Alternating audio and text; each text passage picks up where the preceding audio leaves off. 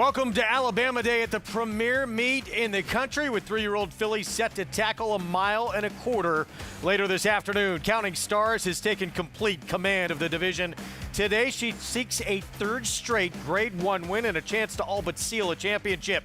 Her team had to go to the bullpen. Arad Ortiz Jr. still sidelined with a foot injury. Brother Jose will fill in today's Alabama. Meanwhile, out on the West Coast, we have live coverage later tonight of the Grade 1 Pacific Classic. From Del Mar is Knightsbridge, the real deal. His last start was the fastest race run in 4 years. Can he back it up at 1.25 miles? Japanese Invader Finger will take a shot against him. He's taken the first 2 legs of the Japanese Dirt Triple Crown. Is he up to the challenge against older company? That and more on a long day of coverage from here at Saratoga Racecourse and out on the West Coast as well. A glorious Saturday afternoon here in Saratoga Springs, New York. Great to be with you to kick off our coverage on Fox Sports 1. Greg Wolf, one of the winningest trainers in the history of horse racing. Tom Amos, New York Racing Association handicapper. Andy Serling, former champion jockey Richie Migliori. Big one today in this 3-year-old filly division, and Counting Stars has proven to this point she is a star. She is indeed a star, maybe a budding superstar at that. With Counting Stars, this race, the Alabama at 1.25 miles today, would seal her as champion 3-year-old filly for the year. So there's a lot on the line here, Richie. Yeah, I mean, she's just gotten better and better throughout the year. She had a little bit of an inconsistency problem earlier in her career. She seems well past that. She's just a filly that kind of creates her own trip. I think it's fair to say that based on her last race, if she were to run the Travers instead of this race, she'd probably be the third choice in there, around 5-1. That's how good she is. Connections were considering giving that a go, taking on the boys. Ultimately, Mark Casse said, and of course he won this race last year, this is the Alabama, come on. This is the big one in its own right, so she will stay here against her own division. Here's the field for Alabama, presented by Keeneland Sales. Counting Stars, 1-2 on the morning line, and deservedly so with how dominant she has been. 1.25 miles though, Tom, until they do it, it's sort of a question for everyone, isn't it? It is, because it is a definite stamina test, a marathon-style distance race on the dirt that we run here in the United States. That's Counting Stars on the outside with the white blaze and the black and gold silks, taking on a horse that beat her in the Kentucky Oaks and Always a Runner. But this last portion of the race, you can see who is definitely best. Yeah, I mean, there's no argument with that. I would say that she kind of suckered her rival in the inside, which may not have been the best place to be. So I'm not sure the difference between the two horses is as big as the final margin, but I agree. Counting Stars has been terrific. I'm going to try to beat her today, but I have the utmost respect for her. You know, I think they learned a lot about Counting Stars in the Kentucky Oaks. She's a filly that wants to be in the clear. She doesn't want to have to run in between or inside of horses, deal with kickback. Because if you go back and watch the Kentucky Oaks, when she finally got to the clear inside the 8th pole, she found her best stride. Well, we talked about, Always a Runner, the Kentucky Oaks winner. She is passing on this spot. She'll go to the Cotillion at Parks September 19th. But Chad Brown's Barn will bring My Guns Loaded. Back-to-back wins, both wins against older company, one of them a maiden win score as well. Those were both at Saratoga, Andy. And from a speed figure standpoint, she's running fast enough that she can beat the favorite in this race if she takes a little step forward and or the favorite takes a little step back. She's a gun runner. She's supposed to be able to handle this distance. She runs like a horse that just keeps getting better with more distance. I'm going to take a small shot with her to beat the favorite. She's the only horse I think can realistically beat the favorite in this race. Now, maybe she's not the likeliest one to be second, but she's the likeliest one to beat her if she loses. Here's what's ahead, presented by Claiborne Farm. Fast and firm here at Saratoga, fast and firm at Del Mar. And we'll have, again, live coverage of all those races coming up on a terrific Pacific Classic Day card. Fox Sports 2 and Fox Sports 1 for that coverage later on this evening. You can play everything right there at Naira Bets. Get signed up, started with the official betting app of Saratoga. Get that offer, that $200 deposit match, new customer bonus. All you got to do is punch in that code at sign up, spot 200, and you are good to go. We have a cross-country pick 5 as well with Saratoga and Del Mar. That's going to be a lot of fun. You can find that, of course, at NairaBets.com. We are 11 minutes away from kicking off this Alabama Saturday card. We'll begin with New York bred's maiden special weight out of the Wilson Chute at a mile. Even money on Modest McLean. I would feel most believe the 6 or 7. The race goes through those two. Yeah, I would agree with that. And with a horse like Modest McLean, one start was a very good first start from an outside post position, and horses typically move forward very much off that first start. Well, I don't agree with that. I don't think that you can just rely on a horse that runs very well first time to come back and run as well. And I think an example of that is the number 8 Term Premium, who ran so well first time, and she didn't run as well. Now, my argument for her, and I like the 8 Term Premium quite a bit in here, is she was against the track, a track that was extremely kind to forwardly placed horses, and that helped Bubster, the horse inside of her. And I think Bubster's performance last time may be a bit aberrant based on the racetrack. And while I do agree Modest McLean's the horse to beat, I'm going to try to beat her with Term Premium. I'm against the 7. Let's go to Megan Burgess as we're 10 minutes to post. Thanks, Greg. Happy Alabama Saturday here at the Spa. A historic day indeed. History on the line with Counting Stars, but we'll start off of Andy's comments as far as number 7 Bubster, and I do agree the speed was dominant that day. He did run the fastest, but as far as the number 7 Bubster is concerned, race of anyone in here with that 84 Beyer speed figure, really with the flow of the race. Now, physically, he looks great. I do like that the distance he's kind of continuing on with the route game, and agreeing with some of Maggie and Acacia's comments from the past, he does have that turf look to him. He's also a horse that's had some foot issues in the past. He'll wear those glue-on shoes, that those horses that kind of have those more sensitive feet. So just something to note of him. He has been training very well out of that race on July the 16th, and he's going to have to prove it again today with some other speed threat. And here we'll see if he can kind of build off of that big performance and big move up for him. As far as number 8 Term Premium, gets the blinkers on today for trainer Chad Brown, and I do agree that he was against the race flow last time out, as mentioned, in the same race as Bubster, where the speed held and just chasing in not an ideal position whatsoever. But I do wish he would have done some more running in there. He's very strong, a very typical prototype of what you see from his sire, Practical Joke, those shorter coupled, very strong types. Just something to note though, Chad Brown, first time blinkers with maidens on the dirt at Saratoga, 0 for 9. Greg? Pick 5 pool up and over $600,000 as we take a look at the even money favorite. Modest McLean, Tom, the debut, beat a neck as a close to even money favorite. That was at 7 furlongs. Yeah, got beat by a stablemate that day. And, you know, going 7/8 of a mile first time out is a difficult distance to debut at. From that outside post, oftentimes they don't always break that well. And this horse, you know, just was second best. To me, I understand why the horse is favored, but I think it's important to note that I'm just saying, generally speaking, horses improve from their first to second start. Yeah, I just disagree. Generally speaking. I don't know. I think that horses that run really well often will regress off them. I think horses that run sort of in the middle of the road, they're the ones I prefer to improve off their races. It's a difference in opinion. Tom, I have a question just from a trainer's perspective. Modest McLean has not had a work since that race. Is that something that would be a momentary pause? It would be for me, but all trainers train differently, and sure. There's thousands of ways to skin a cat, I guess is the right way to put it. And when you look at Linda Rice's success rate, I don't have a lot of difficulty or any difficulty at all questioning, you know, what her training style is. And for the record, she knows she's doing. For the record, I agree with you. For the record, good.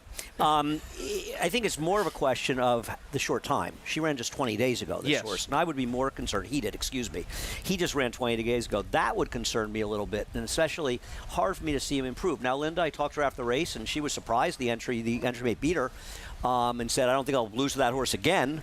But she's got to come back in a mile race. I also think she's forward, and isn't there a real chance that she and the 7 at some point are hooking up in this race? And just look back to Andy's point, too, and I'm not saying that's the case with Modest McLean, but you do see a lot of times, and this is what I think he means, a lot of trainers, they gear up these youngsters ready to rock first time out, and if they don't win, sometimes they do regress second time out. Agreed, and it's coming back in 20 days, as you say. Here's Tufflesdale, James Bond. Barn blinkers on for start number 3. If I wanted to throw in a bomb for 3rd or 4th in the tries or supers, I could use this one. Bigger price next door, went long on the grass last start. Yeah, so we'll take that race out. Only had one start on the dirt so far, looking for improvement. Jenna Antonucci barn of Arcangelo fame with that Belmont and Travers, Just Tipsy. How could you not be a hunch play to play a horse in Saratoga named Just Tipsy? It's got a live firster later in the card, too. A lot of live firsters on today's card, Some right? great maiden races to come. Uncle Barry's 0 for 27. Yeah, I'm probably about to be 0 for 28. Even the overdue angle may not apply here. Modest McLean, second time Lena Rice. Beaten favorite, first time out, back on the track today. Here's Bubster, Ricardo Santana Jr. From a speed figure standpoint, if Bubster runs his last race, they're all running for second. I thought he was helped by a bias favoring speed that day, and last time was the time, should have been the time for him. And Chad Brown, always dangerous, ran decent in the debut. We'll see if they can get back to some improvement. Went a little backward second start. Yeah, Megan mentioned blinkers on for this one of Chad Brown's, and beaten favorite in the last start. So back to Bubster for Bruce Levine. Debuted sprinting on grass. The dirt debut, stretching out at a mile. Here it is. This was on July 16th at Saratoga. He ran terrific in there, no doubt. The horse who beat him is actually coming back, and he was a debut winner for Jimmy Bond, and he's running in the Albany on Sunday, so maybe you want to look at this race to judge him as well. I just think these horses were helped by a track that was favoring speed runners, and I think that hurt Term Premium, made Term Premium look worse than he is, and made the 7 Bubster look better than he is, and that's the way I'm playing the race, for right, better or worse. Bubster really slowed down the pace after breaking on the lead, and was able to control everything. So to not be able to finish well off that opening quarter mile where he controlled everything was a bit of a worry, but they were so far ahead of the third place horse, Richie, I don't discard it. It was a very, very controlled pace, though. I don't agree. I'm sorry. You're not in an agreeable mood today. No, well, we are allowed to disagree. Of course. Contrary to what people think on Twitter. And we rarely see quarters below 24 in the mile races. This is just a fact. So I'm not saying it was fast, but it wasn't that. And so he sped up to a 23 and 2 second quarter. We see faster quarters because they're now on a straightaway. So I don't think it was that slow a pace. I mean, I think it was honest. These aren't exactly great stakes horses at this point. What I like about Bubster is how consistently he's trained since. I like when I don't care that much about times of workouts, but I care about spacing of workouts. And since that race, it seems like he's just been working like clockwork pretty consistently. I mean, listen, I may have him totally wrong. Maybe the one you're supposed to bet against the one coming back on a shorter rest, the number 6. I just don't like horses that run big figures that I think are somewhat as a result of biases. That's why I'm against the 7. So here's the even money favorite, Modest McLean, start number 2. Beat at basically the same very short price in the debut, but not by much. And now with that race under the belt, gets another crack with an extra furlong here. Jose Ortiz meets leading rider for Linda Rice, currently second in the trainer standings. Both these connections, as we would expect, having a tremendous summer here with a good crowd on hand. It's just going to get bigger and bigger throughout the afternoon as we build our way to the Alabama. Let's go back to Megan. And judging from this pace, trying to hypothesize, Greg, as far as the current favorite, the number 6, Modest McLean, did show that early speed last time out. And we spoke to the number 7, Bubster, who I kind of hesitantly went with. I liked him in his last race. He was 8-1 that day with the track, all agreeing with Andy's comments there. But as far as number 6, Modest McLean, I think they're going to apply pressure to one another, as we'll see the number 1 there with a sharp warm-up away from the pony, but aggressively meant. The number 6, though, it looks fantastic. Looking at this horse and speaking to what Tom and Richie had spoken about the gaps between his tab as far as not having that work from August 2nd. I usually do take heed with that. I see it as a negative, but this horse looks incredibly fit, kind of that robust type, very much that out-and-out 7/8 miler of McLean's music, very strong and very fit. So physically, I don't have an issue seeing the gaps. He had those very strong, speed-inducing B+ type works prior to the debut, and it showed. So perhaps he got that fitness last time out and ready for the task to get second asking. We shall see. He's going to have some pressure on the front end, going the mile for the first time.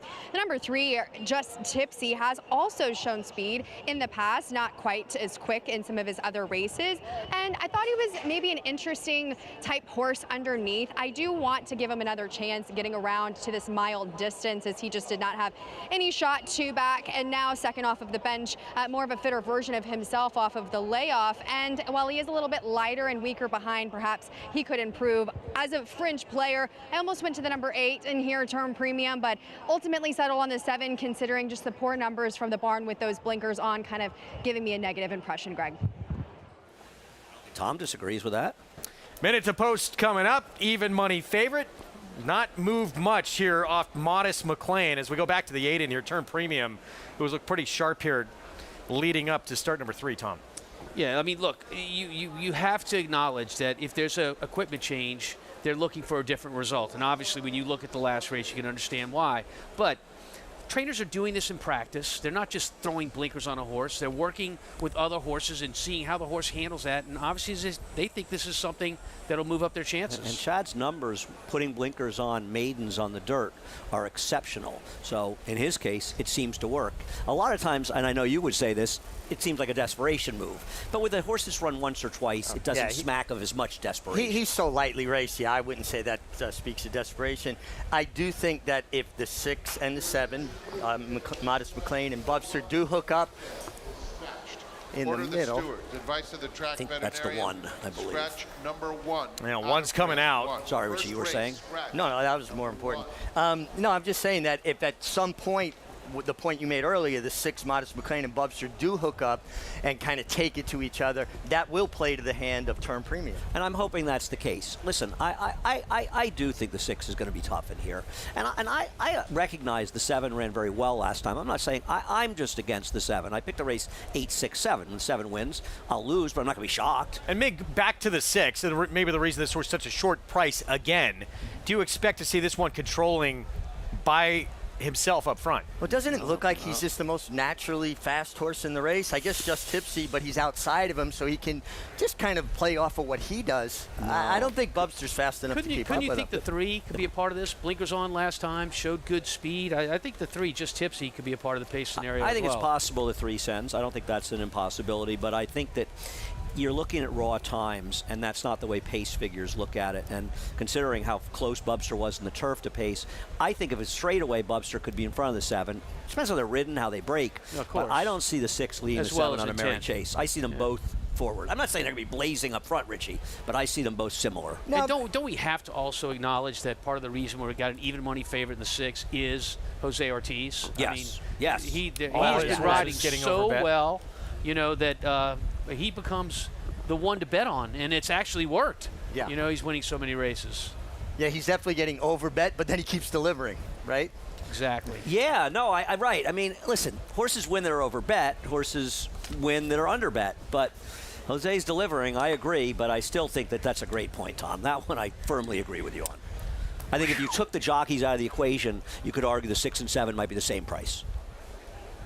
62 wins at the meet for Jose Ortiz.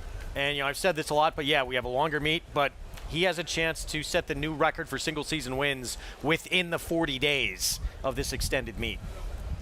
Yeah, it's remarkable. And it's also remarkable how consolidated the wins are amongst the jockey colony, but in the trainer colony, they are so spread out.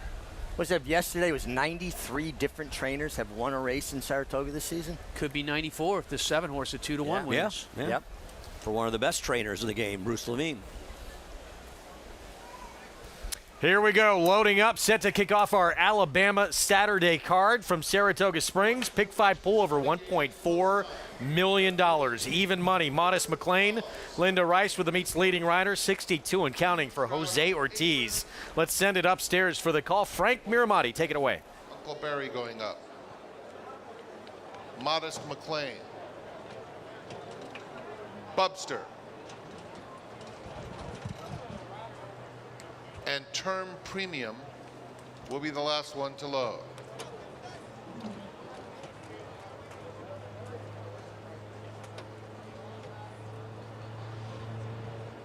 Term Premium going in. They're in the gate.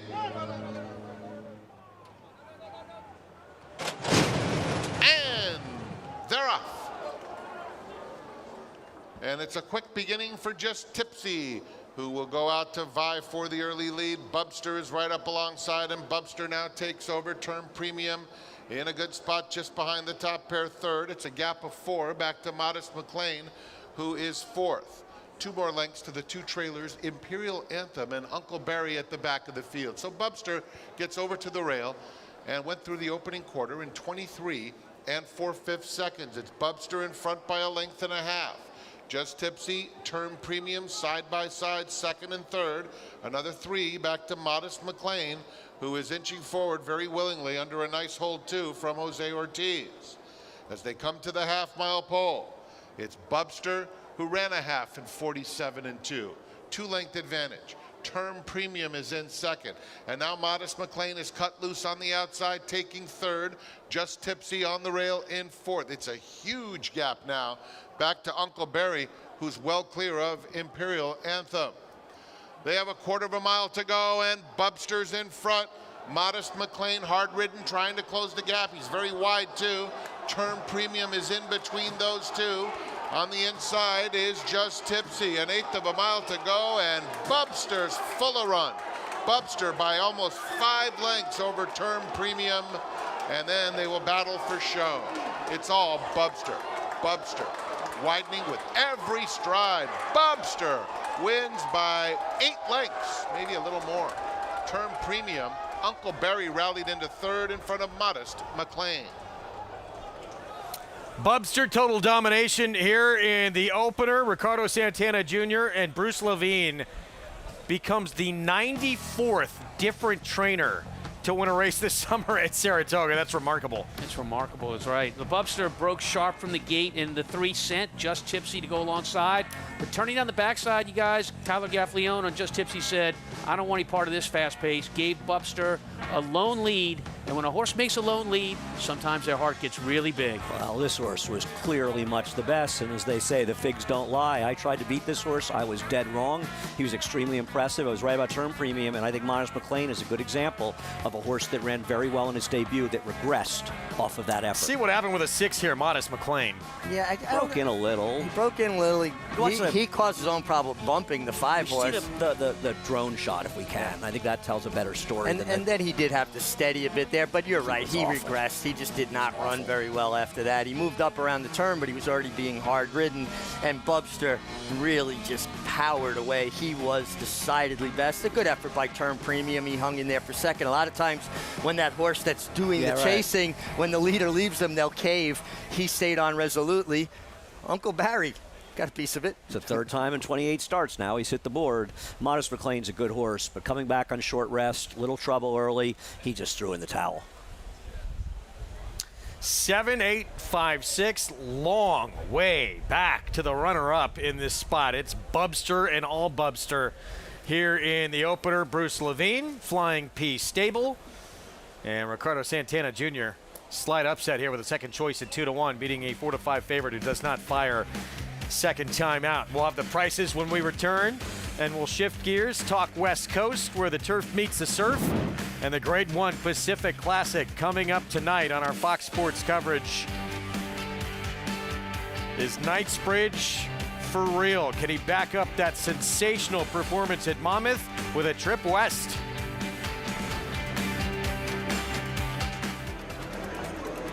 This is where it all begins. These are the recruits for next year. They're going to be part of our roster, part of our team. The pavilion, it was jam-packed. It has remained jam-packed. Phenomenal feeling in the pavilion, on the grounds, in the back ring. You have a chance to make 5, 10, 100x. Big sale with a lot of quantity, but they're going to sell over 4,000 horses here. We had quality racehorses today, I believe, that will go on and we'll be reading about in years to come. Keeneland Sale, you got to be here.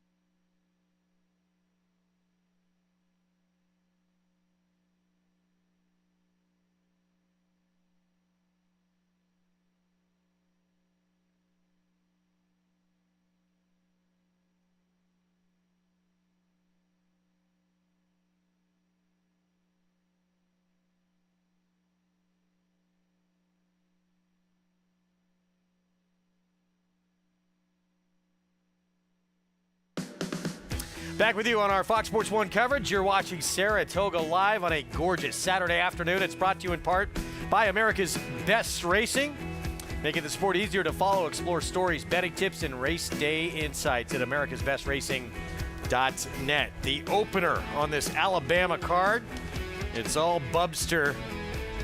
Ricardo Santana Jr., Bruce Levine, and the hot pink silks of Flying P Stable, Mig. Yeah, Bruce Levine breaking through. He had 5 seconds coming into today. I'm sure that's a sigh of relief for him. Too good a horseman to not find the winner's circle here. And quietly, Ricardo Santana has put together quite a fine meet himself. He has limited opportunities. A lot of the big favorites go to other jockeys, but Ricardo has taken advantage of his spots. He did so here. Number 25 of the meet for Santana. And Bubster dominant to kick things off. Let's go to Megan. And always exciting to catch up with Flying PJ Provenzano on my left and Bruce Levine. Bruce, this horse was able to get to the front end. You had to really appreciate how well he was able to finish off of a valiant performance last time out. Yeah, no, he ran great. I thought the 6 would be on the lead. We'd be chasing, and he broke sharp, and Ricky just took him to the lead, and the rest was history. How special is it to get this win here at such a competitive meet with him? It's always good to win up here, no matter what race. Congratulations here. Thank you. Jay, I talked about perhaps borrowing this chain later. It's pretty snazzy, I'd say so myself. You could borrow it, no problem with that at all.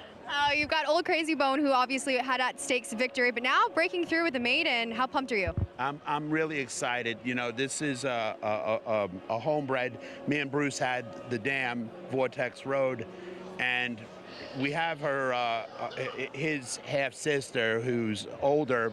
She'll make a start here towards the end of the meet, which we're really excited. She has all the talent in the world also.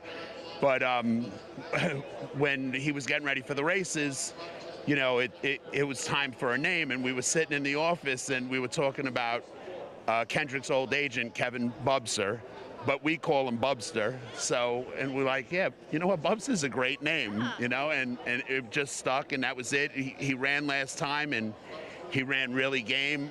We might have been just a little short of that mile that we needed, and we didn't give up. We knew, you know, like we knew we had the best horse today. Thank you for sharing that story, Jay, as Bubster triumphant in the opener on this Alabama Saturday. Greg? Gotta be excited about what he did here. $6.68. So Bubster graduates, gets that first career win.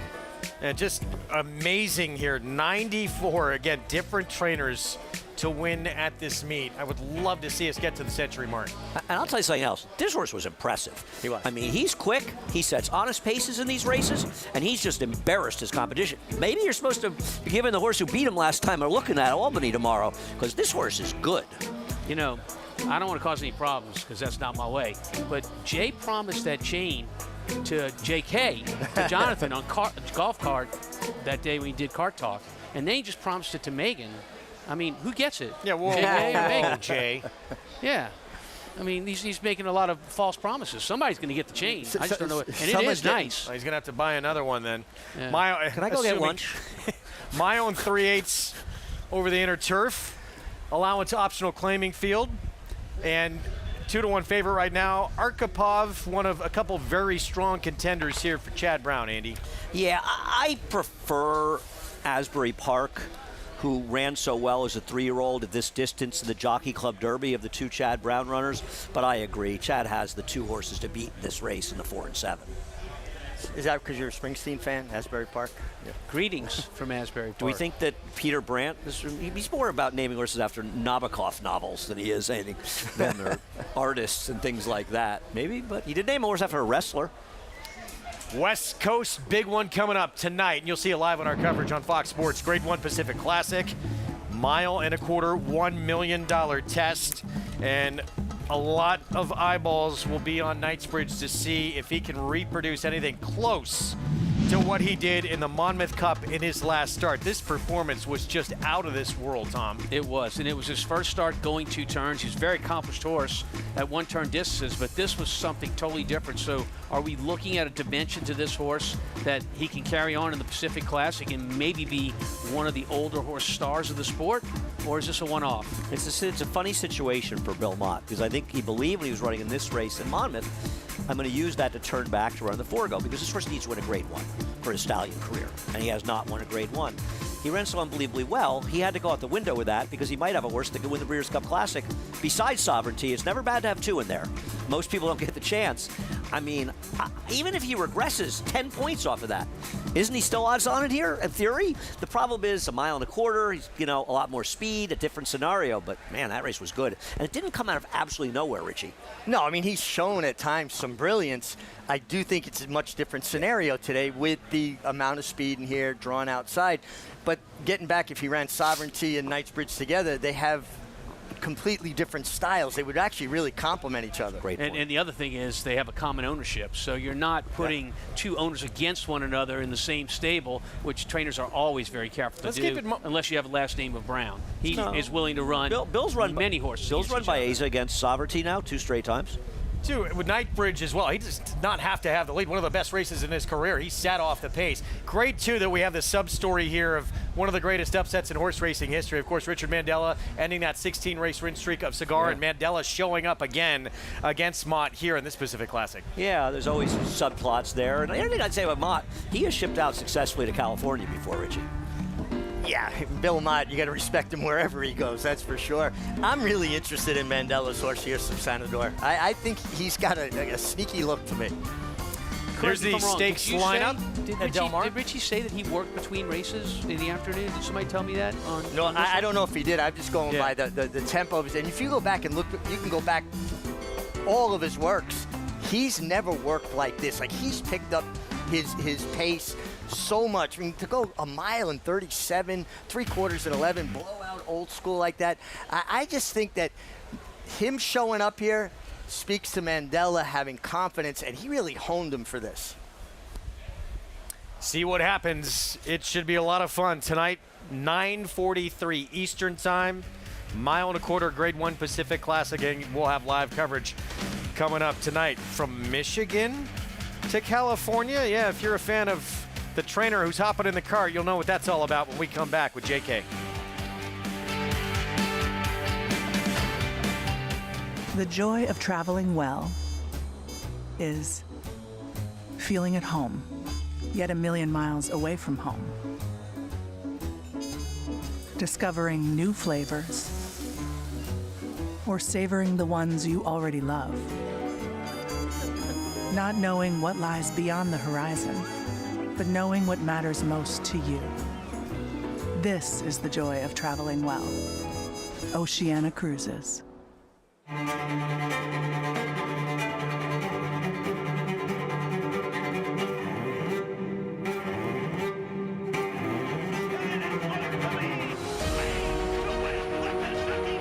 Blazing 7. Big stone to get up into the Pacific Classic.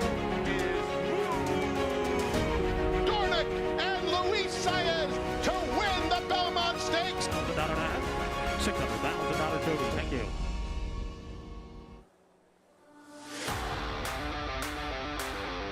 Kankura or Portfolio Duration. Portfolio Duration. Dynamic pricing wins the Just a Game. And Title Roll is in a very, very close photo. King of Gosford. South Cordovis will win the Sword Dancer. Starlust! Program trading and naval power. What a thriller photo!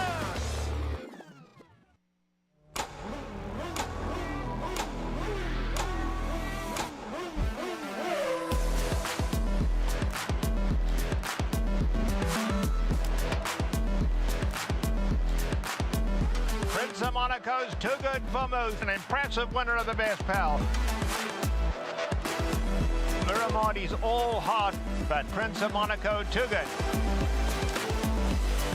Prince of Monaco, standing at Claiborne Farm.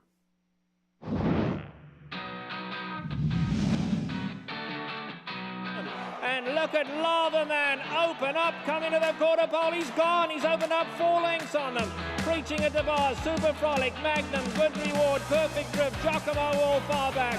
Homeward bound in the big one. Lava Man committed now. Can he go on for home? Here comes Good Reward along the inside. Perfect Drift running on the outside. Lava Man now by 3. Good Reward, Super Frolic, Perfect Drift not doing enough, but it's Lava Man and Cory Nakatani have won the Pacific Classic.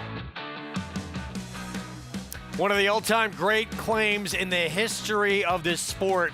Lava Man claimed for $50,000 he'd go on to become a 9-time graded stakes winner for Doug O'Neill after that. Tonight, of course, the first on our coverage as we head to the West Coast with coverage of that Grade 1 Pacific Classic. And that allowed Jonathan Kinchin to do a Kart Talk Baywatch style along the coastline of Southern California with two-time Kentucky Derby winning trainer Doug O'Neill.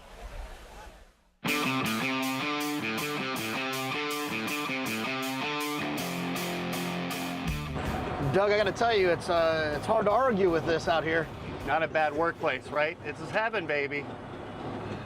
How does a guy from Michigan end up with this as his backyard? Got extremely lucky. Yeah, between my dad and my uncles who loved horse racing in Michigan, when we moved to California at age 10, the very first place my dad took us was Santa Anita, and fell in love with it right away. A saying that I've heard you use a lot with your team is "Why not us?" Yeah. What does that phrase mean to you? Why not us? As I got lucky and started getting some good horses and realized, whoa, it's really all about the horse. So why not us? So I don't know, we just kind of started saying, hey, these bigger barns are winning a lot of races, but why can't we? And started that early on and kind of kept it going. One of the horses that I would assume fits in that category would be I'll Have Another. Did you think you were going to win that day? Derby day I did. We were so confident after what he had done in the Bob Lewis and the Santa Anita Derby and the way he was just clipping around the track there at Churchill. I'll Have Another has won the Kentucky Derby! I'll Have Another come out of the Derby great. He was training great. We took him right away to Baltimore and he was clipping around Pimlico.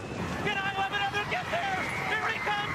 Here's the wire! I'll Have Another get it! Yeah, he was just very, very honest and just a cool horse. The white and purple silks weren't done there. He needed another Derby. There goes old Nyquist. Unbelievable. I mean, he was one of those you knew from the time he came walking off that van into the barn. He just looked like a star, son of Uncle Mo, and he didn't disappoint us, that's for sure. Well, the first horse that, I remember Doug O'Neill from is Lava Man. What was the trick with old Lava Man? Lava Man was plagued with some not the greatest feet in the world, and the old cliche, no foot, no horse, right? You got to have good, healthy feet, and he was just one of those blue collar, lunch pail, hard hat type of horses that just, if he got in a fight, he was going to beat you to the wire. So you wish you had a barn full of them. I ran him for 100 claim in a claiming race, and he won with the late, great Garrett Gomez, and I remember busting the one owner's chop saying that we lost him after the race, and he was like, no, and I was like, I'm just kidding, just kidding. How many times do you try to duplicate that since? Oh my God, I know. He's the one we claimed for 50, made over 5 million, and I probably have spent over 5 million on claims that barely made 50 grand, so. And you get to still hang out with him, right? Yeah, well now he's at Old Friends in Kentucky. He's just all covered in mud, running around happy, and the retired life's been really good for him. I remember being at the Galt House, I'll Have Another's year, and I went over and told you good luck, and then afterwards, I thought to myself, I just told him good luck, but I'm betting against him. Jerry Hollendorf had the greatest line. He'd always say, hey, if I don't win, I hope you don't either. I'm like, oh, thank you, Jerry. I appreciate that. Kart Talk brought to you by Gainesway Power. Passion, performance, what a career Doug O'Neill has put together. 2 Kentucky Derby wins, a Preakness, 5 Breeders' Cup victories, and yes, one of the great claims in the history of this game, Lava Man. Again, 9 graded stakes after he claimed them. So good on dirt, but he also won a Grade 1 on synthetic, Grade 1 placed on turf, stakes winner on turf. Just incredible what he put together. It makes me miss Del Mar. He was such a popular. He was such a popular horse too. People just love. They love horses like Lava Man. And I'll tell you, I'll Have Another. People talk about horses that could have won the Triple Crown. that horse would have won the Triple that Crown. was a That's shame. That was such a hard break. I mean, you look at how the result of that Belmont Stakes, he would have done a cartwheel down the stretch and beaten those horses. Scratch the morning of the race. Yeah, day before. Day before. Yeah. Race 2 coming up. Let's go to Megan. And a competitive one is the number 4 Asbury Park. The main storyline, you could say, dropping out of Graded Stakes Company, getting the class relief off of the layoff for trainer Chad Brown, a son of Frankel, who is going this longer extended turf route distance. And he does not look like a horse that you would typically find wants to go this long, a kind of a smaller, handier sort. Very fit, been training well. We haven't seen him since that disappointing effort in the Grade 1 Turf Classic at Churchill Downs. And, you know, I think that the thing that makes him better at this distance, as you can kind of see he's sharpening him up coming out of the paddock, is that he has that extended stride and he has a very high stride turnover, kind of correlating to that term we like to use, turn a foot late. We'll see if he can ultimately come back. This is the right spot for him. He is one that kind of comes off of the pace, and he has proven in the past, Greg, that he's able to handle this distance despite his physical. Megan, thank you. Here we go. Mile and 3/8 on the turf. We'll have the post parade for you when we come back. It kicks off the early pick 4 on this Saturday. Alabama card from Saratoga Racecourse here on our Fox Sports 1 coverage.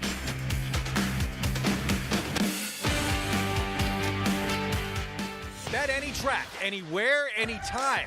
Download the NyraBets app to play today and get a $200 deposit bonus. Watch and bet on live horse racing from over 300 tracks worldwide. Get expert picks, play live money betting contests, and boost your bankroll with daily promotions. NyraBets is the official betting partner of Saratoga Racecourse. Sign up now. New members use promo code SPA200 to claim your $200 deposit match bonus. You bet with NyraBets.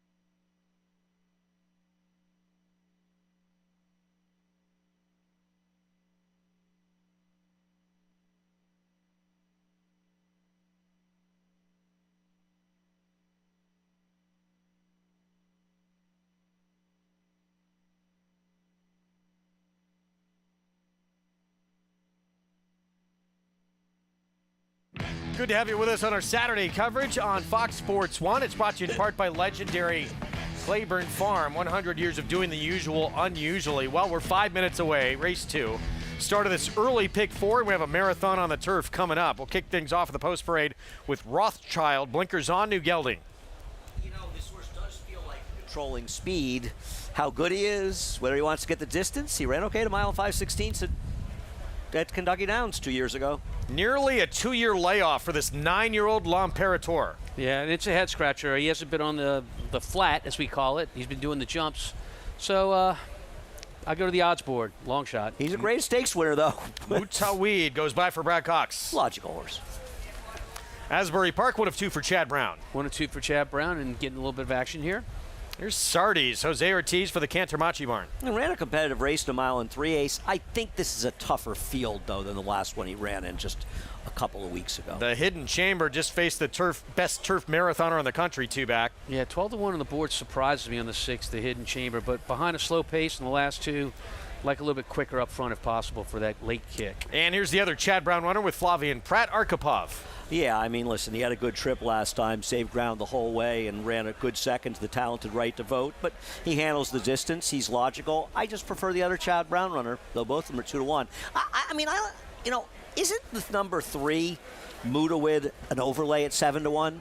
I mean, he's good enough to be a contender. I prefer the 4 or 7, but what? Is it the fact this was supposed to be Rat Ortiz Jr.? He's out, obviously, with an injury. Christopher Elliott rides. Could that be part of it? Yeah, well, he would I mean, the morning line might have reflected IRAD riding him. I don't know what it was, but it probably did, as it should. There's Chad Brown. He'll have 2 in this race. Asbury Park, Arkhipov. They're the top 2 choices on the board. So he continues to lead the way here in the trainer standings. Wager AI suggested play at Exacta. So Asbury Park, no Arkhipov, the 1 and 5 underneath. So essentially they're saying they think of the 2 Chads, the 7 is the vulnerable one and over bet right now at 2-1. They feel 2-1 is at least fair value, if not better, and they're going to try to beat the number 7 with the 1 and 5. Let's go back to Megan.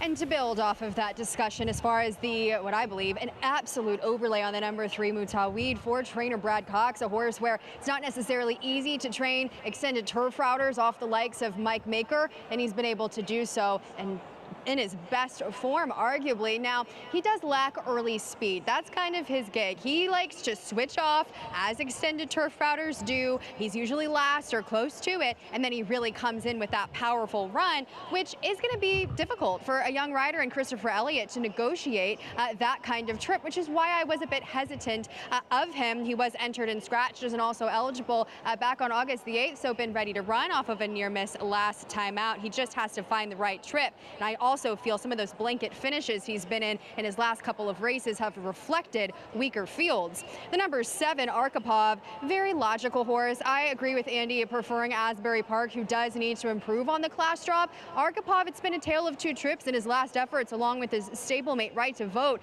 Last time out, he did. He got to be able to save ground. He was just kind of, Right to Vote got the jump on him, you could say, that day, a little bit more forwardly placed, also with a fantastic trip.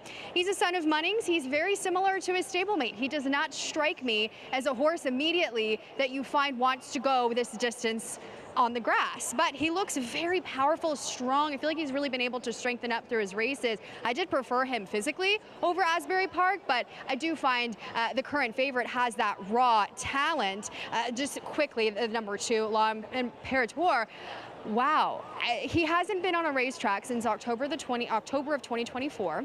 Very sharp, and kind of teasing Archie Kingsley, his trainer, as him being sharp. And he said, well, he hasn't run a race in 2 years, so we'll see how he does fit. I do think he's going to benefit from a race, Greg, as he definitely has found a tougher group to come back in. 21-1 off the long time away for this 9-year-old L'Imperator, as crowd excited to see what's to come with 2 big graded stakes ahead, including the premier race for 3-year-old fillies in our sport. Mig Rothschild, we're taking a look at here from the inside. Luis Saez is a win away from 4,000 for his career, and this is a new gelding.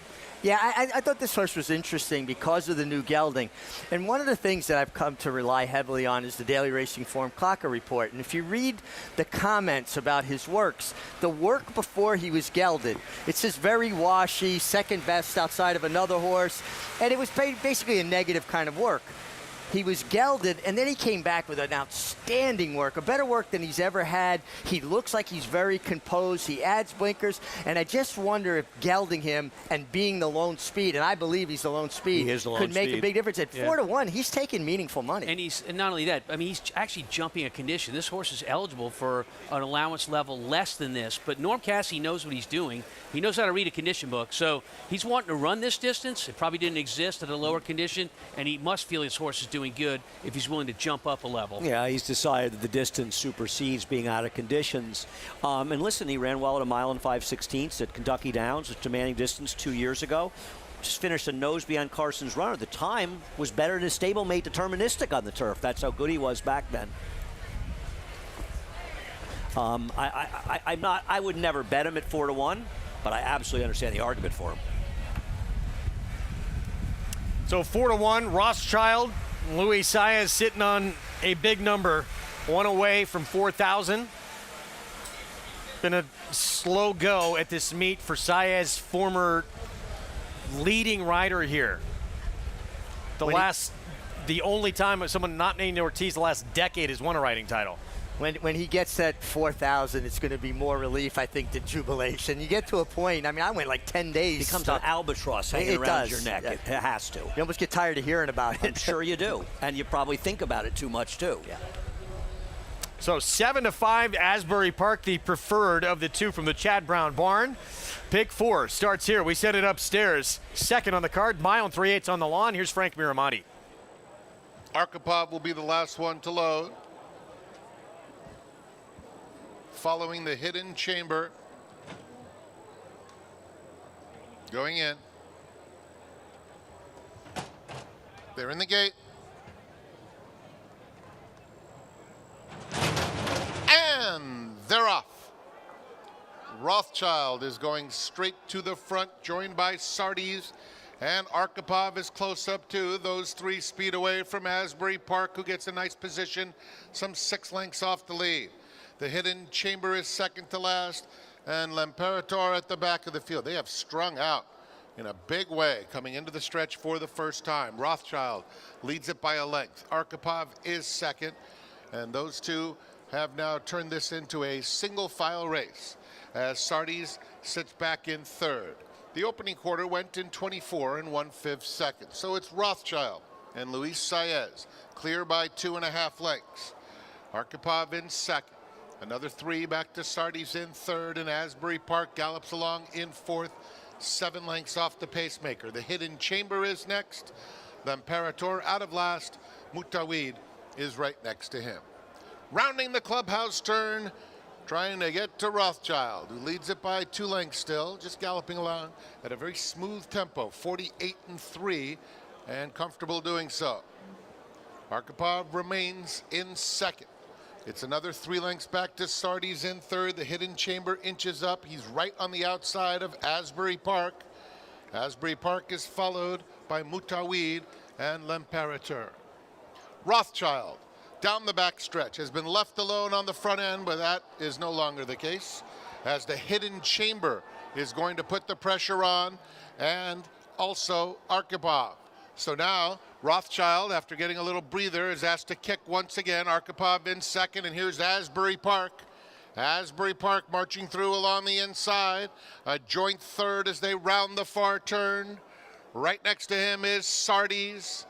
They're coming to the quarter pole. Rothschild trying to hold on, leads it by a head. Arkhipov traveling nicely. Asbury Park is down on the inside. He's going to angle out for the final 1/8 of a mile. And on the inside, with a late run, is Mutawid. He's into fourth, coming to the 16th pole. Rothschild digging in, has put a length on Arkhipov. Asbury Park the next to take a shot at Rothschild. Rothschild, Asbury Park. Rothschild just in front, and that's 4,000 wins for Luis Saez. Congratulations. What a rider he is, and what an accomplishment that was. Rothschild defeats Asbury Park. In a moment, Luis will enjoy. Rothschild, gate to wire, and there it is. Finally comes through, Mig, here with number 4K. And he delivered a really beautiful ride. Pace makes the race. They went from a half in 48, if the times are correct, to 3/4 in 16. That was, that's not right. Yeah, well, but they slowed. They were going so slow. Then they went 24. Yeah, but look how the field rushed up to him. I think they slowed down a lot in the middle. Maybe not that much, but whatever. Then he kicked on. The bottom line is that easy lead made the race for Rothschild. And, blinkers on, first time gelding. Norm Cassie skipping a condition, jumping a condition, and Luis riding a great race on the front end. Well, I'll tell you something. This horse, Luis, was all in at the 3/8 pole. Usually when a rider's all in on a speed horse at the 3/8 pole in these races, they're in serious trouble. Yeah. And this horse just kept finding and finding and finding. Very good ride on the favorite, Asbury Park. Every chance to get to him. He simply didn't have enough horse. No, that he might quarter, need to do some growing up. Right, that quarter was 23 seconds, in the middle there, and that's why he was riding him and he kept finding him. But, it was right there kind of in the Clocker report. He just worked like a different horse once he was gelded. He was the speed. And, a 5-year-old, this is the second start of his 5-year-old campaign. A horse kind of maybe just coming into his own now. Yeah, look, I think that, gelding can make a big difference in a horse's mind and how they operate and start to enjoy the race and get their mind on business. When was it announced that he was a gelding? Because it wasn't in my PPs. It wasn't in mine either, but on the changes this morning, race day change in Equibase, it showed. That's why putting the gelding information in the daily race form is a mistake. If it's not right all the time, it's useless. Mine were printed a couple of days ago. It was in there. It was in there a couple of days, so it's not the original that means one. 2 of us did our studying early in life. One of us waited to the last minute. We like this at school. Get it right or don't do it. That's my opinion. 1473. But you do know by this point in time, when you print them a week early, you do need to do update because jockey changes too. They happen. Not for geldings. 1473. Rothschild with the win. Gate to wire. Number 4,000 for Luis Saez. That's a pretty big number. And you reached that number, Mig. Do you remember 4,000? And then some. Yeah, I remember 4,000 very well. Like I said, I roared up to 3,998, and I was stuck for like 10 days. And I was riding favorites. I was riding good horses. I just couldn't get out of my own way. I think I probably put too much pressure on myself. I got 4,000 right here at Saratoga in a stakes race with a horse named Isolate. It took a couple of days, and you guys were following me around with cameras, and I was like, please let this happen. Please let it happen now. Thank God it did. That was a great moment. Coverage continuing on YouTube. Go to the New York Racing Association page on Fox 1 as well. And, of course, Fox Saratoga Saturday. Coverage kicks off tonight with the Alabama 6 Eastern start time on Big Fox. Be there or be square, huh? Rothschild takes the second here. Norm Cassie. Luis Saez. Congrats again for AJ Suited Racing Stables. New crew taking over after this timeout over on YouTube and Fox 1. Stay tuned.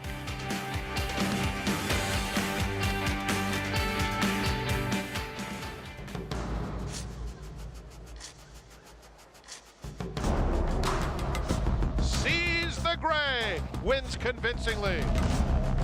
Seize the Gray. He's going to seize the day in the Pennsylvania Derby. Seize the Gray is still there. Seize the Gray wins the Preakness.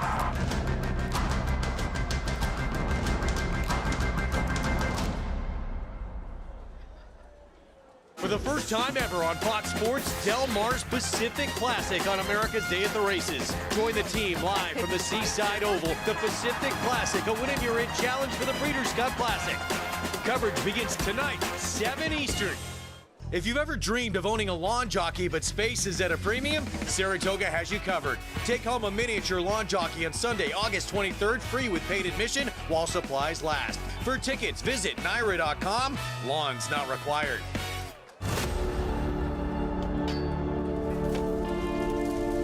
The two of them coming down to the wire. Forte on the outside, and Forte to win the Breeders' Cup Juvenile. Forte starts to gather in the top horses. This is going to be very close, but the champion prevails. Forte wins.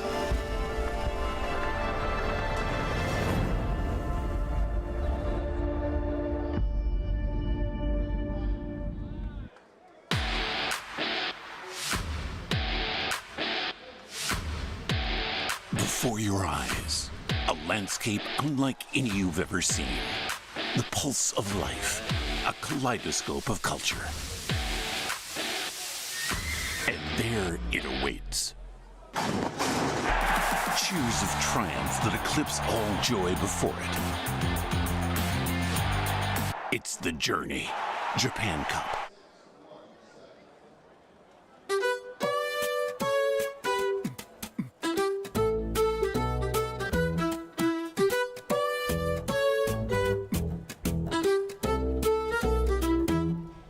On June 6, 2019, a new chapter began at Alapa when Hillendale transferred its operations to the famed Kentucky Station and Thoroughbred Nursery in Paris, Kentucky, on a farm that traces its origins to 1827. We're trying to be progressive, thoughtful, and respectful to what's already been here, the intent of the farm, along with, trying to become efficient and modern. The 1,400-acre Alapa is driven by its owner John Sikura's passion to return the landmark farm to its original glory. The extensive restoration includes building a brand new breeding shed out of stone and concrete, matching the training barn that's been converted to be a stallion barn and now houses a roster of world-class stallions. Hillendale also built 8 new barns, plus adding landscaping and building tens of miles of fence, plus adding roads and utilities. Sikura appreciates the daily inspiration the farm gives him. There's the ruins of an old dairy barn, which is it's like a beautiful relic. It's peaceful and quiet. There's waterfall ponds behind the house, behind the office. There's many unique, peaceful, great parts of the farm that create peace and a sense of understanding where you are and how unique the farm is.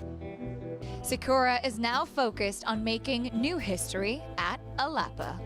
When you think of all that living history, it makes you respectful of the barn and who's been housed there, and then also a responsibility of trying to keep that same standard and try to move it forward and be historic in what we do, so that when someone would look back 50 years from now, they have a feeling of obligation for them to do the same here.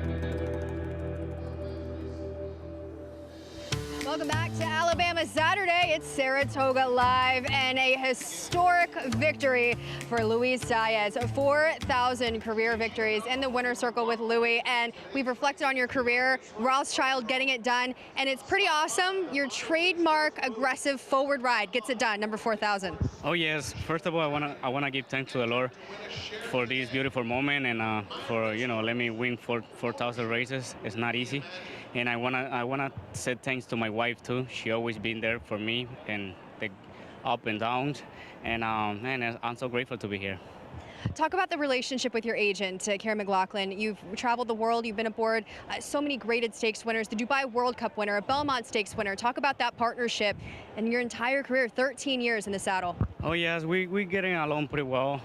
Mr. Karen is a man that he always pretty kind and teach me a lot of good stuff, and I'm so grateful to be a part of his life and all his family. Very nice people, all of them, so I'm so grateful.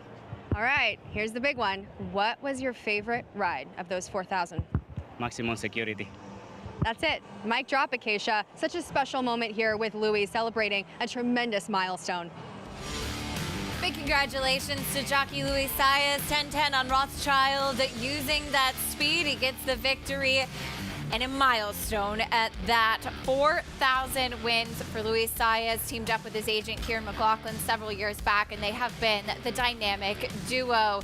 Glad to have you still with us. Acacia Clement stepping in. Pleased to be joined by Samantha Perry here with me up on set. And for Luis Saez, I thought him saying maximum security was a good answer. He did technically cross the wire first in the Kentucky Derby before being disqualified after, what was it, 22 minutes? Yeah. And that inquiry there, but I imagine a special moment. But he's started off this meet a little slow and really picked things up over the last few weeks. Yeah, he really has, and I think that's a testament to just how good of a rider he is, Acacia, and just how nice of an all-around guy he is. He always keeps the same positivity, even if things are going a little bit slow.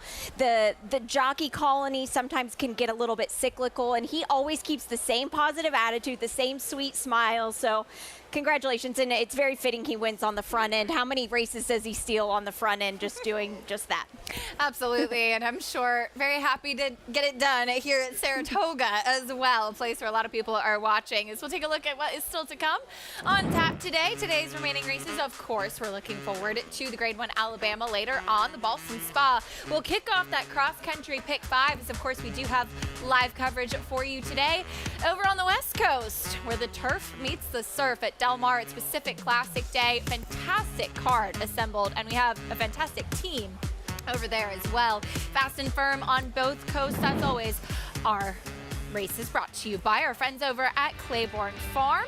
I want to remind everybody that you can bet any track, anywhere, anytime with Naira Bet. Sign up today and get up to a $200 deposit match bonus using promo code SPA200. Enjoy betting on over 300 tracks around the world, and you can start winning today. Join now at NairaBets.com. So we'll turn the page over to race 3 coming up next. It is a 2-year-old maiden special weight, and no surprise to see Powerline as your current favorite. He took a lot of money at first, asking $1.8 million son of Flightline. High hopes for this horse here, and I think that you just shake off the debut here about a month ago. That was kind of an interesting day. It was the first race on the card. We had started getting some rain. He had a very good education there. No surprise to see him at 1-2 right now. The winner wired the field that day, as this one is one of a couple in here with experience. Here's a first-time starter, though, Barrel Roll by Gunrunner, a $1.2 million yearling purchase for Chad Brown, the dam, actually the sister to Kofefe. So a massive pedigree on this one. Of course, Chad Brown, though, still with a strong hand to come, particularly in the Boston Spa a little bit later on as we take a look at the field. One of his potential starters, I should say, Play with Fire, is scratched, but he still has a strong hand, especially with the likes of Sagesta Smith, 7-5 on the morning line. Well, she looked like a winner last time out, but just was run down, of course, by her stablemate in the Duncan, Diana. She's been a horse that just shows up every single time, but just always seems to get stuck in a spot just like this, which is she looks a winner at the top, about a 16th of a mile to go, and then she just finds one better. Is today finally her group is the big question. She is a horse that gets back onto firm turf, which I think she does prefer. And it was going 1 mile and 1/8 last time. Do you feel like she's better with a slightly shorter trip? I think so, and it's interesting to see that because, of course, we have other horses in the field like In One More Time, who I feel like is just a stone cold 1 miler. Stretching it out that extra 16th seems a bit too much. So there's some horses I think that are really going to benefit from this, and some that are maybe not so much.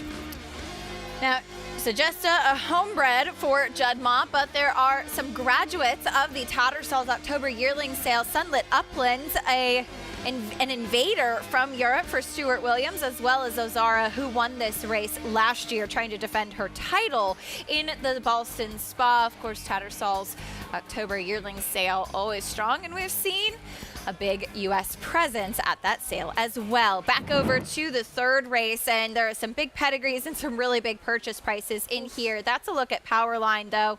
I actually interviewed Jane Lyon of Summer Wind Equine when this horse sold as a yearling, and she was just so excited, and Flightline so unknown at that point. And even still, I think we're still kind of figuring out exactly what he's going to be as a sire, but they've been very well received. Yeah, and of course your husband, Miguel Clement, trains a lot of them, so you've kind of gotten a nice little bird's eye view and behind the scenes look, and I feel like a lot of them they're going to be a little bit more slower developing, and a horse like Powerline, especially for the trainer here and the connections, you know, their goal is not to win first time out. They're looking for longevity. Just look with Magnitude, who just was very good, but has gotten even better as he gets older, and I think Powerline's going to do just that. 3-5 on that son of Flightline. One of the biggest takeaways I've noticed with his progeny is they do tend to show a lot of influence of the dam sire, and you see a lot of quality road in him as well.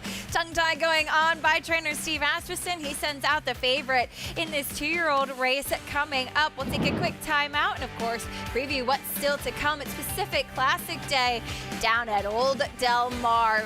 Great card assembled and an even better team live on site. More on that after this.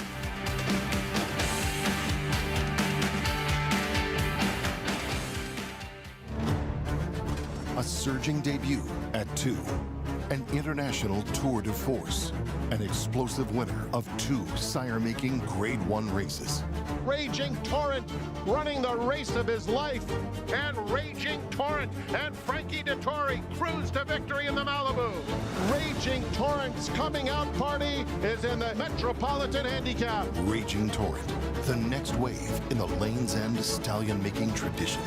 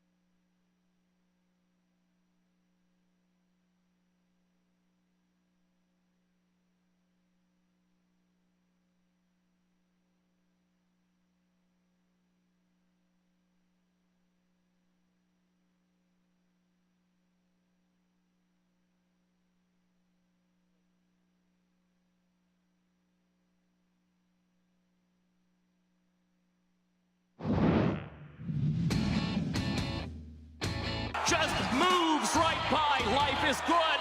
Flightline has the lead. He's got it by 2. He's got it by 3. A furlong to go. Life is good is second. Gap of 5 back to Tama.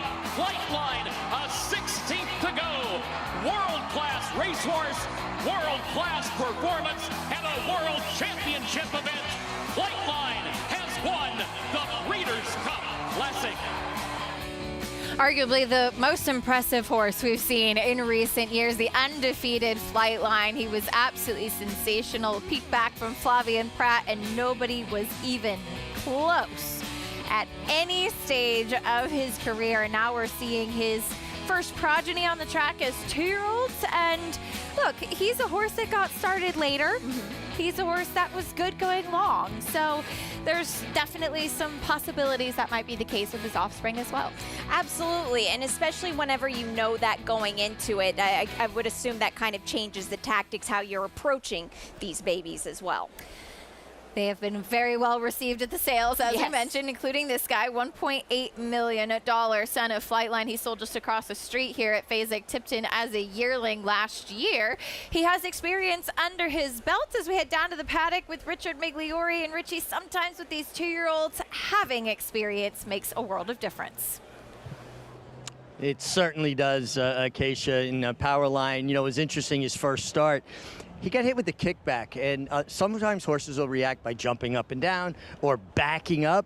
He actually got mad, grabbed the bit, and went to run after the horses in front of him. And in my experience riding, only good ones do that. They get actually mad at their competition for throwing dirt at them, and he really grabbed the bit. One thing I look for with second-time starters is how do they react to that race? Is it a race that'll, you know, kind of shake them up a little or make them worry? This guy is as composed as can be. Steve Asmussen and his team do an amazing job, and he's just a really solid, smart-looking colt, and obviously very much the horse to beat. The 2-horse Loudon from the Bill Mott barn, I like what I'm seeing from this son of Gunrunner, another Steve Asmussen connection there. I do think he'll be better for a race under his belt. Bill's horses tend to get better with racing, but he's another one. They're just handling stuff. This whole group is handling themselves with a lot of class. Nobody seems to be too worried or fretting about anything. I think Loudon's a horse that we should keep an eye on, especially going forward. Got Tough comes out of the same race as your favorite Powerline. He was well beaten by him that day, 4.5 lengths, but he adds blinkers, and another one that just seemed like the race did him good, like he should take another step forward. And a horse that's caught my eye and makes me keep going back to him, it's like a magnet, is the 6 American History. This is a sharp-looking colt, really, really smart-looking, making a great impression. It's going to be interesting to see how they continue to act as they get to the track and hook up with their pony in the warm-up. But right now, if I had to make one selection just off of what I'm seeing in the paddock, the 6 horse is the kind of horse that attracts me. Everybody has their idea what a horse should look like. This one, all the parts fit. American History, Richie, thank you, son of Constitution. There's trainer Todd Pletcher. That is the perfect segue. Richie set us up nicely. Todd Pletcher had a busy morning as his DraftKings Travers contender Renegade put in a work before next weekend. He worked 4 furlongs and 48.4. With regular exercise rider Nora McCormick, who has been aboard some very top horses in the Todd Pletcher barn, just does a fantastic job with this horse as well. He's always been a horse that seems a bit lighter in his mouth, and his exercise rider Nora just fits him so well, just never really gets in his way, which I feel like as a good exercise rider, that's just so key in getting these horses to the top. It was a nice 48.4 drill on the outside of Sassmaster, just tightening the screws for next week.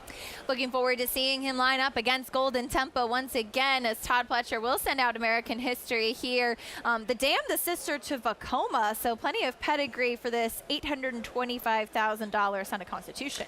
Yeah, this horse I find a little bit interesting because the first gate work, this horse just did not break too sharply from the starting gate. And then on the 9th of August, there was a breeze on him. It was just from the pole, but he worked a lot bit better, but he is still just kind of being asked to me, still trying to figure things out a little bit. So I'm going to watch one here today with him. Let's take a look at the 8 Art Museum, who's actually going by just behind us. I wanted to go to him next because he's being just a touch green and coltish heading out. One of a couple in here for Chad Brown. He's a $1.5 million son of Into Mischief. He's been working very well, but maybe mentally, as Richie said, one to keep an eye on. Yeah, he's one that looks like he has one gear, and that's go. When you watch his works on First TV, he just is one that he pins his ears back, and there's just no rating him. He's just shoots out of there, just breaks away from the pole. He doesn't have the longest legs, and he's kind of a bit more on the blockier side. Very Into Mischief. Yes, extremely, with that kind of high knee carry. Yeah, he stamps his babies like crazy. So it's going to be interesting to see. I think we'll see him early. I wonder about late. That's a good question. He's taking attention at 3-1. Flavian Pratt aboard. There's Chad's other horse, the 4 Barrel Roll, who we touched on. For workouts for him, you have to go back a little bit to watch something, but he was very quick from the gate, at least back towards the end of July. So it will be interesting to see if either of these horses for Chad Brown go forward. Yeah, it is. And the works with him from the gate, he worked him twice, and both of those he just breaks out of there like a little rocket ship. But it's interesting, he's kind of a bit more of a petite horse, and you look at his breeding, and I know that there's some good dirt horses back in the pedigree, but the dam I felt in the siblings kind of were a little more turfy to me, and Gun Runner and that kind of turf cross, I'm not a huge fan of that. I have seen, and it's been driving me nuts, turf mares bred to Gun Runner. I know. What is going on? I wonder it too. There's Barrel Roll, by the way, acting up quite a bit heading out there. He's trying to do a barrel roll. He is, as you see Chad Brown's assistant Baldo take over and get on his head, trying to keep him settled. These are 2-year-olds and 2-year-old colts at that. So they're definitely learning on the job here this afternoon. As they step onto the track, let's meet our field, beginning with the favorite, experienced #1 Powerline, that son of Flightline. Of course, these post parades brought to you by the new Belmont Park. Return to racing September 18th. A deserving favorite, took a lot of dirt on debut, a great education. There's Loudon. He's been acting a bit green as well. First-time starter for Bill Mott. Got the blinkers on here today. You don't usually see Bill Mott debut him with blinkers, so very interesting. Got Tough. Also has experience, finished behind Powerline on debut. Yeah, more of a grinding type of a horse. Adds blinkers. Hopefully maybe that will keep his focus a bit more. Barrel Roll, first-time starter, went by. There's a firster for Shug McGahee, pass on by. Looks like a horse that is going to run all day long for trainer Shug McGahee. Usually they need a starter too. American History caught Richie's eye in the paddock. A horse that looks like he gets better going the further along he goes, so we'll see. There's Shocked, son of Authentic. This horse would not shock me, Acacia. He's been breezing pretty zippy as well. Talk about him more in a moment. There's Art Museum. That son of Into Mischief for Chad Brown. He looks like he can boogie a little bit. This horse with Flavian Pratt aboard, drawn well to the outside. And No Time to Lose. I thought one to take a look at for Ken McPeak. A horse that, to me, is very interesting, especially in the sense of it was a very hefty price tag, and he just is not usually the typical bigger type of horses you see stamp that kind of price tag at the sale.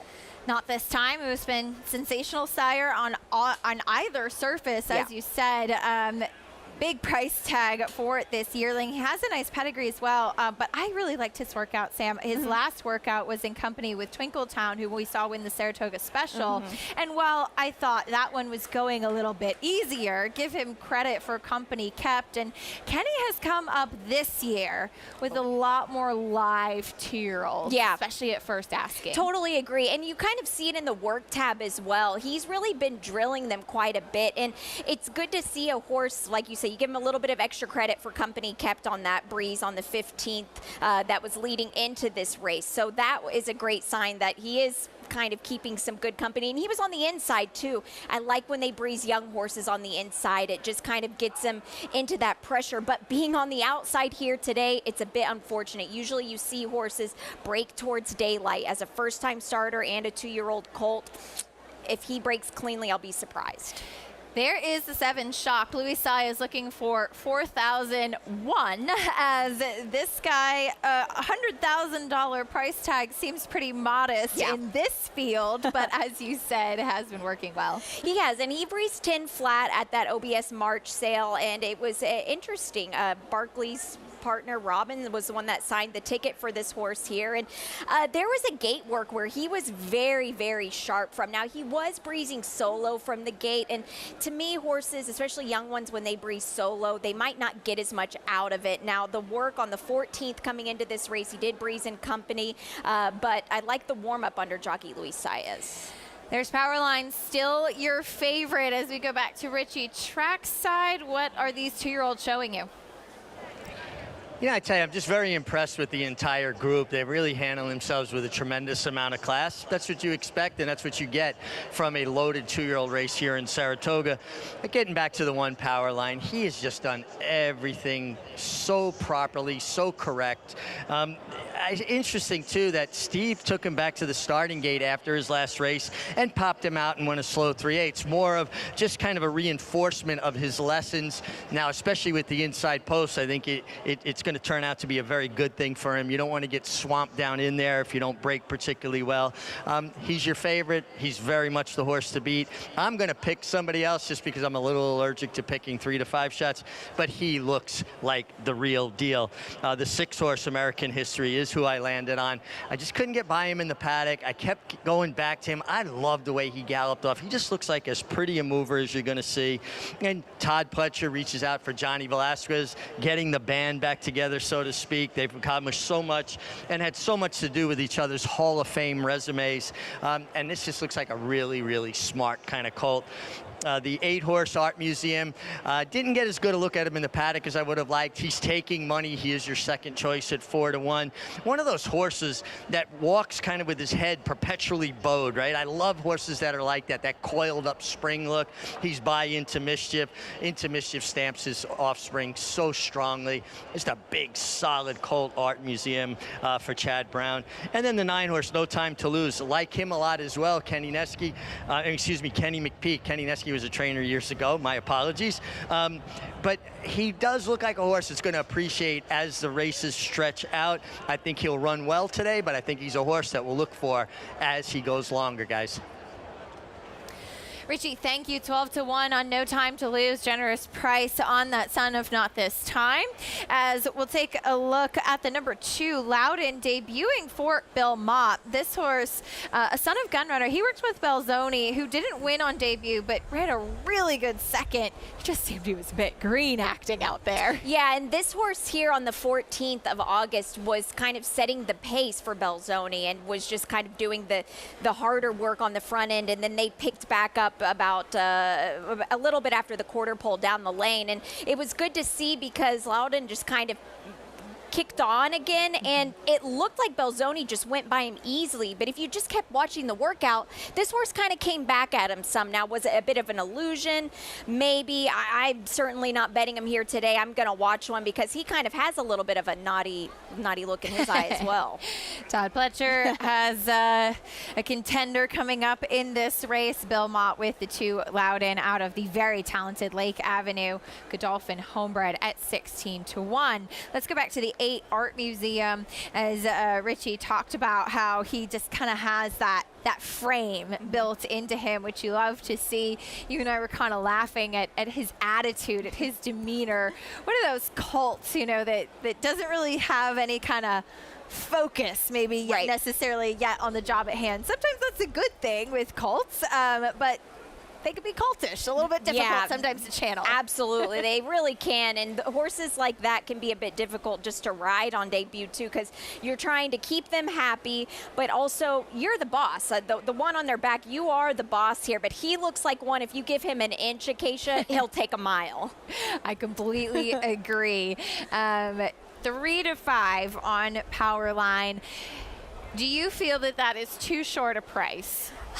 there's some very expensive horse flesh in this field, Acacia, but he's one that got such a nice education on debut. Sometimes you just have to take what they give you, and here, that's what I'm going to do. You have seen 2 horses come out of that race to win. Yep. One in a slow race at Monmouth, but a win, and the other one on turf here, but an impressive victory. But I agree. And it is worth noting, Steve Asmussen actually scratched this horse at Churchill back in June because he did not want to run in a wet track. And then it rained right before his debut race. So I feel like that was probably not what the connections were hoping for. No, and that was before the track was sealed up too, because it had just kind of started. So there wasn't a lot of moisture in the track, but there was some. And like Richie mentioned, he had taken a hold of the bridle once he got hit in the face with some dirt and just got super rank. So we'll see from this one post position. Still not an easy post for a second-time starter. Powerline got tough coming out of the same race. We'll see if either of them take a step forward. That's a look at No Time to Lose. First star on the outside for Ken McPeak. 2-year-olds maiden special weight. Up next, Frank Miramati standing by with the call. And they're off. Shocked in No Time to Lose, and off very slowly was Powerline. Powerline, a distant trailer. So it's Shocked in front down the back stretch. Pass on by, moves up. Some steadying for Loudon along the inside. He was trying to get closer, but got shut off momentarily. And on the outside, No Time to Lose. In that group as well is Got Tough, who is racing about 3 lengths off the lead. American History has about 4 to make up in this very compact field. From the back of the field, Powerline is trying to get into contention too. So it's Shocked in front, Pass on by racing in second. No Time to Lose, quarter in 23 seconds flat. At the rail, Loudon is racing in 4th. On the outside of him, American History has a clear shot. Powerline trying to do something incredible. He is having the worst trip ever, however. And on the outside of him comes Art Museum. Got Tough is at the back there at the top of the stretch, and it's Shocked leading the way, confronted now by American History, who has had this good sustained bid, and American History is the new leader at the 8th pole. 5 lengths back to Art Museum. Powerline on the inside getting stopped was Got Tough. Several trouble trips in here. Barrel Roll is there too, but this was all about American History. He rolled home by many. Second went to Art Museum, then it was between Shocked and Powerline. American History wins on debut. Impressive for Todd Pletcher. Richie was singing his praises back in the paddock and trackside, but a little chaos in this race, particularly at the start. Well, you can say that again. The number 1 Powerline, the 3 to 5. Watch this from the gate here. This was not good. And the starter let go right away, so no chance he's a non-starter. No. He just stood in the gate. Yeah, it can be frustrating as when you're the first one to load, you're the 1 post position, you're the first to load, you're standing in there longer than everybody else, and he just decided to take a little cat nap in there this afternoon. Wow. And then he got super rank, very tough to handle. He actually ran pretty well, all things considered, rushing up between horses, and that's him wide in the yellow cap. He's going to actually finish 4th, but just a nightmare of a trip. Yeah, that's just not where you want to be. And what do you do from that point? Jockey Jose Ortiz, he, as soon as he got him going, he took a hold of the bridle again, threw his head up, and there's just, you don't have much power steering once you get into that kind of position, Acacia. 6-8-7-1, good call on the 7. Shocked. He was forwardly placed and hung in for 3rd at 38-1. But American History, no doubt about the winner, wins on debut for Todd Pletcher for the family of Vacoma. And he was so much fun to watch and has turned out to be a great stallion now, too. No kidding, on multiple surfaces as well. So it's kind of so neat to see a very interesting the offspring. Interesting to see the mile on the grass. They're very dangerous. They're stone cold sprinters as well. It's just very fun to see just all that kind of versatility, and this guy might have a bright future here. Yeah, he was impressive at first, asking American history, winning for Todd Pletcher. John Velasquez in the saddle, looking like Johnny still has 2 armfuls of horse, too. Yeah, that's, Acacia, that is so not fun. Of course, Johnny V is a very, very fit man, fitter than I'll ever be in my whole life. But whenever you have a tough one coming back after you just rode a race like that, sometimes you're like, okay, we won. Can you just give it up already? We're done. We're done. Let go of the bit. He's got his ears up. He's proud of himself, as he should be, winning on debut for trainer Todd Pletcher. As it will get some prices for your 9-to-1 winner and take a look at what is still to come in the Pacific Classic. Saffie Joseph Jr. sending out 2 intriguing chances over at Del Mar later this evening. That preview coming up after this. 16-2, a big black colt. He's a horse that is built for speed. With Practical Joke, it really is a case of like father, like son. It's domestic product kicking clear and opening up here in the stretch.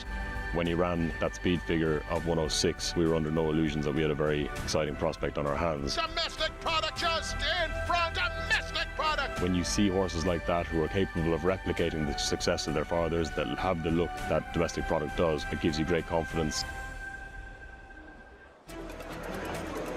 This is where it all begins. These are the recruits for next year. They're going to be part of our roster, part of our team. The pavilion, it was jam-packed. It has remained jam-packed. Phenomenal feeling in the pavilion, on the grounds, in the back ring. You have a chance to make 5, 10, 100x. Big sale with a lot of quantity, but they're going to sell over 4,000 horses here. We had quality racehorses today, I believe, that will go on and we'll be reading about in years to come. Keeneland sale. You got to be here. Some places stay with you and make you want to relive every moment. These are the places you want to get lost in.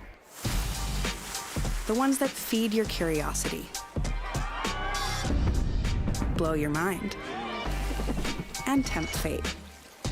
Places that make you keep coming back.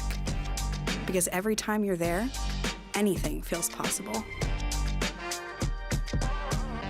Racetrack Television Network brings you every race, from every track, on every screen, every day.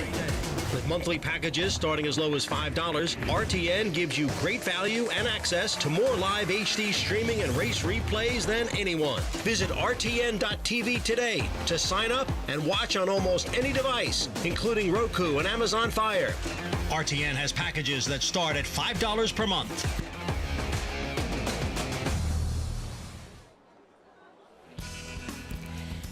You're watching Saratoga Live on this Alabama Saturday as we saw an impressive 2-year-old first-time starter, American history, getting the job done for Todd Pletcher and John Velasquez. A little bit of chaos going on behind him. Definitely some trips to watch for your handicapping moving forward. Oh, yeah. You could watch this race about 4 different times and probably pick out something different for each starter. Trained by Todd Pletcher, though, American history is Todd standing by with Richie. Thank you. And Todd, this was a really nice debut. He was wide throughout, but he always looked like he was traveling. Yeah, he kind of, when he first got away, broke sharply, but he just wasn't as quick as a few of these other colts, and then started to get a little dirt in his face. Johnny moved him out in the clear. He said as soon as he did, he grabbed him, and pretty impressive move from there. Even the way he galloped out and coming back, he was still in the bridle. It feels like a horse that'll appreciate as the distances get longer. Oh, no doubt. Yeah, he's a 2-turn horse at the end of the day. It was a great debut, and fingers crossed. Todd, you've had so many good colts over the years, and obviously we know they have to have the physical ability, but when one has a good mind, that really kind of differentiates them from the rest. This horse looks like he's just very smart. Very intelligent, very laid back. Johnny said he was so laid back in the post parade, he kept almost having to wake him up, but that bodes well for bigger races down the road, bigger crowds, those kind of things. When you have one that's not going to get upset with that, it's a big advantage. Renegade pointing for the Travers, looked like he had a tremendous work. He just looks like he's doing really well right now. I was felt like my old boss when I was saying this morning, man, this horse has had the best 3 weeks, but yeah, he really has. He's done great since the Jim Dandy. He's been eating terrifically. Energy level's been really good. I thought he worked great this morning, so fingers crossed. Todd, a lot was made, got off to a bit of a slow start of this meet, but things have picked up in a big way. You got to be really happy with how the meet's gone. Well, as always, a lot of our success at Saratoga depends on how the 2-year-olds do, and thankfully we've got a couple that are pretty nice. Well, you look like you got a good one here. Congratulations. Thank you. Guys? Richie, thank you, and good call on American History 21-22 as he wins on debut for Todd Pletcher. As he mentioned, Renegade tuning up. I like Todd's quote, sound like my old boss. You hear a little bit of the Dwayne Lucas influence in there. Absolutely, and it's great to see. This is a barn that started off a little bit slower, but has picked up in a nice way. We'll be on the turf for race 4 sprinting, going 5.5 furlongs, fillies and mares.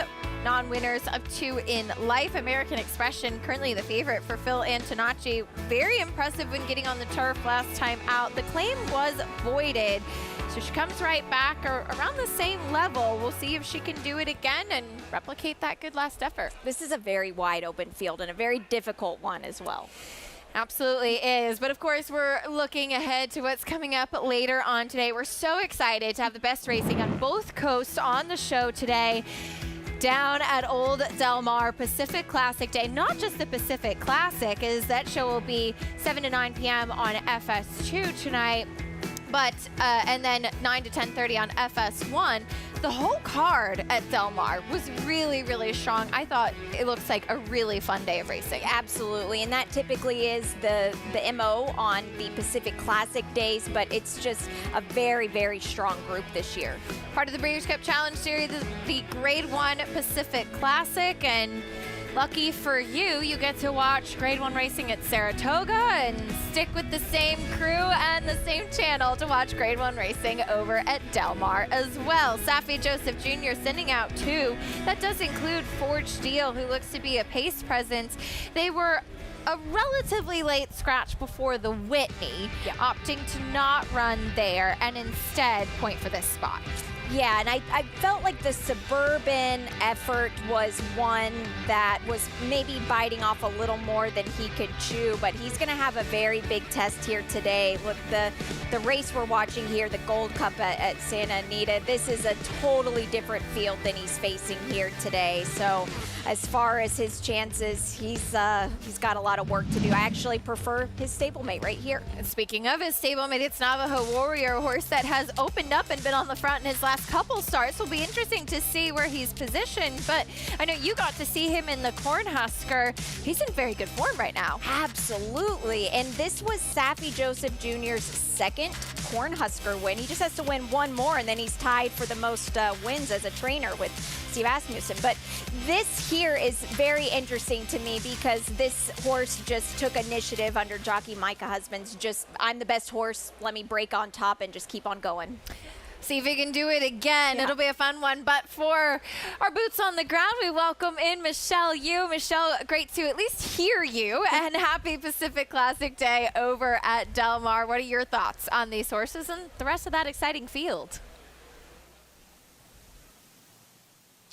Thanks so much, ladies. I'm so thrilled to be here in the iconic paddock at Del Mar. Picture-perfect conditions already, although we don't begin racing for a while. You know, you're talking about Safi. I feel like he's had a little bit of a rough Saratoga with that low win record, but the same cannot be said for him coming in here to Del Mar because he's only brought in 2 horses and he's already notched 1 Grade 1, and that was for the fillies a couple weeks back. So of the pair he brings in here, Forge Steel has a nice California connection. He was able to win the Gold Cup back at Santa Anita. Now, that was going the 1.25 miles. I thought he ran well that day, took him gate to wire, which is what he wants to do, but the field he beat, even though some are lining up against, I'm not entirely sure was the top-notch field. So I feel like the one he's going to be facing in this particular spot is tougher. And looking at both of these horses and their running styles, we have to remember there's going to be a lot more speed in here. Full Serrano is a pretty committed front runner, and I've heard from the Japanese connections that their horse Finger is going to be all out to take over the lead. Navajo Warrior, the other horse you guys were talking about, what an up-and-comer he has been. He was a maiden 20 when he broke his maiden here at Del Mar, but all he's done is good since coming into the Safi Joseph barn. He was a private purchase, and he's won 6 of 8 for Safi Sappy with some excuses in between. He's on a 3-race win streak, and while he does have to step up, he has looked phenomenal training here over the surface. So Navajo Warrior, the up-and-comer, and Sappy just does so good with these little bit older horses, picking out great spots for them, getting their confidence in there. I think that this horse stands an excellent chance, but he brings in a logical pair of horses in here with the big field we have lining up for the jewel of the Del Mar Summer Meet, the $1 Million Pacific Classic.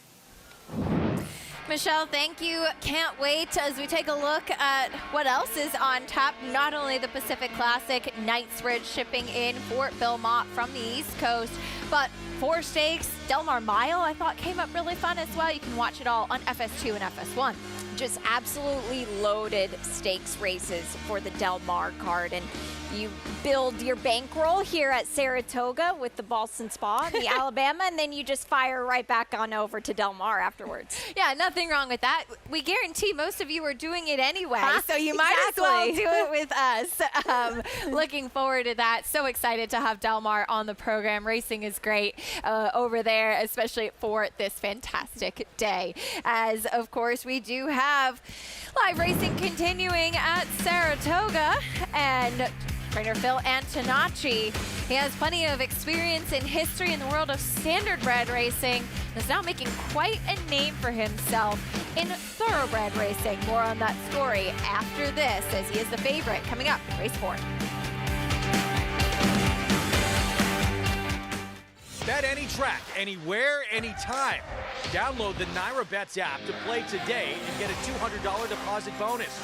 Watch and bet on live horse racing from over 300 tracks worldwide. Get expert picks, play live money betting contests, and boost your bankroll with daily promotions. NyraBets is the official betting partner of Saratoga Racecourse. Sign up now. New members use promo code SPA200 to claim your $200 deposit match bonus. You bet with NyraBets.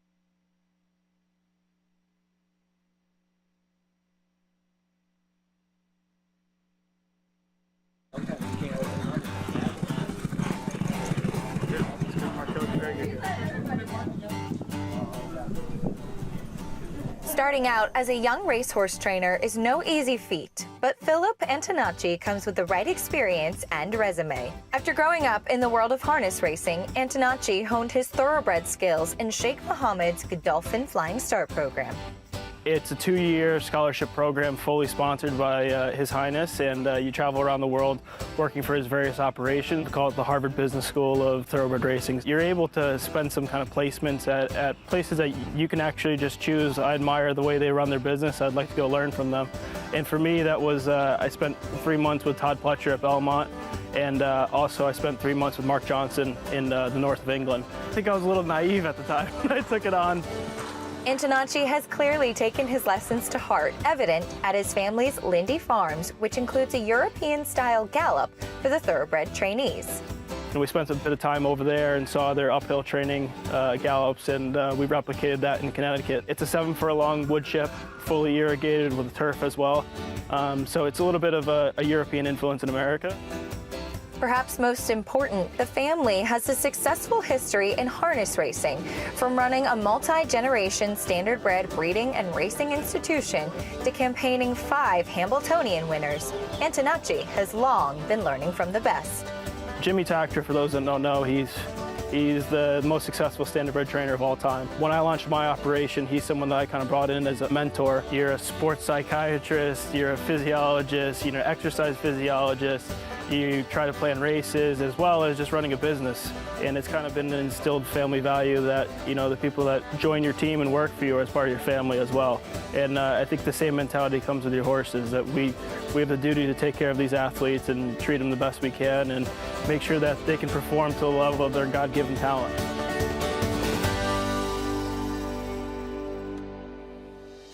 Antonacci sending out the current favorite in this upcoming 4th race, American Expression.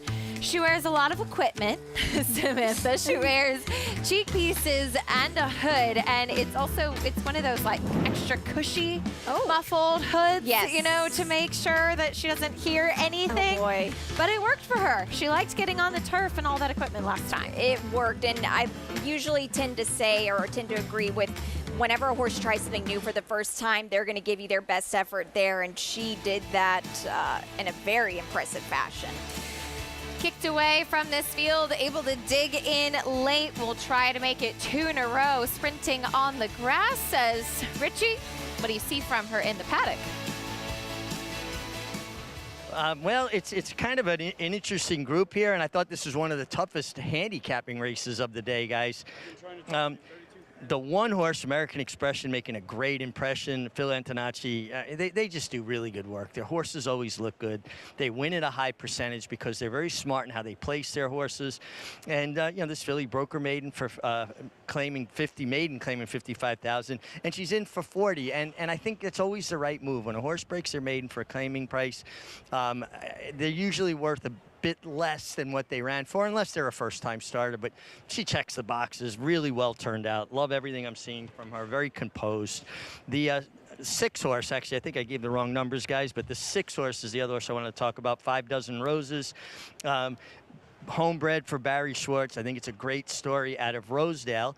His wife Cheryl from Rosedale, Queens, and when he was courting her, he had sent her 5 Dozen Roses. So I guess he made a really good impression because they've been together for all these years. They make quite a combination, and 5 Dozen Roses is making quite a physical impression here in the paddock. She's coming off a win at 50. Again, another one.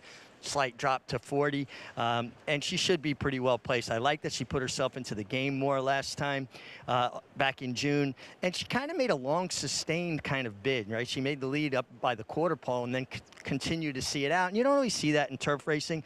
So I thought 5 Dozen Roses was very interesting, and one horse that really caught my eye and kept making me gravitate back to them was the 9, Painter Pretty. Just really well turned out. Now, she ran long on the turf, then she ran in off the turf for going 5.5, and she won that. But maybe she just wanted to sprint all along, and now she's getting to do it on a surface because she does look more of a turf type to me. So maybe it's a little bit of that Goldilocks effect. Right surface, right distance, drawn outside, and should be well placed from the start. First time sprinting on the turf for Painter Pretty. Richie, thank you, as she's 7-1. Let's go back to the 6, 5 Dozen Roses. Horse that broke her maiden last time out. It took her some time to do so. She'd been kind of knocking on the door, and she finally got the right kind of trip last time. And she took advantage of it in a huge way because she just drew away from that field. It was very impressive visually, but where have you been? Acacia. This isn't really Linda Rice's MO here to, when a horse wins like that, to give him a couple months of a break. Usually she just fires right back away. So I'm a little bit hesitant to really empty my pockets on her. That's a very good point, Yeah. as she has not run since the end of June. 5 dozen roses, looking to make it 2 wins in a row. She's also stepping up off the back of a maiden win, 7-2 right now. As she's also a horse making her 3rd start off the layoff. I thought she was quite agitated off the bench 2 starts back and then really improved last time. So it is something to keep an eye on today. Yeah. She has a little bit of a freshening again. Yeah, and that's great to note, and good to just kind of keep tabs on that whenever you move forward.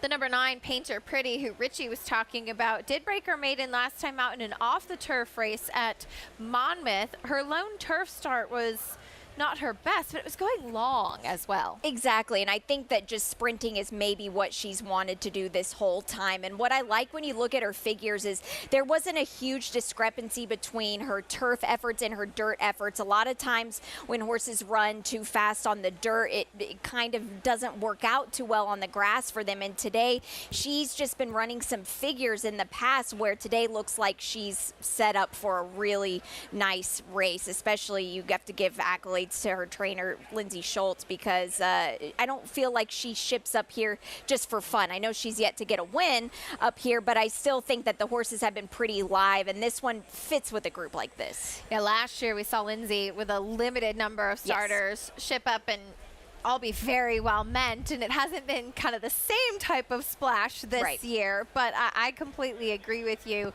Very thoughtful about which horses end up coming up and making the trip to Saratoga. That's a look at your favorite, though, the number 1, American Expression, for Phil Antonacci. She was mid-pack and kind of made that move. How did you see the pace playing out here? Well, I think a horse like her, when you draw the rail, your hand is forced a little bit more, especially under jockey Ricardo Santana Jr., who's not going to let him get away from him. But if there's a jockey I want on a horse, if they do, he'll be able to kind of weave his way through this traffic. I've been very impressed the last couple weeks with the way he's maneuvered in some of these grass races. So it's good to see, but it looks like it could be very hot on the front end, and you don't want to get steamrolled and let him get too far away from you. See how it plays out. Ricardo riding in top form right now as he gets a leg up aboard American Expression. We have a pick 4 kicking off here. We'll talk more about this upcoming 4th race on the turf after this quick break on Saratoga Live. The joy of traveling well is feeling at home, yet a million miles away from home. Discovering new flavors, or savoring the ones you already love. Not knowing what lies beyond the horizon, but knowing what matters most to you. This is the joy of traveling well. Oceana Cruises.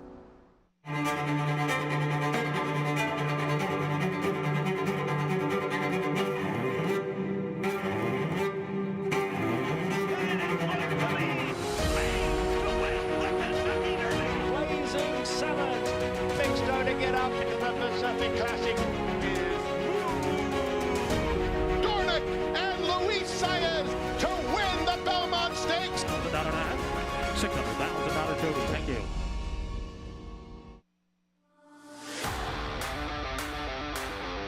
Kankura or Portfolio Duration. Portfolio Duration. Dynamic pricing wins the Just a Game. And Title Roll is in a very, very close photo. King of Gosford. Sal Cordobes will win the Sword Dancer. Starlust! Program trading and naval power. What a thriller photo!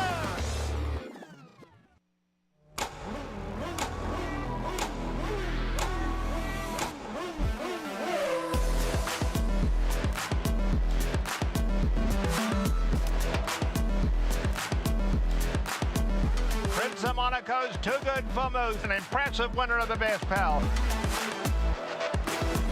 Miramondi's all hot, but Prince of Monaco Too Good. Prince of Monaco, standing at Claiborne Farm. We're back on Saratoga Live. Let's meet the field for race 4, sprinting on the turf.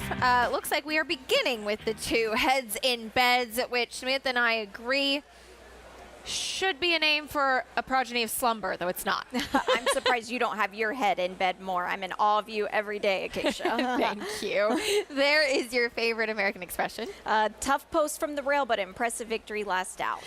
Give her another cutting back in distance. I like the cutback, a strong 3rd place finish, but seems to be a little bit better going longer. There's Fifi Lafume, gets a drop back down in class. Maybe with a little bit more of an aggressive effort here under Jose Lascano. This horse could have a piece. Leslie Starr back onto the grass. A horse whose form is a bit spotty as of late, has not won a race since last year. 5 Dozen Roses facing winners for the first time.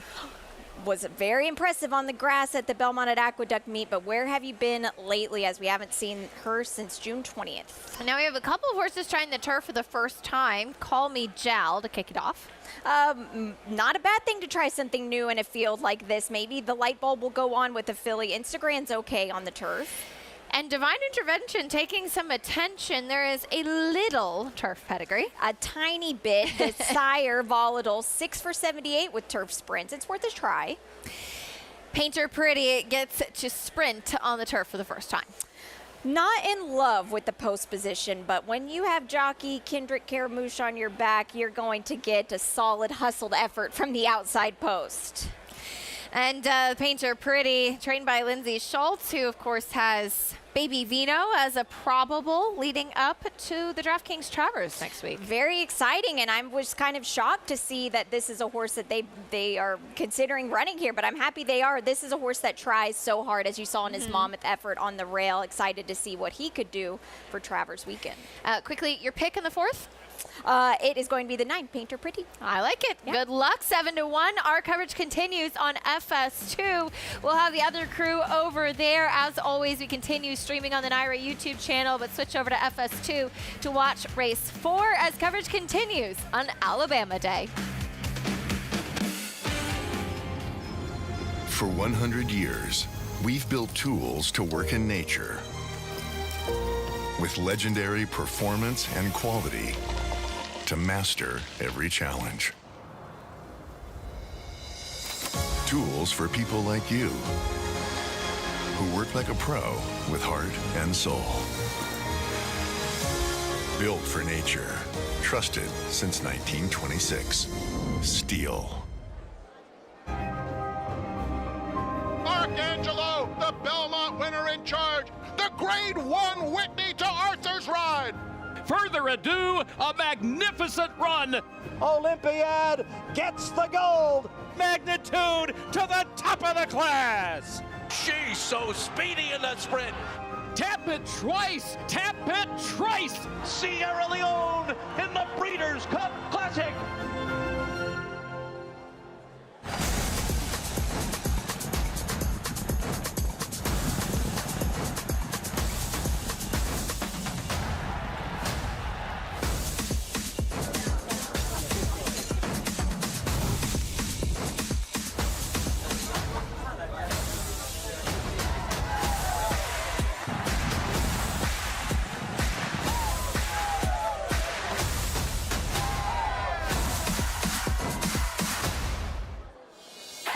Coming this fall, the upgraded NYRA Bets app. Sleeker, seamless, smarter, designed for a better wagering experience, whether you're new to the races or a seasoned horse player.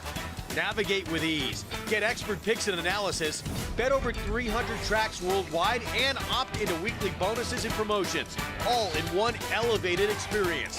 The upgraded NYRA Bets app. A better way to bet is coming this fall.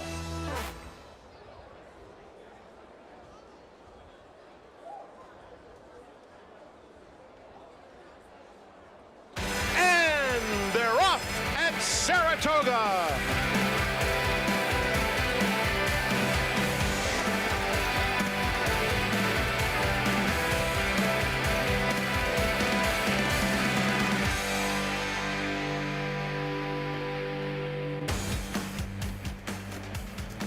Sunsplash Saturday at Saratoga. perfect setting for one of summer's biggest events, the Alabama. These fans, many at the gates before sunrise, arrive early, stay late. It's what they do. Great to have you with us on Fox Sports 1. This is Saratoga Live Trackside. Welcome, everyone, alongside Ashley Mayu, Paul LaDuca. I'm Lafitte Pinkai. Great to have you with us this Alabama Saturday. Paul, I get to work with you all the time, man. This is a first. Ashley, great to have you on set. It's great to work with both of you. This is a first. I know you guys really well, obviously, from all of our different track adventures over the years, but to sit up here feels a little different. Have you been here for an Alabama Saturday? No, I've been to a lot of Jim Dandy's, a lot of Whitney's, but first Alabama. And have to spend it with us. I think there's worse company out there somewhere. We have live racing coming up. They are at the gate. In fact, race number 4, updated odds, $40,000 claimers, sprinting on grass, American Expression. 2-1 towards the inside. Paulie, how'd you see this one unfolding? Well, if you look at this race, the 1 and the 2 look like their main speeds here. Now, the 2 Heads in Beds will be her second start since November, and the 1 American Expression comes off a win. I don't know how you see it. I thought those 2 horses might be tough in here. I agree. I did decide to go price shopping, though, and typically when I see a horse that's 1 for 18, I maybe shy away from the windows. But when I went through the races here for the 3, Give Her Another, and went back historically, she had a series of turf sprints down at the fairgrounds. Yes, they're in 2024 and 2025, but she was 2nd and 3rd in all 3 of those efforts, and she faced some nice horses. So I'm just wondering, off the claim, if these connections thought, let's try the turf, let's now cut her back on the grass. Megan Burgess is with us. Megan, who's it going to be? Hey, I promise Ashley and I didn't cross-reference notes because I'm on the exact same page as Ashley with the number 3, Give Her Another. I agree. A horse that I find has probably not been on the right surface throughout her career. She's been campaigned on the dirt, as she will cut back in distance on the turf here. And I really, looking at her, find she will do well on this surface as she has in the past. She's angular behind. The problem is, I'm hoping that Tyler can get her a little bit more engaged and forward. She looks fantastic in the flesh, but as far as a turf sprint race is concerned, there's not a modicum of speed. As far as quickly, the number 9, Painter Pretty, a horse I'm familiar with, definitely like seeing this horse cut back. A petite, small frame that I find has been up against trying to go longer in some of her prior races and should have that outside speed from that post. Lafitte?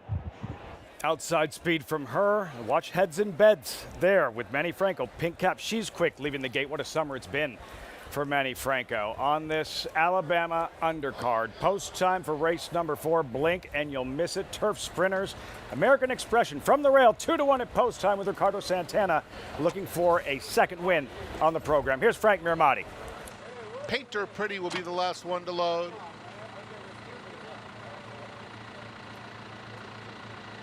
She goes in. They're in the gate. And they're off. American Expression is very quick out of the gate, and so is Heads and Beds. And those two speed clear already 3.5 lengths back to Leslie Starr, who is by herself in 3rd. American Expression is moving right along. They're followed by 5 Dozen Roses, who races 1.5 lengths in front of Call Me Jal, who's already 12 lengths off the pace. Give Her Another is next. Painter Pretty, the opening quarter in a very fast 21 seconds flat. Fifi La Fume is 2nd to last, and Divine Intervention at the back of a strung out field. American Expression with a 4-length lead at the top of the stretch. That lead is shortening, though. Here's Heads in Beds taking aim and trying to get to this front runner who's asked to kick on inside the final 1/8 of a mile. 44 seconds flat for the half. And 5 Dozen Roses is finishing nicely. Here's 5 Dozen Roses on the outside, bearing down on the top 2. Heads in Beds, American Expression. It's going to be close. It's going to be Heads in Beds by a neck. American Expression, then a photo, 5 Dozen Roses, and Give Her Another was finishing best of all. Can't stop him, can't contain him. Manny Franco, Heads in Beds for trainer Safi Joseph. 2 runners in the Pacific Classic later this evening at Del Mar. A win here, Heads in Beds. Paulie closing at 7-2.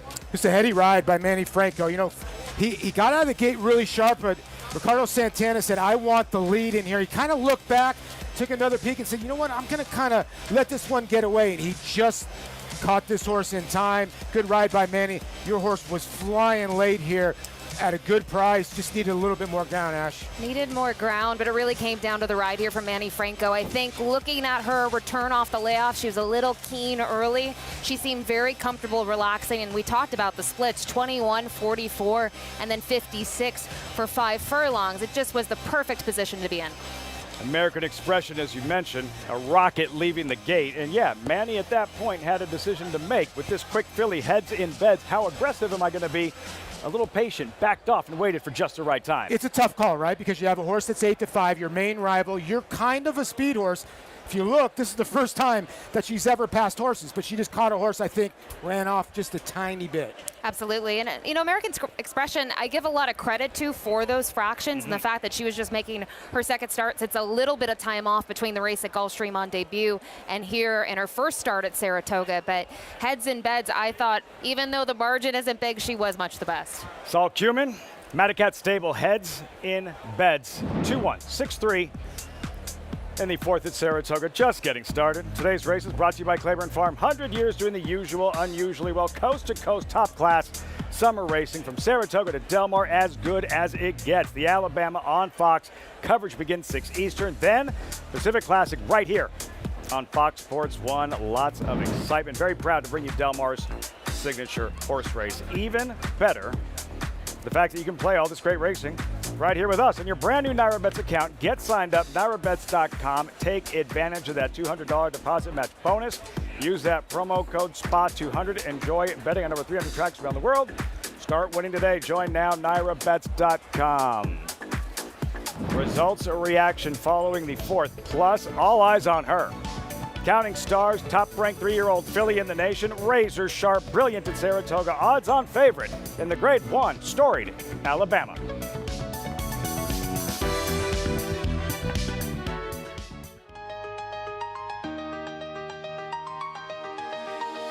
Whether it's competing on racing's biggest stages or in the sales ring, there's only one name to remember.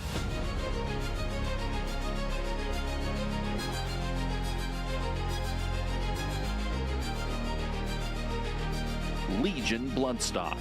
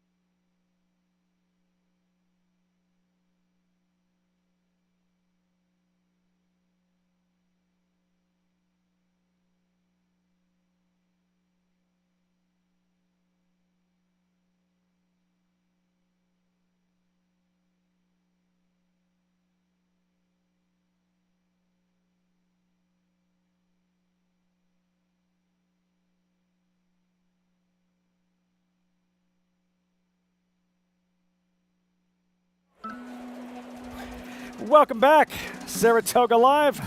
Coverage brought to you in part by NyraBets. Bet any track, any running time. Visit NyraBets.com or download the NyraBets app to get started. Congress Park Ashley, great spot to get your zen on after an afternoon with us on the set. I love going there for this reason. That's kind of weird. Go watch the Ducks, read a book, handicap maybe the next card coming up at Saratoga. Andy's emotional support animals have escaped once again, and Manny Franco has escaped once again with heads and beds in the winner's circle. And after taking a picture, eventually dismounted and now standing by live with Megan. It's not a day in Saratoga, Lafitte, unless we get a winner's circle interview with Manny Franco, having the summer of his career here at the spa. Manny, it's such a shrewd ride. You went with speed, but you were able to sit off. What was that quicker pace and just tackled him late? Yeah, I think when the one decided to go, so it was great because I was able to, like let my filly came to me. I knew that the horse in the lead was going fast, so I say, okay, so if it's tough, I'm gonna be here because my filly, like I say, she come back to me and I have horse under me, so I was comfortable where I was. Coming up in this Grade 1 Alabama, you'll be aboard My Guns Loaded. We've spoke to your confidence in getting the distance. Tactically, knowing Counting Stars has that speed, where do you find yourself and positionally in this race? I think we need to be forward because on paper is not much speed in the race, so let's see how we jump from there and see what Chad had to tell me, and we take it from there. And Manny, we trust Lafitte. What an incredible summer you've had. Congratulations and best of luck later on today. Thank you so much. Lafitte? Manny Franco, if I'm part of Team Counting Stars, I'm just not comfortable knowing he's riding in the Alabama. Just not comfortable. Kind of true. As well as he's riding this summer. 9-12 in the end. Heads and beds over American Expression. 5 dozen roses. 2-1-6. And race number 4. We turn the page. $55,000 maiden claimers. Mile and a 16th on the inner turf course. Field updated odds wide open. Ashley, how'd you see this one? Found this one to be really tough as well. I mean, it's going to kick off that mandatory pay, pick 5. I think if you're looking at this race, you might need a little bit of coverage. I did gravitate towards the rail runner in here, Private Property, who I think has some of the best form, especially given that race at the $50,000 level. But we'll certainly need to do better than that effort here on July 10th. Paulie?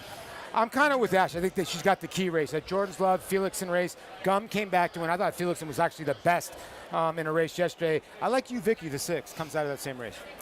24 minutes out. Race number 5 here at Saratoga, marching towards the marquee event in the Grade 1 Alabama. Of course, the big story yesterday, as we learned, Rod Ortiz would not ride in the Alabama as a result of what took place Whitney Day 2 weeks ago, Paul. Pre-race, injured, banged up. It's his left foot.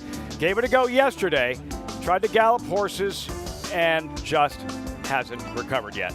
I've talked to Mig multiple times about this. When anytime any injuries to your legs at all, the torque that you put on yourself in those irons and in those stirrups are just so hard. I think he tried to give it a go. He was actually going to give it a couple practice runs before he was supposed to ride Counting Stars. No go, Ash. No go, and he said he did not feel comfortable. So it's bittersweet, right? Knowing that you could be sitting on a monster day here at the spa, but you also have to think about the long game, right? And you don't want to put horses in a bad situation because you're not physically at your best, so we'll wait to see his return. So little brother jumps in the cockpit. Jose Ortiz, who's been chasing Counting Stars for the last couple of runs on his Kentucky Oaks winning filly in Always a Runner. Now Ortiz aboard the favorite for this Alabama, presented by Keeneland Sales. Let's meet the field. Our crew barnstorming. We start with Nikon drawn inside 20-1 on the morning line. Yeah, 40-1 in the CCA Oaks. It's going to be a big long shot again in the Alabama for Jason Worth's Icon Racing Stable. Lots of ground to make up based on the last time she faced the likes of Counting Stars. 24 lengths. Nikon right next door. Addie Girl just graduated. Her first career victory, and for her trouble, gets to face the likes of Counting Stars. Tough spot to face winners, but the one thing she does have on her resume is a race going 1.25 miles. That was 3 back when she was second best behind Pure Joy. I think when you look at a race like this, you take a shot and you're really aiming for the distance. Human Element intact, Mott, Johnny V in her corner. And then Counting Stars stablemate, Measure for Mark Cassey. This filly's going in the right direction. You watch her 2-year-old form, she got better with each race. As a 3-year-old, she's gotten better with each race. 6.25 lengths behind her stablemate Counting Stars. Can she close the gap later today? Improving, Mike Cassey says, longer the better for her. Measure, the stablemate. Then My Guns loaded in. Manny Franco will ride. A lot of folks will look to her maybe to try to beat Counting Stars, and here she's looked good in her last 2, a 92 and more recently a 94 by her speed figure. She's going to stretch out again, though, in her 4th consecutive start. My Guns loaded. Then to her outside, AP's girl, Saratoga debut. Been working at Ellis Park for Peter Erden, a horse that actually started her career on the turf. She's gotten a little bit better, and I think Peter's just thinking, okay, I know the numbers aren't there, but the distance is what she wants. Tyler Gaffleone to ride. And then the filly, the star filly, Counting Stars, looking for a third straight Grade 1 victory here at Saratoga. And beautifully drawn here in this compact field, having the outside post. Brilliant last time out here, going 1 1/8. She's done it differently in both of her races here at Saratoga, and that is something that will be key with having the outside draw.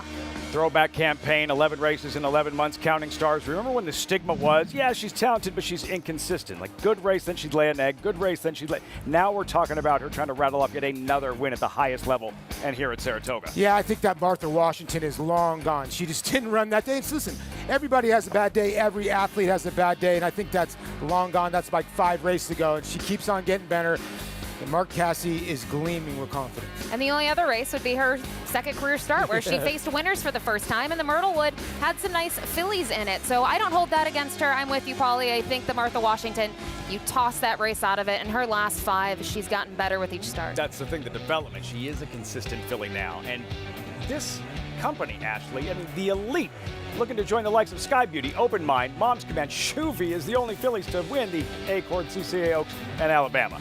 That is a list of 4, to say the least. And I do think, looking at this race, the one thing that maybe folks will say is, can she get the 1 1/4? Yeah. I think based on what she's done to date, I don't have a doubt, really. I think she'll be fine. It's really going to come down to trip, and we've seen that today, not to jinx anyone, but if you miss the break, that is where things are lost. But if this was the first Saturday in May, that's what the discussion would be. That's what the conversation always is with the Derby, but they've never gone this far. Same can be said for the Alabama. It's like, it looks like she can handle it, but until she tries it, we don't know. Yeah, you just never know. You just think that her class will take over and get her to that 1 1/4 distance. She's going to have to, these other fillies are going to have to move forward. Now, Chad's horse supposedly been outworking Always a Runner, your Oaks winner. We'll see how that plays out, but Counting Stars is going to have a big target on her back. A win here, in all but sewn up, a 3-year-old filly title, but you think back to Princess of Silmar, she won the Kentucky Oaks, CCA Oaks, Alabama, guess what? Another 3-year-old filly was crowned. So close, but nothing in cement. We'll see. Where'd the summer go? We're running out of shows. Just 2 editions left of Fox Saratoga Saturday this evening, 6 Eastern. Alabama presented by Keeneland Sales. Plus, next Saturday, DraftKings Travers the Midsummer Derby. And a big afternoon out west still to come. To the coast, Del Mar, where the turf meets the surf. And Del Mar's marquee event, Grade 1 $1 million Pacific Classic this evening right here on Fox Sports 1. Perennial leading New York sire Central Banker, sire of a $325,000 2-year-old colt in 2026, and the leading New York sire of stakes horses again, including Hot Currency. Hot Currency up by 4, 5 widening lengths, approaching that final furlong. No catching a geared down, dominant winner of the 4-star Crook. Give it to Hot Currency. Central Banker, standing for $7,500 at McMahon of Saratoga Thoroughbreds. Bet any track, anywhere, anytime. Download the NyraBets app to play today and get a $200 deposit bonus. Watch and bet on live horse racing from over 300 tracks worldwide. Get expert picks, play live money betting contests, and boost your bankroll with daily promotions. NyraBets is the official betting partner of Saratoga Racecourse. Sign up now. New members use promo code SPA200 to claim your $200 deposit match bonus. You bet with NyraBets. Kankura or portfolio duration? Portfolio duration! Dynamic pricing wins the Just a Game. And title roll is in a very, very close photo. King of Gosford. Sal Cordovez will win the Sword Dancer. Starlust! Program trading and naval power. What a thriller photo! What if you didn't just watch horse racing, but own the moment? With Bond Racing Stable, you can experience the thrill of ownership without the full cost or commitment. It's easy in a racing partnership with Bond Racing Stable. They do all the work while you get access to the backstretch, morning workouts, the paddock, and the winner's circle. Whether you're new to racing or a lifelong fan, Bond Racing Stable makes it easy to get in the game. Don't just bet on the race, get in the winner's circle. Contact Bond Racing Stable and ask about a racing partnership today. One of the best and biggest days all summer. Welcome back, Saratoga Live, Alabama, Saturday. Coverage is always brought to you in part by Hill & Dale at Alapa. Picture perfect afternoon at the spa with these fillies and mares, maidens of the $55,000 claiming variety in the paddock, wide white. You don't get 5-to-1 favorites in the Derby. You have a 5-to-1 favorite here in the form of Love on the Left Bank. And You Vicky, pictured currently 5-to-1. You Vicky, trained by Lindsay Schultz, as is Baby Vino. Paul, tomorrow we'll find out what that Travers Field is going to look like, where Baby Vino's going to break from. He's competing in the Midsummer Derby on the strength of this effort, defeating the Preakness winner on a wet track in the Haskell. It was a great effort. Listen, Paco Lopez invited him up the inside with Napoleon Solo. And horse and rider were both courageous. You got to give the horse a ton of credit too as well. And Lindsay Schultz's horse has progressed. He's a son of Vino Rosso. And I think it's a positive, Ashley, that she points to this race because she could have went to the Pennsylvania Derby and a lot of other spots. Absolutely, and I just think when you talked about that race there and the replay there in the stretch run, game on the inside on an off track can be very difficult, but the improvement, you can see it on paper, has won those last 3 starts, was down at Oakland Park and really had some sneaky good performances that I think flew under the radar, and even winning the prep race there at Monmouth Park still was a big price in the Haskell. Assuming the big dogs, Ashley, do what they do and run what they typically run, how much does Baby Vino have to improve in order to compete? To contend for a win. There needs to be a step up, right? With the likes of Golden Tempo and some others in here. I mean, there's no doubt about it. He needs to improve, and I think if you're looking at the Haskell, you do have to factor in the track conditions, and then obviously as we look forward to next Saturday, have to factor that in as well. So I don't know how big of an improvement it needs to be, but there needs to be, I think, a little bit of a noticeable one. There's a lot that work for you, by the way? Derby winner, Preakness winner, Belmont, everybody there? There's a lot of W's up there, right? I mean, a lot of horses have won their last race, right? And you have a horse like Sea Strike. You kind of don't know you're getting. Silent Tactic ran pretty well in the Jim Dandy, couldn't move forward. So this is going to be an exciting Travers, especially with the Puma. He's been training well for Delgado, so I think that horse is flying under the radar. It's going to be an unbelievable addition of the Haskell. Marquee event every summer at Saratoga. DraftKings Travers, the draw tomorrow. First things first, 14 minutes out till the 5th. Megan, we have wide open wagering affairs, and then you have this. This is, quite honestly, to me, the hardest race I have handicapped of the entire meet at Saratoga. So when that happens, I put my iPad down and I look at horses. We'll start with the number 8, Dr. Glick, who's a horse that is coming back to the turf. For trainer Jad Brown, this one does have some dirt pedigree. The dam was actually 4 for 10 on the dirt, a New York bred stakes winner at the mile, set sprint type. I like what I see from this horse. He's one that maybe not the most athletic. He's leggier. He's quite sharp. He is taking a drop down in class. Chad Brown maiden special to maiden claimers on the turf in Saratoga the past 5 years is 17%, which isn't the best number when you really evaluate how strong the barn does here. Very sharp here, as you can see, trying to negotiate the tack with the pony. And I do hope that this horse does show that early speed. I think that's going to be key here in this race, and one where you just have to really ask yourself, where has he really done that much, she really done that much running?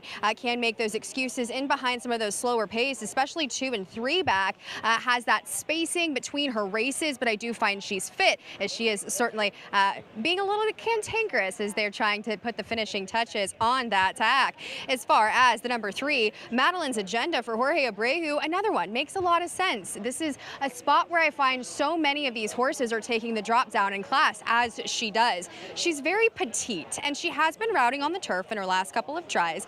As she just looks to me like she would benefit from going a bit shorter, as she has shown that early speed, particularly in her last race, and just couldn't see it out. I just find she was kind of in that quicker, kind of more moderate pace last time out, and now she just faces the likes of a much better field. The number 1, Private Property for Michelle Nevin. I know Ashley and Paul both had some interest in this horse, and I do too, when handicapping the race. When looking at her, She's still coming off second off of the bench. You would hope to see that physical improvement, tucking up, strengthening up. I haven't seen it. She's still incredibly burly, robust. Again, that could just be her, but last time out, she was quite disappointing.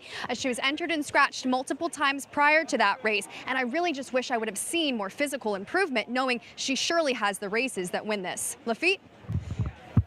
Private property. Megan, thanks so much. Ashley, you're going with her. Why today? A 7-race maiden, a second in 3 of those. Why will today be any different? Well, a couple of things. I think when you go back to the second, back on October 3rd in New York, was in for 50, ran very well, was close enough to it. I think being drawn to the inside here in a race that I don't think has a ton of speed. This horse might be able to save ground and sit the trip. You look at the following effort, goes off at 10-1, jumping up in class. Rough trip, and that was the only time Kendrick was aboard, but they were able to kind of save that journey and still finish 4th there. I liked the return effort after that.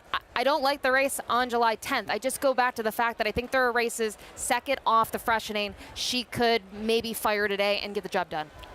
12 days on the 12 races on the program today. Is there a more difficult race to handicap than this? No, it's a tough race because I'm with Ashley. I like the 1 a little bit. I end up picking the 6, yeah. But when you look at the 1, she only had 1 start since November, and I think she kind of needed that start back in Michelle's barn, and she's a little unlucky that she's still a maiden. You look at the 6 interview, Vicky, she comes out of the same race.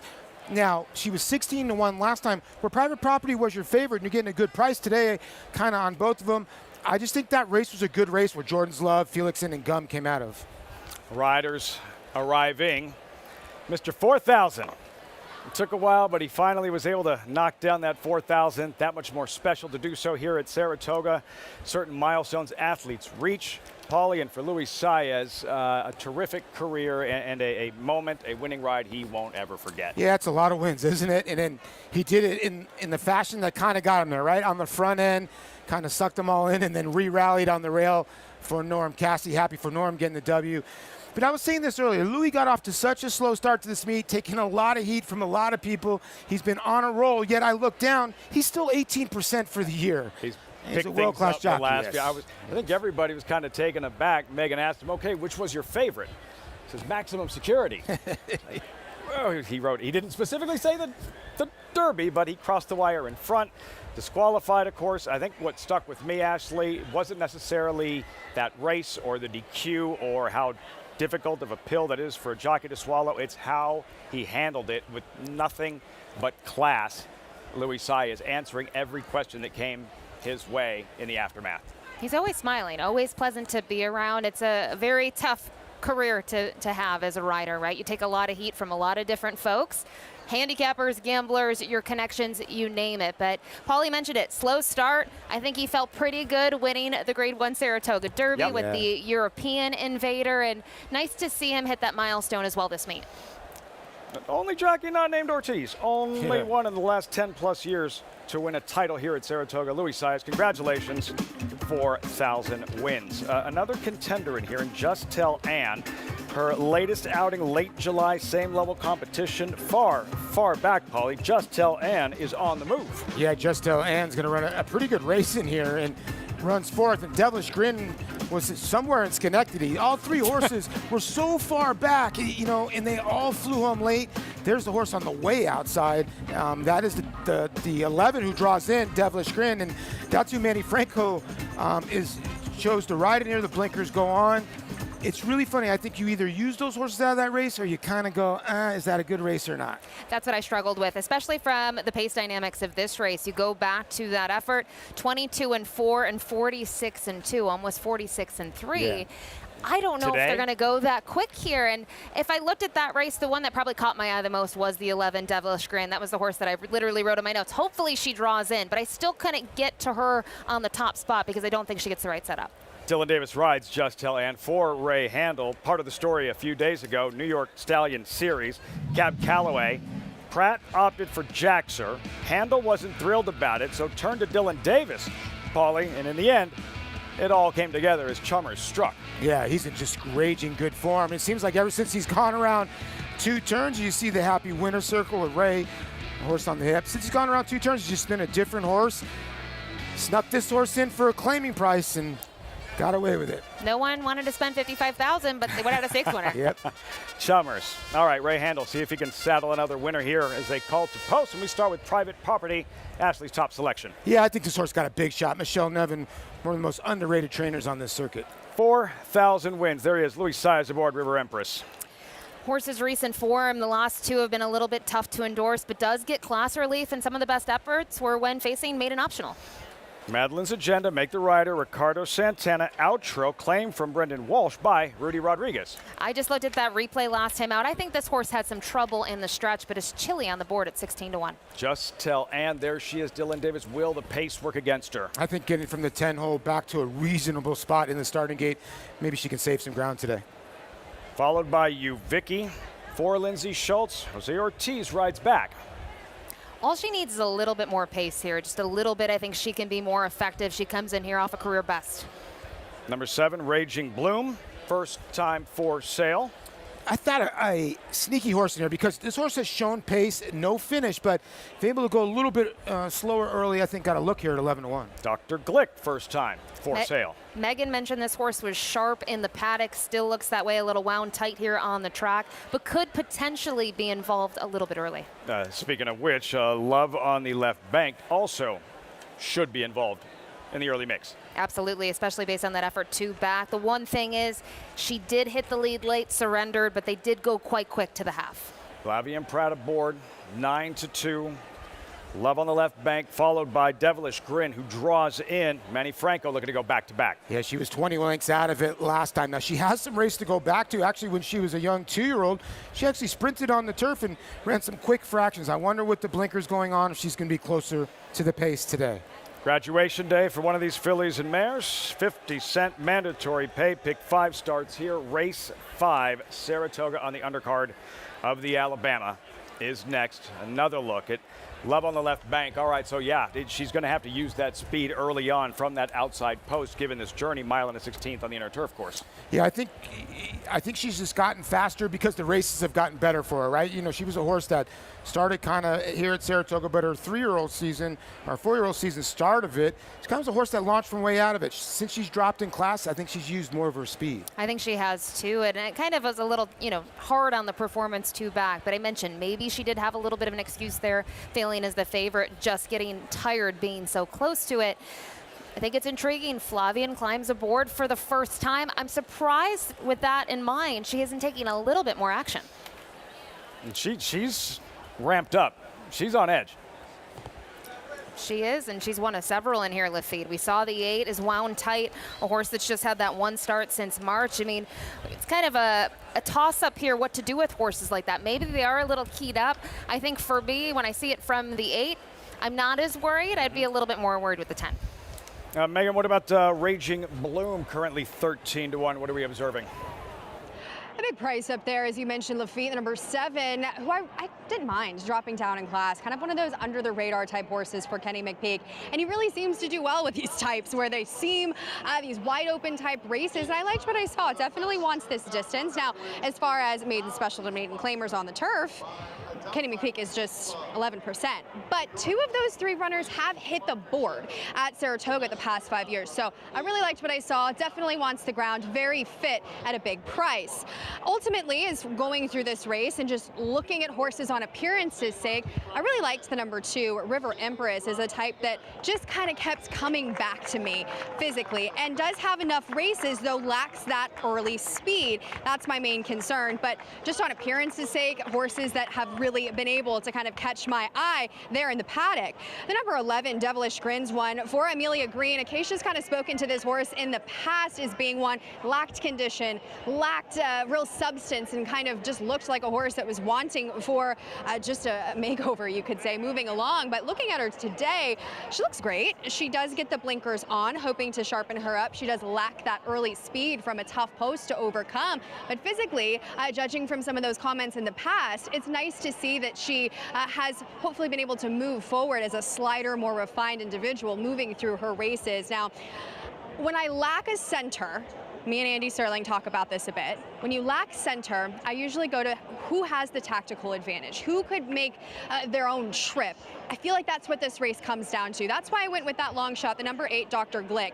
Being so sharp, hopefully being able to be more forward. And when comparing her with a horse like the number 3, who looks to be the main speed, she's the horse I want to get this route test. Lafitte? On paper, Madeline's Agenda, the one to catch, number 3, with Ricardo Santana. Ashley, Devilish Grin, still looking at her from the outside. These horses get lost sometimes. They also eligible to draw in. Maybe that makes for better value, right, in a spot like this. You know, she is staying true to the morning line. Blinkers go on for the first time. So you have to wonder, does that help her get it done in her 11th career start? I think the other thing is worth noting, her 3 best races are the only 3 times Manny Franco has been in the irons. Paulie, you mentioned he chooses this horse in here.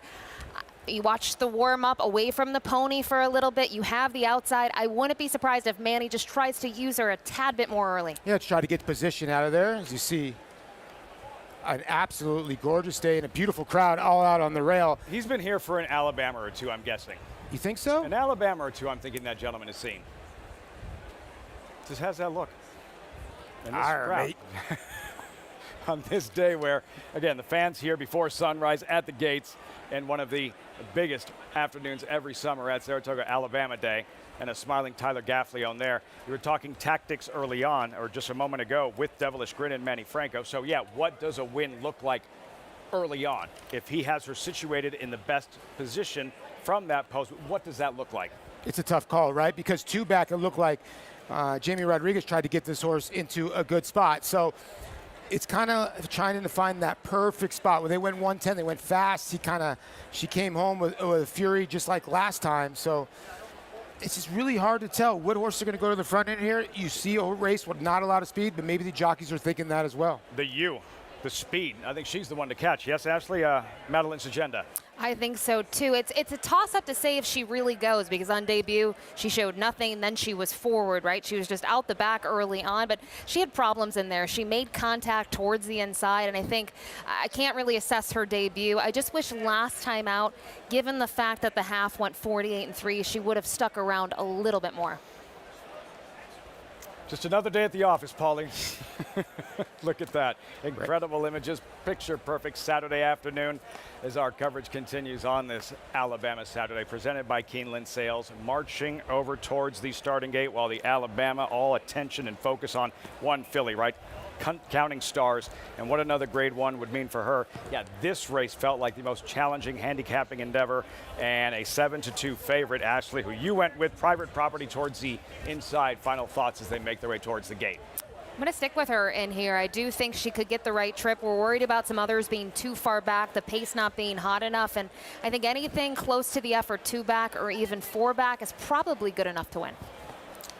I land on you, Vicky. Jose Ortiz and Lindsay Schultz are very good together. They've only had a couple mounts here at Saratoga. Does have a W, but they're 26% together. But Jose Ortiz is 26% with everybody. But I'll take the 7-1. Paul's top selection at a price. You, Vicky, steps forward. Game face, Jose Ortiz leading rider in a date with Counting Stars later in the grade 1 Alabama, seeking a 5th overall is Jose Ortiz. Final check of the tote board, reading 3-1. Love on the left blank. The choice, the tepid favorite in post time, Frank Mirmati with the call. Race 5 Saratoga live on Fox Sports 1. Dr. Glick and Madeline's Agenda taking up their positions.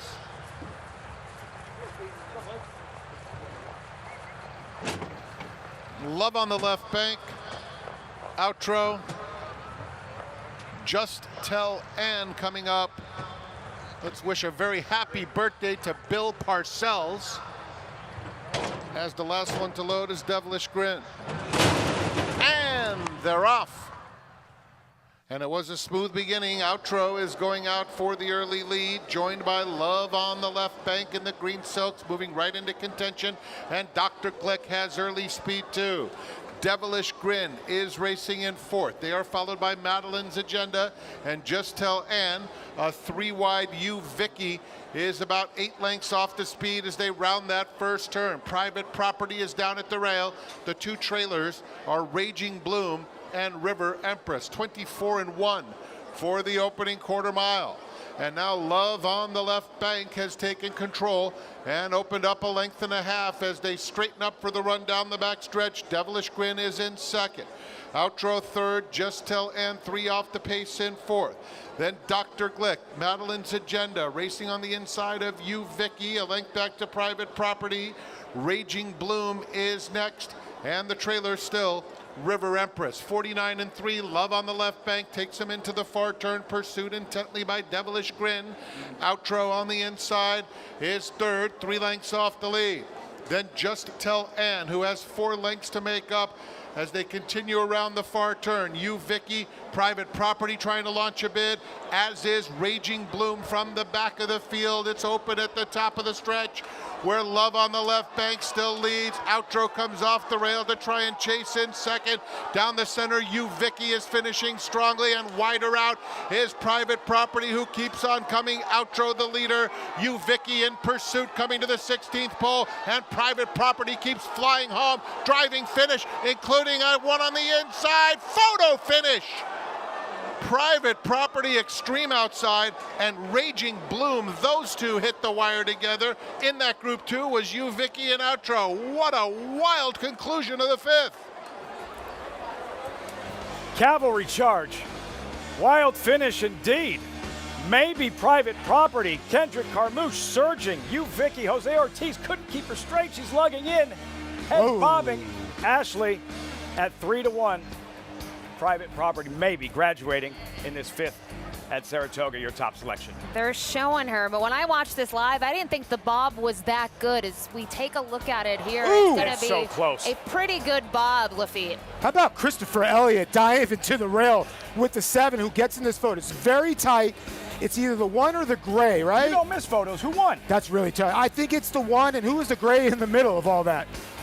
The 4. Outro, yeah, outro. So I think it's 1-4. Don't quote me, but I think it's 1-4-7-6. The 6 looked like the winner deep in the lane, but she kept lugging in. I looked over at Ashley, and I was like, the 1's going to swoop this whole field, and I think she got up. This is really tight. Crowd here reacting to the replays. You forget how loud it gets trackside on a big day like this. The excitement of turf racing, why we love turf racing, finishes just like that. The race looked competitive on paper, played out to form. Outside Private Property, Kendrick Carmouche. That is so close. I do think the 1 won the race. It's really tight for second. I do think the 1 got up with Kendrick Carmouche. It's very tight for the place dough here. The 7 really dove to the rail. That was a courageous ride by Christopher Elliott. I'd love to see the drone view and how much space he really had, because it looked like 4 horses on the wire, and it was very close to it. The 4 did get the bob against the 7. I still don't miss Lafitte. He doesn't miss. I was like, what is he waiting for? Call it, man. You don't miss. Ashley, a sigh of relief. Private Property gets there. 1-4-7-6. Part of the story is that You Vicky will not run straight. If she runs straight, she wins by half length. Jose Ortiz, as much as he's trying to urge her to go forward, is having to jerk her back over to the right as she's trying to lug in, and still just misses by a nose as we pick up the action. Paul turning for home overhead. Yeah, you're going to see the 6 is the horse on the farthest to the right, and then they're going to start going to the wire here. And now you see the gray in the middle seizes the lead, and I'm wondering how tight it goes. Watch Christopher Elliott. This horse is 5th now. In between horses is going to dive to the rail. Man, the 7 was rolling, and it got really tight here late. No bumping, good race. Just great stuff, great race. A great ride from Kendrick. He did follow Jose Ortiz for a bit, right, and then had to ankle out, and it worked out beautifully. But in terms of the pace, we talked about there not being a lot of pace signed on. 24-1, 49-3, and the closers were still rolling. Yeah, and the 5-year-old mare says, all you young girls go home. Ashley zeroing in on this one. Private Property for trainer Michelle Nevin. All smiles. Kendrick Carmouche. Guessing we'll hear a Louisiana in the house before long. 2-time 4-star Dave winning jockey Kendrick Carmouche. Results forthcoming. Plus, Bill Mott, that big win with Sovereignty in the Whitney. Only Classic contender. We'll find out this evening. Knightsbridge out west, the favorite in the Pacific Classic. It's It's the annual summer tradition that stands alone. Make plans for DraftKings Travers Day at Saratoga on Saturday, August 29th, featuring 5 Grade 1 events. Save $5 on admission when you buy in advance at NYRA.com/Travers.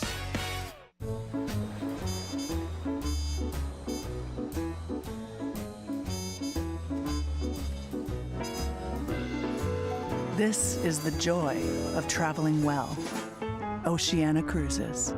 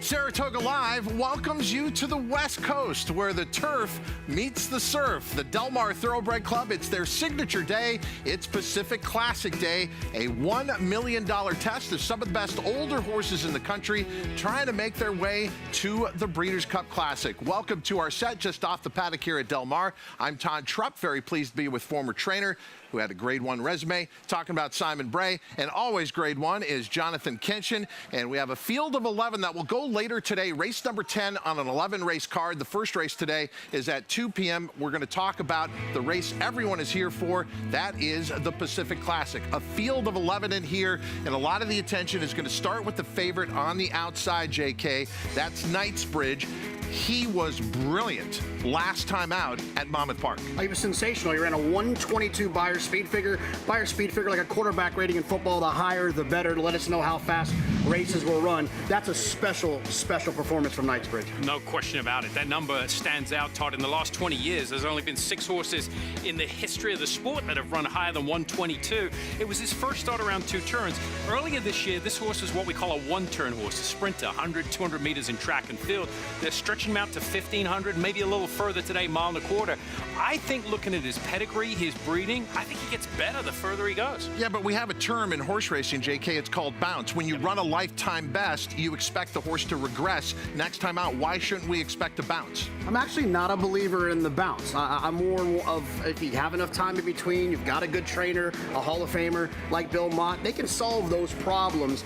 I think more or less, when you run a 122, it's not like you're bouncing, you just kind of revert back to something that feels a little bit more normal, not necessarily that it took something out of him. I agree with JK on that point. As a former trainer, I'm totally with you. I don't think horses bounce unless they come back in 2 weeks. race. I think a lot of the time they regress because they're upped in class, especially allowance races. The races get tougher, and therefore they regress a little bit. History may not repeat itself, but it does rhyme. It was 30 years ago today that one of the biggest upsets in all of racing took place. Cigar came into the Pacific Classic for trainer Bill Mott on a 16-race win streak, and it came to an end at really the hands of Dick Mandela, who's back for more throughout this entire card. Darren Go, you know it especially well because you were the main assistant to Bill Mott, but you weren't out here at the time, right? I wasn't out here. I stayed back in New York, but yeah, I mean, the reason he came out here was he's owned by the late Alan Paulson, who was a resident here, lived at Del Mar Country Club, so it was a big day, 45, 50,000 people. They were climbing the palm trees up here, right here. They were all in the palm trees, and when he got beat, you could hear a pin drop at this place. It was unbelievable. Well, Bill Mott is hoping that doesn't repeat 30 years later, but this field has an intriguing horse in Finger. JK, are we overplaying our hand if we think Finger can win? I see what you did there. Yeah. Thank you. Very impressive. Thank you. Yeah. The Japanese horses have had a lot of success in the recent years in the U.S. I think it takes a special horse to do that. Finger could be that type. The problem I see for Finger is I worry about the pace situation for this race. It sounds as if he's going to be aggressively ridden, and I worry that with all the other speed in here, that's not going to suit him as well as I think they would like. His trainer said earlier this week, we've got one way to go, and that's to the lead. This is him training earlier this week. You see, he gets a little hot. I think that's just him. Kind of goes with his body language. But yeah, I mean, on paper, Todd, there's 3, 4, 5 horses in here that could all be up front. Let's go back to the number 3. He's 3 years old. You look at the history of the Pacific Classic, 3-year-olds have done very well here, and they get a weight break. 6 pounds is the weight break for Finger. I think a pound here or there doesn't really matter. When you start getting into 6, 7 pounds, that makes a difference. 17 3-year-olds have tried it, 6 have won, so their record is good. I like the fact they're coming here, and historically, Japanese horses, as Jonathan said, have done well here on the West Coast. Logistically, it's an easier trip for them to travel here. Finger gets 6 pounds weight break.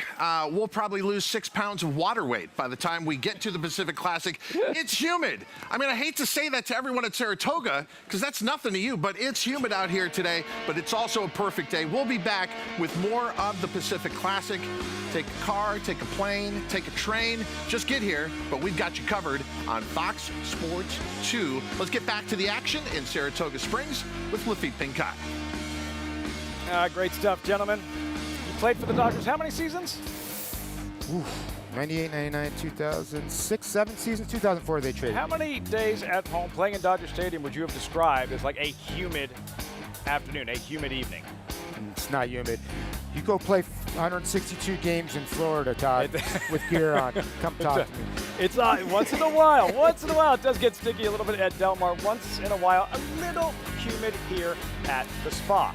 Warming up private property. All those second place finishes. Finally today graduates. Ashley Hatter, 3-1 in the end. Outro Raging Bloom, and I'm sure Jose Ortiz still frustrated after that trip. We turn the page. Maiden special weight, 2-year-old fillies. Who knows? Maybe next year's Alabama winner in this field, presented by Keeneland Sales. Over to Acacia in the paddock. And I'm very happy to be joined by Tony Lacey, Vice President of Keeneland Sales, as we see Keeneland back as the sponsor for the Alabama. Tell us a little bit about that relationship. It's been really important to us. Obviously, the Alabama is one of the most key, the key fillies race in the fall here at Saratoga, and it's been very special to us. We, 5 of the 6 runners today are for Keeneland grads, and the 6 of the last 7 winners were Keeneland graduates. So we're very, very proud, and it's a day where we later in the show we'll be sponsoring the Del Mar Oaks as well, and on the West Coast. So it's very important. A lot to look forward to. And speaking of looking forward, the Keeneland September yearling sale just around the corner, and you always expect to see the top quality there. It's been an absolute honor to see so many good yearlings this year. We've over 4,600 entrants again. It's a large number, but the quality is as strong, if not stronger than ever. We've been book 1 and 2, great quality, and all the way through actually to the end. It was very, very difficult to put the sale together because of the quality and trying to separate those. But I think people will be very happy what they see when they come. Of course, something circled on the calendar is the Keeneland September sale, but quite a bit to look forward to this fall. We've got a pretty packed fall, obviously starting with the September sale, which rolls right into our race meet in October, beginning with the Fall Stars weekend, the preps for the Breeders' Cup, and then we got the championship sale at the iconic Castleton Farm that we'll be auctioning that evening, and then roll straight into Breeders' Cup, and right after that into the November sale. So quite a bit going on, and we'll have the world coming to. We'll be welcoming the world later in the next few months. Well, so looking forward to it. Thank you very much for the support and for the time today. Great to see you. Thanks, Acacia. Pleasure. Lafitte. Fourth time this fall, Breeders' Cup World Championships, Keeneland, and the pride of, it's the Alabama represented by Keeneland Sales, right? But represented here, 5 of the 6 runners, Paulie, Keeneland grads in this evening's Alabama. Yeah, and the highest price tag, My Gun's Loaded, I think the main danger to Counting Stars, and that's why we love horse racing. Because it doesn't matter if you're a 50th round pick like Counting Stars or you're a first round pick, you still can compete on the same level, and she's proved that she's way more than $13,000. Yeah, amazing. Top-ranked 3-year-old filly in the nation, 5 of the 6 fillies in the Alabama Keeneland grads, presented by Keeneland Sales of Grade 1 Alabama. So much coming your way here on Saratoga Live. Plus, last year's reigning 2-year-old champion. When are we going to see Ted Nafi back in action? Last year's Breeders' Cup winner. You will see his little sister in moments. There she is, above all odds. 2-year-old fillies taking center stage. Next.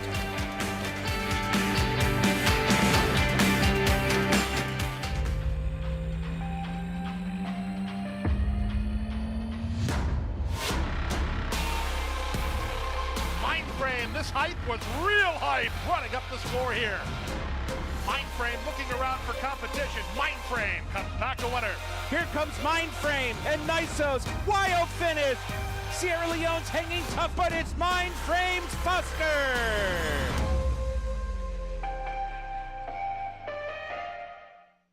Bet any track, anywhere, anytime. Download the NyraBets app to play today and get a $200 deposit bonus. Watch and bet on live horse racing from over 300 tracks worldwide. Get expert picks, play live money betting contests, and boost your bankroll with daily promotions. NyraBets is the official betting partner of Saratoga Racecourse. Sign up now. New members use promo code SPA200 to claim your $200 deposit match bonus. You bet with NyraBets.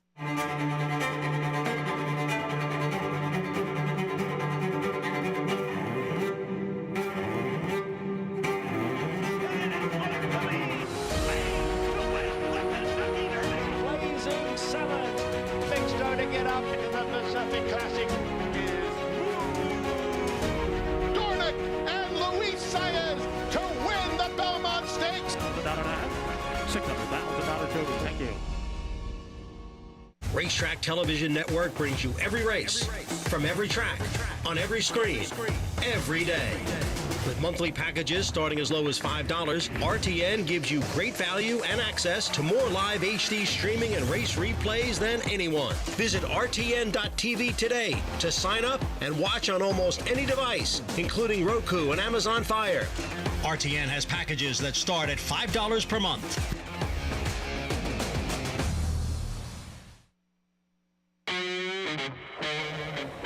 Back at Saratoga. Live look on this Alabama Saturday. Weather cooperated and then some. And one of the highlights of the undercard is next. 2-year-old fillies in the paddock. Spendthrift 2-year-old race of the day. This is one of those races. The highly regarded prospects, the well-bred 2-year-old fillies, expensive 2-year-old fillies. You're looking at above all odds. Big Brother, pretty good last year, Paul. It all started here with Ted Nafi and wound up with a crowning moment when crowned 2-year-old champion after winning the Breeders' Cup Juvenile, but hasn't raced this season. Back in training, not quite sure when we'll see him resurface. Yeah, we hope we get to see him run, obviously. 4-for-4 lifetime. Just a striking grade, too. And he's a 2-year-old champion. And, a lot of people will say, well, a lot of those races, a lot of those horses have not come back to win, but he doesn't know that, right? He was exciting last year. Again, perfect, unblemished, the Grade 1 wins. But, yeah, we look forward to light training now. We'll see when he resurfaces, Ashley. And you mentioned it, the Grade 1 wins. To go from breaking your maiden to 3 consecutive Grade 1s is never easy. And I don't care who was behind you in those races, right? He did it so easily, and excited to see his half-sister debut here. This is what you want, right? You buy this filly and you go, oh, you want to see Ted Nafi come back, right? But you already kind of got that instilled. You have that Grade 1 winner. You have that such a great 2-year-old. So now, if she can just win a race or get to the next level, obviously incrementally her value goes. And this is forward. how fans attach. You're a fan of Ted Nafi, immediately there's an intrigue, Ashley, to watching little sister perform. Certainly. Doesn't look anything like the older brother. Tons of chrome on the face. There's some works available on First TV, and you can see that's the first thing you notice. The white legs. Has been training a little bit with White Truffles, the stablemate here, who is the number 7. And I thought, looking at the two, the works were a little bit more visually pleasing here for Above All Odds. Visually, Acacia, what is Above All Odds showing you? She does have that big pedigree, and we'll take a look at that work, which is 2 back for Above All Odds in company with White Truffles that Ashley touched on.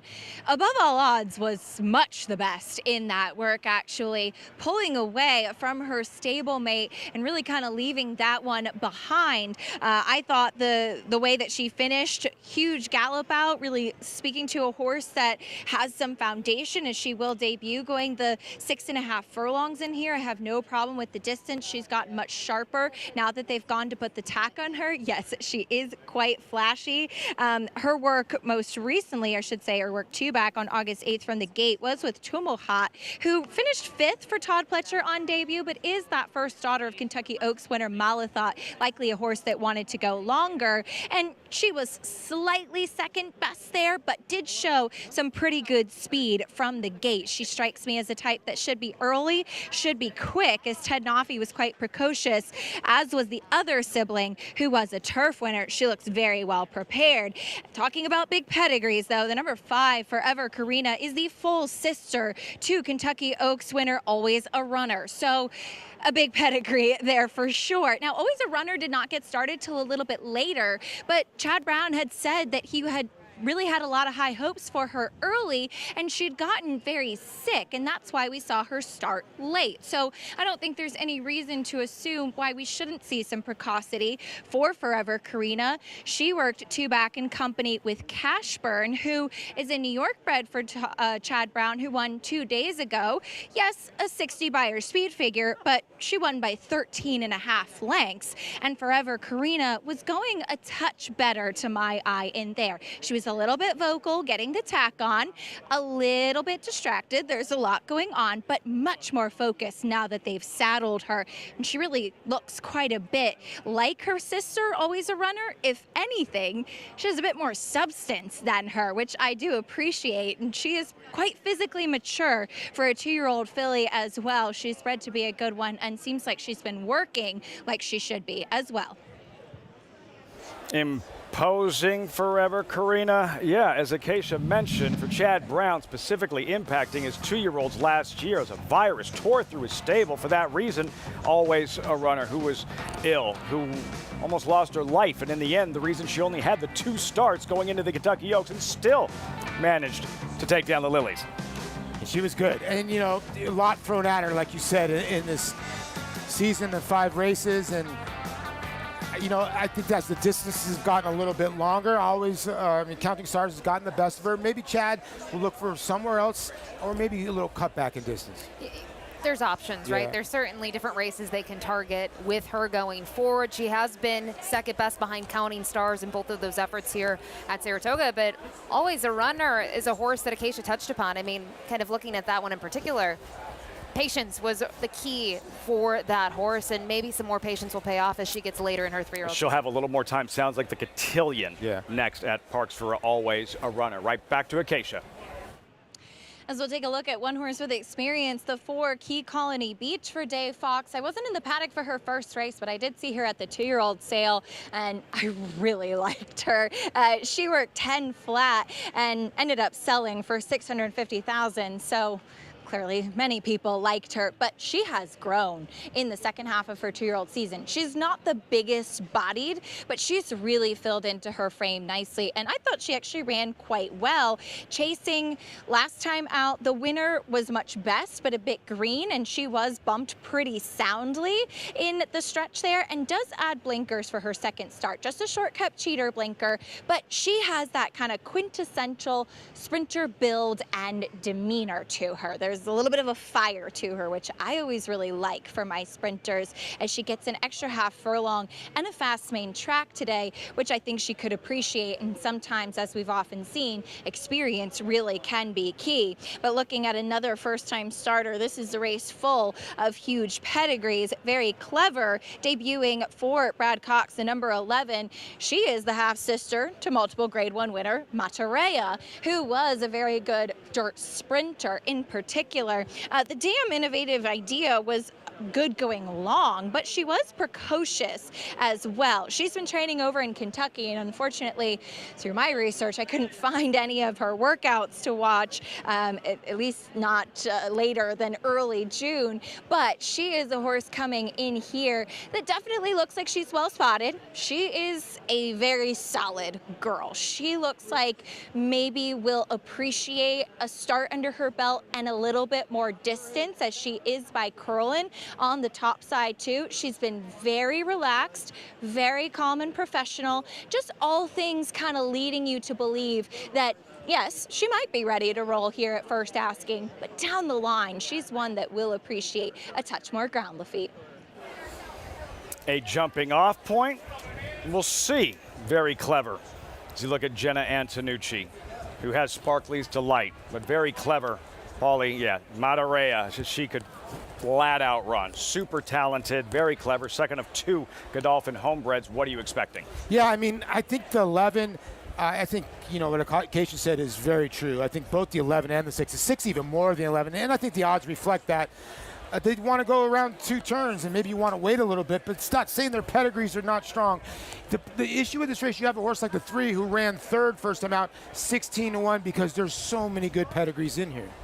It's loaded top to bottom. The other thing I would say about Very Clever, right? We talked about the pedigree. Just seeing Curlin and Bernardini Mare, I would agree. And physically, you combine that with the comments there on Very Clever. She stays true to the morning line right now at 5-1, but just wasn't the one that I felt like was most intriguing. You're looking at Mysticious. Louis Saez trying to get working on the next 4,000. A few of these do have an edge in experience. She's one of them. Mysticious, her unveiling late July, similar company, 10-1 at post time. Ashley Mysticious, like she showed good speed, and then watch her here, keeps plugging away and stays on.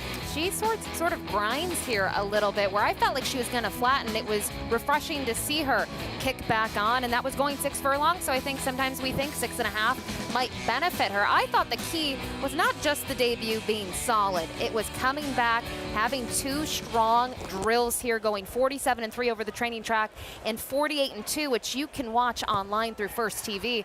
I thought she looked very, very strong. So by seeing that work, where, you know, through some research, I couldn't see other horses in here with race day experience. I like her, but she's a little chilly on the board. I think she's got a big shot here. And what I do love is she didn't get out of the gate great that day. And I think that's even franked her effort, because she kept on going after a bad break. No gate drills coming back. So to me, that's good. I like that there's no gate drills. I think they might have walked through the gate, get her right again, and hopefully she'll break better second time out. So the races, Paulie, viewers on FS1 might not follow racing on a day-to-day basis. These are the races. If you're a college football fan, you watch football on Saturdays, certain guys flash. Certain guys are just different. You say, that guy there, yeah, they're going to play on Sundays at the next level. That's what these races are all about, the start, the potential moving forward. Yeah, I think it's not too wild to say one of these horses out of this race is going to be in the Breeders' Cup Juvenile Fillies. Let's meet them. Starting with Classic Nora, first of the first-time starters. Chad Brown, an early voting filly, and I'm wondering, the early votings have been very fast, and they're getting 10-1. Coastal Conflict, Phipps Stable debuting homebred. Sibling, one sprinting on the dirt. Violence, 2-year-old firsters, 19%. Lucera, Kendrick Carmouche looking to go back-to-back. That was a good effort first time out, kind of pressed the pace all the way around there. 60 buyer, and you're getting a big price today. Key Colony Beach, second start, lots to like. Comes out of the David Fox barn, who over the last 5 years, 35% with 2-year-old second-time starters. Beautifully bred, Forever Karina. More on the favorite in a moment. Then Keshi, first of 2 Godolphin homebreds. And this one has a 3-furlong blowout drill just a couple of days ago in preparation. White Truffles, Bobby Flay's first-time starter. Yeah, this one with Ricardo Santana, another filly I thought's been working good in the morning, but maybe wants a little more distance. Mysticious, first race, something to build on. Another second-time starter in this field for a barn that does quite well, 27% over the last 5 years. Champion Ted Noffy's little sister above all odds. Yeah, the filly by Munning's been working steadily in the morning for Rapoli Stable. Sparky's Delight, another fresh face. First full here for a Practical Joke mare on the top side. Liam's map, 10% with his 2-year-old firsters. Very clever. Javier Castellano, 4-time Alabama winning jockey. Yeah, the second entrant here for Godolphin. Getting a little money here at 5-1. The filly by Curlin. Been working at Churchill Downs for her debut. These races, beginning of something special. We'll see. 2-year-old fillies, race 6, Saratoga Spendthrift, 2-year-old race of the day. Polly, circling back to your top selection, Key Colony Beach, revving her engines. Yeah, I thought she ran well first time out. I know it was a sloppy race, Jack, but she was well meant. And I think you just can't exchange for experience. I thought it was a good effort. She gets the shortcut blinkers on. She's warming up well. This is obviously a tougher field than she faced last time, but maybe experience will pay off. 3-1. Ashley, you went with above all odds. For all intents and purposes, cold on the board given the pedigree and connections.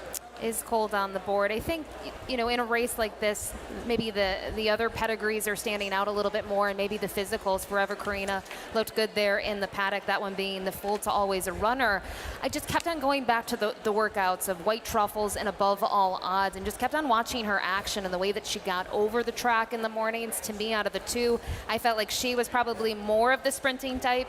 Physically, from what I saw and being by Munnings, I felt like White Truffles maybe will appreciate more distance down the road, like so many in this field, and just felt like maybe she wouldn't take a lot of love in here. So it's tough to say whether you like that or not. I think if you are of my sort of mind in here and you really like what you saw, you'll take 9-1. Don't let the board sway you. We follow the money in these races, Paul. As much as anything else can be an indicator of performance to come, while Above All Odds is relatively cold. Forever Karina, there she is, the first-time starter with the beautiful pedigree, favorite at 9-5. And she's touting herself on the racetrack. She looks absolutely phenomenal with the big white face. And listen, she's a full to always a runner who was your Kentucky Oaks winner. Unfortunately, didn't run as a 2-year-old. But if you're a first-time starter in this field and you're getting bet to 9-5, you have to have some substance with all the pedigrees in here. Pedigree, and I think other folks are looking at that work on August 9th. Who was she in company with? Cash Byrne, who romped here. Man. A big performance, winning by 13.5. That was just a few days ago. Chad Brown trains Cash Byrne, trains Forever Karina, Acacia, but not the only Brown trainee in this field. That's right, Lafitte. And to be fair, of the first-time starters, the number 5 Forever Karina looks by far the best out there on the track. She is living up so far to that favoritism. But taking a look at Chad's other runner in the number 1 Classic Nora, who does get the services of Flavian Pratt and is by early voting, who Chad trained and, as Paul touched on, has been off to a great start. He's about 24% with his first-time starters, 8 for 40 altogether with his progeny. My one thing with this filly is I just really think she's going to appreciate a race to bring it all together. She is a big, solid individual. She was a little bit all over the place going off for her warm-up. She did come back to her rider nicely, one to watch, but I think the board kind of reflecting that maybe she might appreciate a start under her belt. The number 3, Lucera, has experience in coming in for Riley Mott, as I feel like she and Mysticious as well, both being ignored a little bit on the board, but Lucera, I thought, did a lot of the dirty work chasing up close and was in tight on the rail late and actually ran on. For a 2-year-old first-time starter to do that, I put a lot of stock in that. And look how big she is. She has a lot of size for a young filly, and especially to be down inside and tight like she was. I think you really have to elevate that first performance. She's gotten pretty hot out there on the track, but I liked her workouts coming into this. It has gotten much warmer now. She's the full sister to Taj Mahal, who we saw running in some of those 3-year-old Triple Crown races this year. The number 8 Mysticious in that same race, she was coming on outside and finished second best, so a little bit of a smoother trip in there, but she also has experience, which can be a big benefit. She did finish second at first asking. For a daughter of Matoli, she actually does have a little bit of size and length to her frame, which I appreciate. I thought she warmed up well out there. I did feel that there were a few other interesting ones. If I was to take a horse out of that race, honestly, it would be the 3 Lucera, the one that I did prefer. But as we've said, sometimes horses who have a race already can really show that with these 2-year-old fields. Lafitte? Acacia, about the same. Lucera, Mysticious, Ashley, exiting that same race we just revisited. It looked like a productive first start for both of those, and the wagering public disagree. They do disagree. I mean, you're looking at a huge price difference, 16-1 here on Lucera, as the 8 Mysticious is 8-1. Loved Acacia's thoughts there, though, about the physical presence here of the 3 and getting value. You're getting Kendrick, who we know won the 5th race today on the program. Will look to carry that momentum here. Yeah, you know, the 3 and 8 are way too big of a price. If this race was at 5.5 or 6 furlongs, yeah.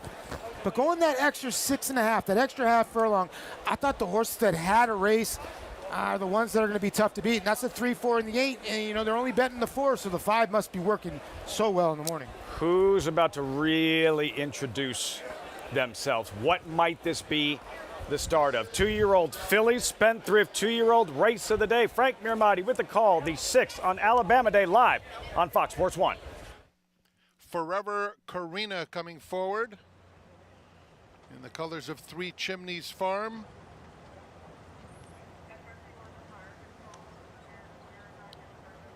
Here's Sparky's Delight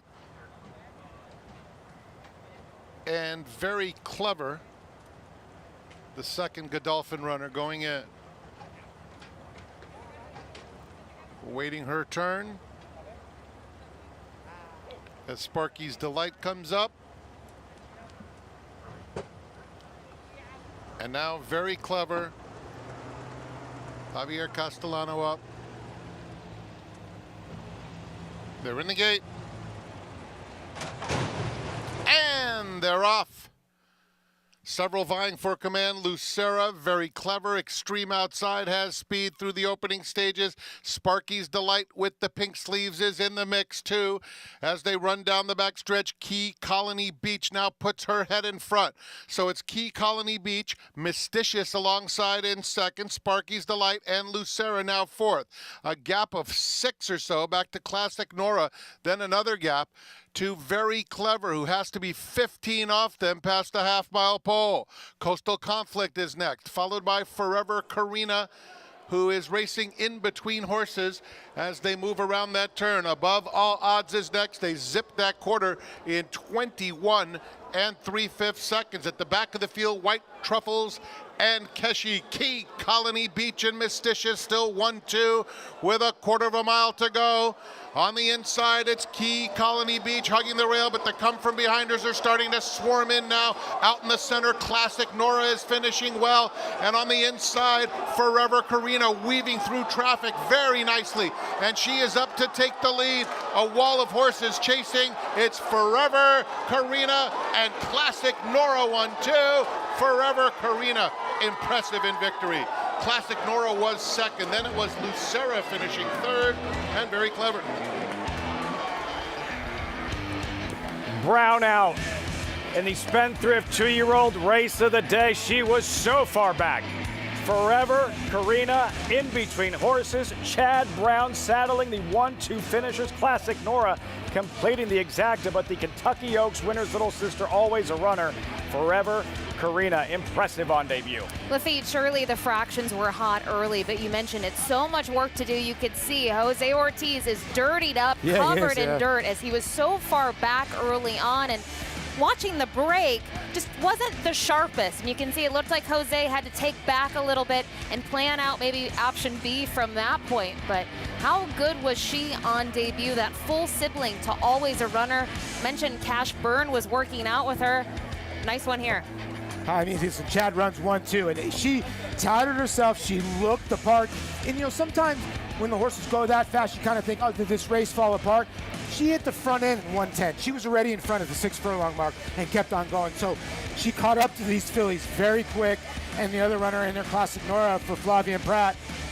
Katie by the door, Ortiz over Pratt. This one, it looks like a tough race. It was so strung out from front to back. She was third last. And the experience, not just the win. It's not like the pace may have worked in her favor, but still having to go through horses, in between horses, running through the kickback, and did it while you could still tell it's her first day on the job.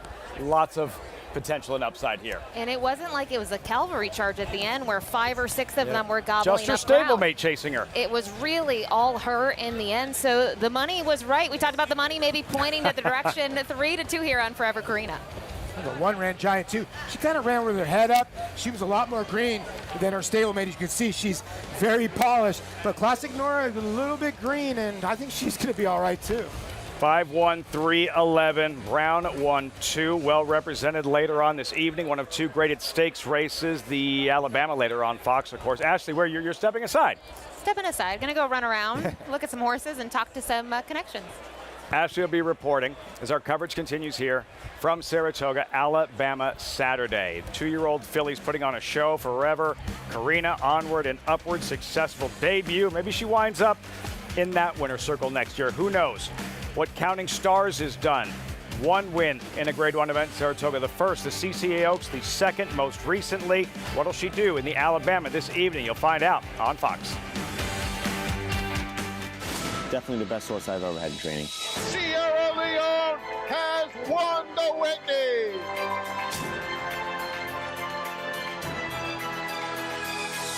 Sierra Leone, gun runner reaching for the wire. Sierra Leone does it in the Breeders' Cup Classic. Today was the day that he got it done. It was Sierra Leone.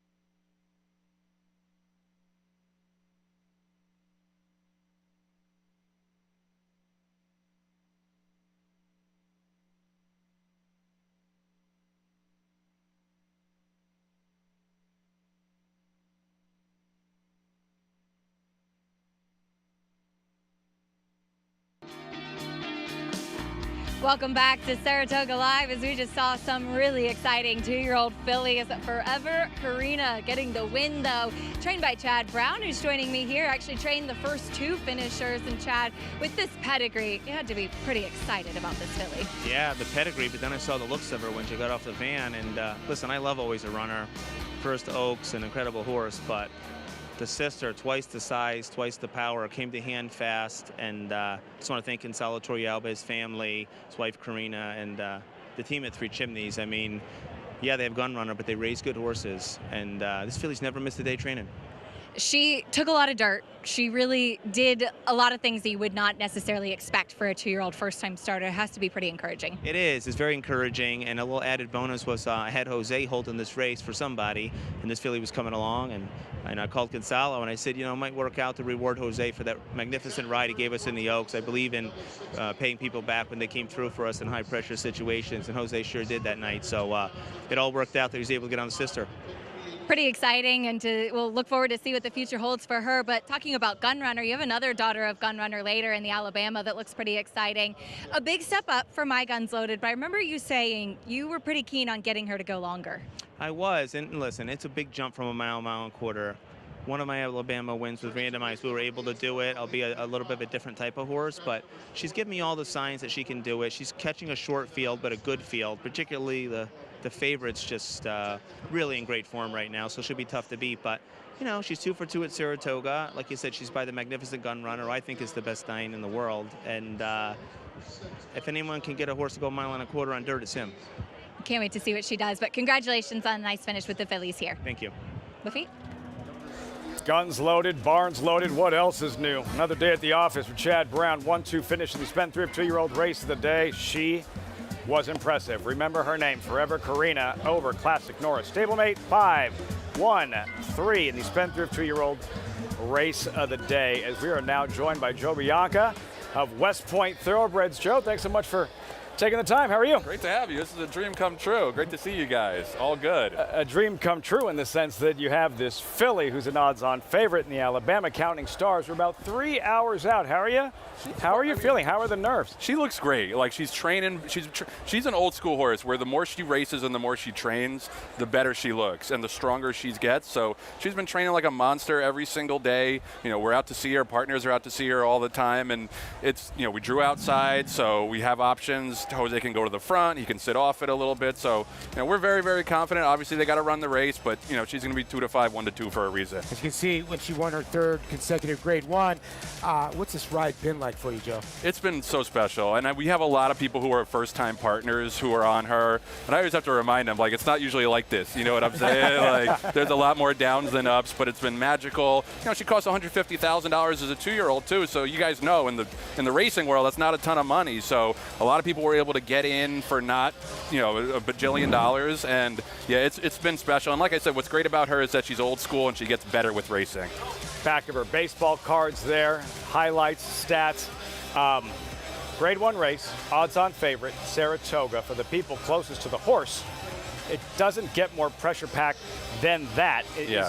This whole situation, is it enjoyable, or is it just like you're just a sigh of relief in the end if everything does go as you It definitely is more pressure as a heavy favorite as opposed to, you know, when we came into the Acorn, we were a little overlooked because we were 3rd in the Oaks and Always a Runner was getting all the attention. So it definitely adds to the pressure. You know, we're getting the butterflies a little bit, but, you know, I got to remind myself, just like I got to remind the partners, that this is what you get in the game for. To have a horse like this at a big race like this at the mecca of racing, and you got to enjoy every little bit along the way.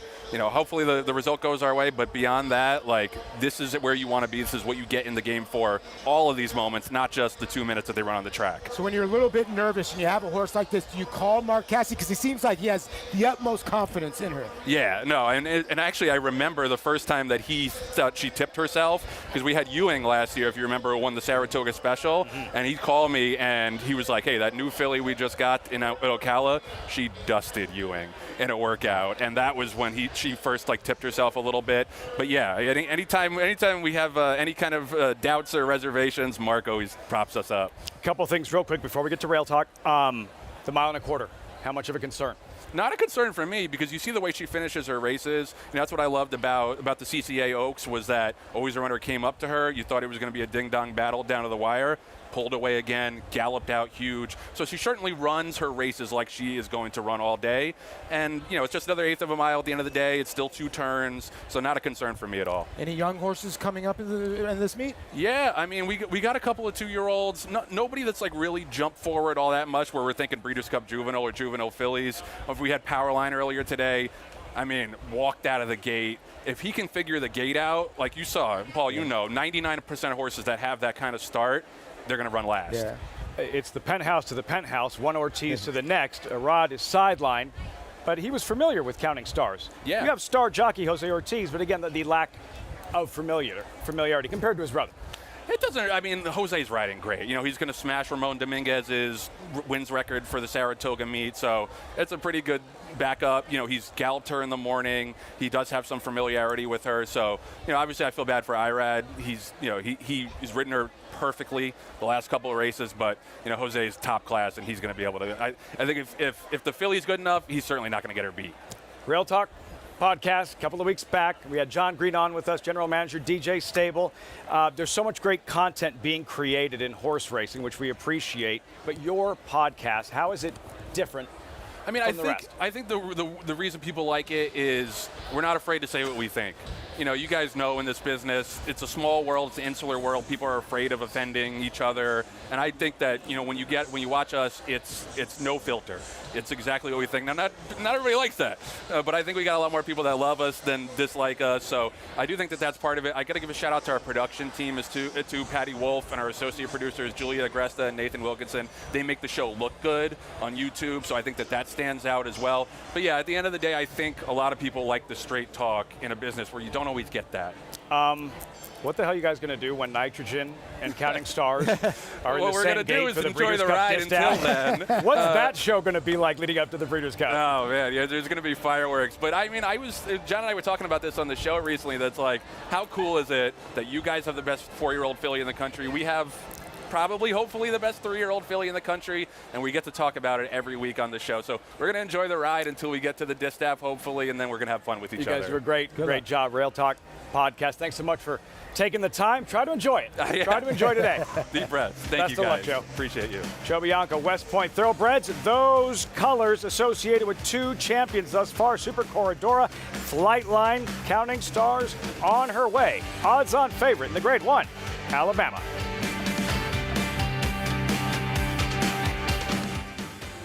The 105th Saratoga sale. The crown jewel of American yearling sales. $1,050,000. Thank you. $1,100,000. $1,100,000. $1,150,000. $1,500,000. Thank you. $1,750,000. Thank you. $1,900,000. Thank you. $2,300,000. Thank you. $2,300,000. $4 million in the back. Patrick, thank you. Hold your applause, please.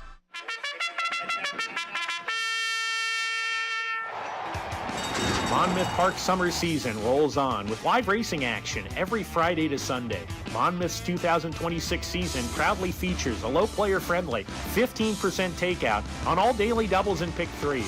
Play our new $3 late pick three and $5 late double. First race 2 p.m. Fridays, 12:50 p.m. weekends. Get in on the action at Monmouth Park Racetrack. And here's Tama in the final stages. The Santa Anita Derby goes to Tama.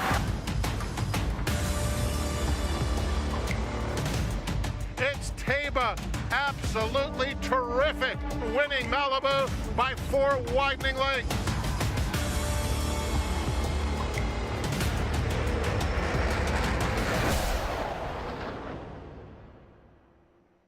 Get with the New York Bred program that supports farms across the state and puts more babies on the ground. The program that lets your New York Bred race against other New York Breds on the same tracks where Man O' War won the Travers and Secretariat completed the Triple Crown in the Belmont Stakes, but at a beautiful new facility offering the new Empire Trillium Series. Get with a program that respects thoroughbreds from the foaling farm to the starting gate to the second career.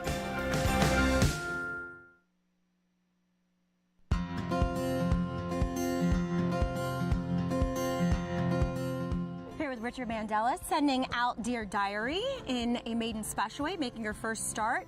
And Richard, she has a lovely pedigree, being by Into Mischief, standing at Spendthrift, and 4 of the siblings are all winners, including Almost Gone Rocket, who won her first 3 starts of her career. Is she a win early type? I know that's not necessarily your MO, but could she get this done at first asking? I hope she's writing Dear Diary. I had a wonderful day yesterday and won my first race. I love that. As a matter of fact, I think she'll need to go a little further. Gotcha. But she trains pretty smart. We're hoping for the best. And speaking of training pretty smart, you paired her up with Sam Sunder. I know probably more of a target for him, but I thought, indicating that you think there is some quality there. Yeah, she showed fight. Yeah. That's what we were saying. Looking at the race, is there anybody in there that makes you nervous? Bob Baffert. Does he make everybody Makes everybody nervous. Well, that's great. And 2, your son Gary was telling me that she's going to wear a nasal strip in an interesting position. Can you talk about that? Well, she's had an injury to her sinuses, and she seems to be a little short of air without it. And the nasal strip lifts that tissue up so she gets more air, and that's what we're trying to do. Amazing. Which it seems to work in the morning, so good. I hope it works in the afternoon. That's what we're all hoping for. Well, Richard, thank you so much and best of luck. Dear Diary, had a good day.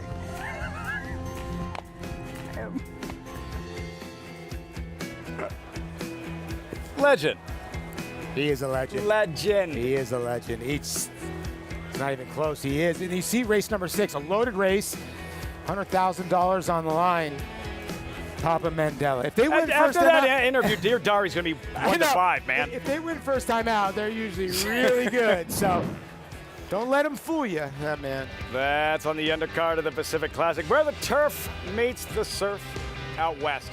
Del Mar's signature event, $1 million on the line. Grade 1 status, Pacific Classic. Very proud to present live coverage from the Del Mar Thoroughbred Club Pacific Classic tonight on FS1, as we're now joined by Samantha Perry on set. Samantha, welcome to the show. Hey, Lafitte, Paulie, great to see you guys. Great to have you here. Yeah. Alabama Day. What do you think? Man, what an exciting day, especially just between both of the coasts. We're here and everywhere, it seems like. And as far as the Alabama goes, what a great field. I know it's a little bit more condensed, but there's some true star power in there. I'm kind of looking forward to see what happens with My Guns Loaded. Yeah.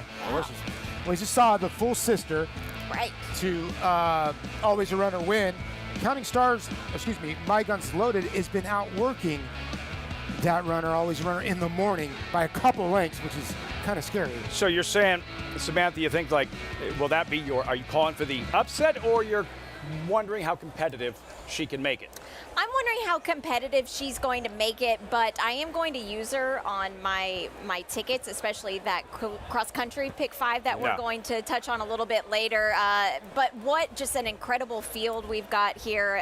Just a lot of star power. Counting Stars, obviously, she is the one to beat. I'm glad she brought it up, like a true cross-country pick 5, coast to coast. Yeah. It is loaded. Truly. It gets started later right here in the Ballston Spa. Those 5 races, 2 from Saratoga, the 2 marquee events, and later from Del Mar.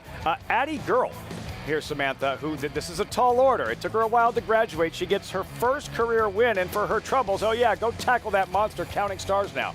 Yeah, that's a big ask, isn't it? And for trainer Bill Mott to put her into a spot like this, I think that kind of speaks a lot to maybe about the raw talent that he thinks she has, and she just hasn't truly gotten there yet. I remember seeing her during the championship meet at Gulfstream. It was an off-the-turf event on the Tapeta, and it was just a middling effort. She's really just impressed me a lot physically, how she's grown up, and that's really just a testament to the Bill Mott barn, how he's so good at developing these young horses. All she has to be is good today, not good all the time.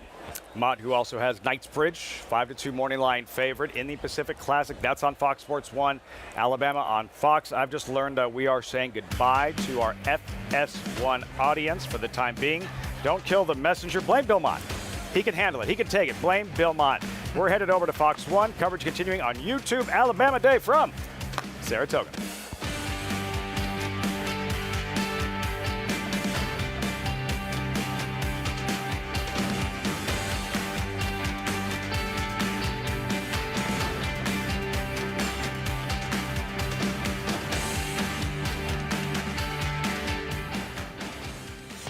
track anywhere, anytime. Download the NyraBets app to play today and get a $200 deposit bonus. Watch and bet on live horse racing from over 300 tracks worldwide. Get expert picks, play live money betting contests, and boost your bankroll with daily promotions. NyraBets is the official betting partner of Saratoga Racecourse. Sign up now. New members use promo code SPA200 to claim your $200 deposit match bonus. You bet with NyraBets.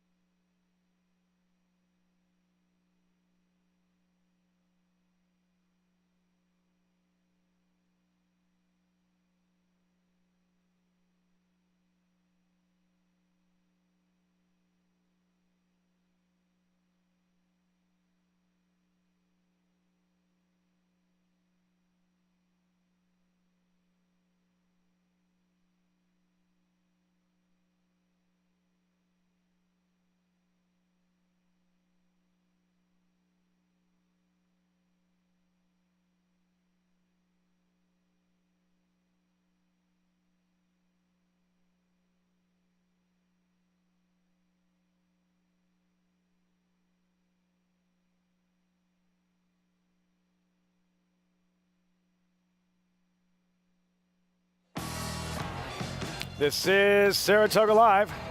Hello, YouTube. Coverage, as always, brought to you by Gainesway Power, Passion Performance. Post-parade race 7. And we start with Bold Journey, hard knocking 7-year-old millionaire. Yeah, bad break last time. With a better break, you're getting Jose Ortiz right now at 6-1, which seems like a nice proposition. Cat on time, 5th in the Vanderbilt. Had a tough break that day, too. I think he'll appreciate the class relief and Lasix back on. Acoustic Avenue, a 3rd in the John Morrissey, and he's quick.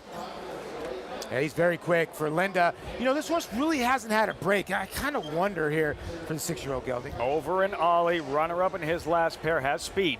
Has a lot of it to boot, too, and I think he's one that is peaking at the right time. Nakatomi, Grade 1 winner on this track. I think he visits his house over in Dubai every year, and he keeps on coming back. He's 7 now, and he keeps holding his form. Gunmetal, new connections, John Velasquez takes over. A young trainer, Amelia Green, assistant for trainer Todd Pletcher, has done such a good job with new acquisitions in her barn. I expect to move up here. Alabama pick 6 starts here. We jumped right into the post parade, but this is a good race. These sprinters, been looking forward to this one. Quality crew of sprinters accomplished with a 5-2 current favorite in Nakatomi. There's a look at Over and Ollie here, Samantha. And yeah, the pride's made in his last pair, but he is quick. He'll be involved early. Absolutely. It's just where are you going to find him late is the big question here. He's a horse that does like Saratoga quite a bit from 3 starts, 2 wins, so that's a good feather in his cap here. But they've tried a couple different things with him. Is he going to be ready for this is the big question. I think he's got to wire this field, when you think? Yeah. Yeah. I mean, he's got to beat the punch. The thing about the 6 Nakatomi, he's a classy horse. Yeah. He's 7 now. Of all the things that Wesley Ward is unbelievable at, it's the gate. And that's the one thing he has a problem with is the gate. If he was a better gate horse, God knows how much he'd have in the bank. He's already got $2 million, so he figures here. I just wonder, he looks well. If he can break with his field, does he still have a presence? He does like it here at Saratoga. Nakatomi. Ashley had enough with us. It took 90 minutes. She's like, enough for me.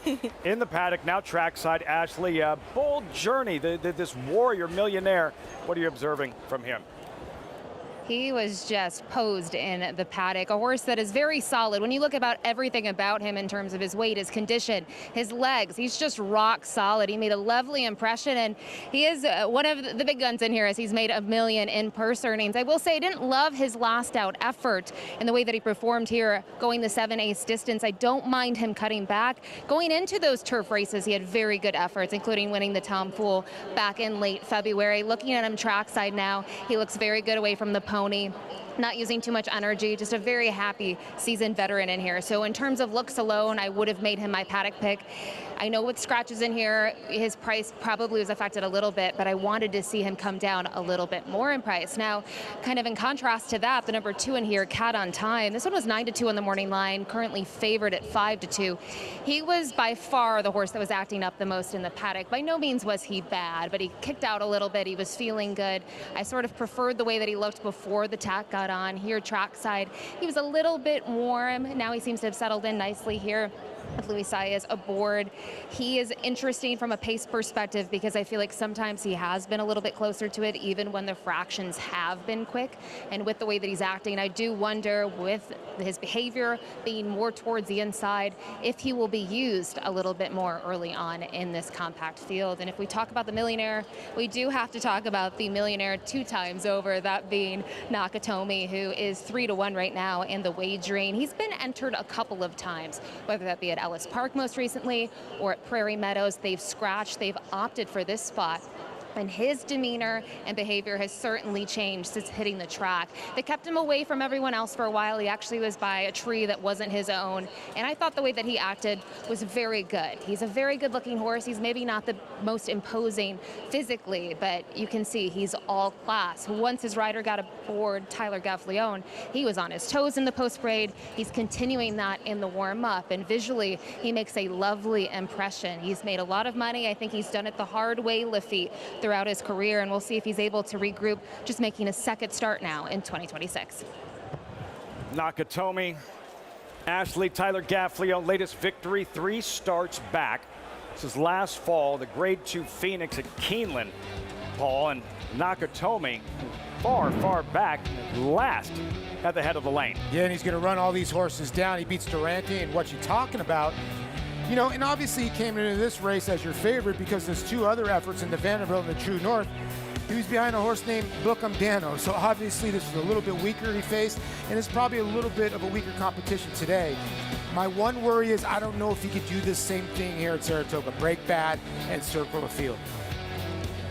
Nakatomi, Samantha, how far removed is he? Okay, so that was a nice win in a Grade 2 event. A Grade 1 winner here at Saratoga. How far removed is he from that Nakatomi?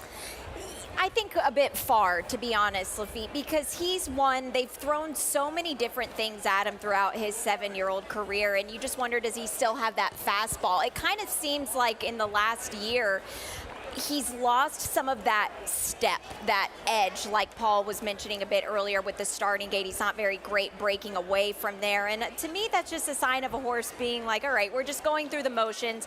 We know one thing now with his running style is he picks up the pieces late. But these horses that travel from Maidan and then make their first start back in the United States, sometimes it doesn't matter how much time has passed between. They need a race to get it under their, just to get everything back in order. It's such a different style over there. The key to this whole race is the gate. The 1 Bolt Journey got left in the gate last time. Cat on Time, last 2 times or 3 times that he's broken dead last in 2 of those. Acoustic Avenue, not a good gate horse. Nakatomi, but quick. Not a good gate horse. Gunmetal on the outside is very key because if you look at Gunmetal's races with Lasix, completely different horse. He's 3 for 4 and you're getting 9-2. Can he get out of the gate and pressure over an Ollie early? Gunmetal, Johnny Velasquez, Bold Journey moves forward. Favorite at post time, Nakatomi. With Tyler Gaffleone 5-2, Acoustic Avenue over in Ollie, bringing the speed, at least on paper. Gunmetal to the outside. Post time for the 7th on Alabama Day. From Saratoga, here's Frank Miramati.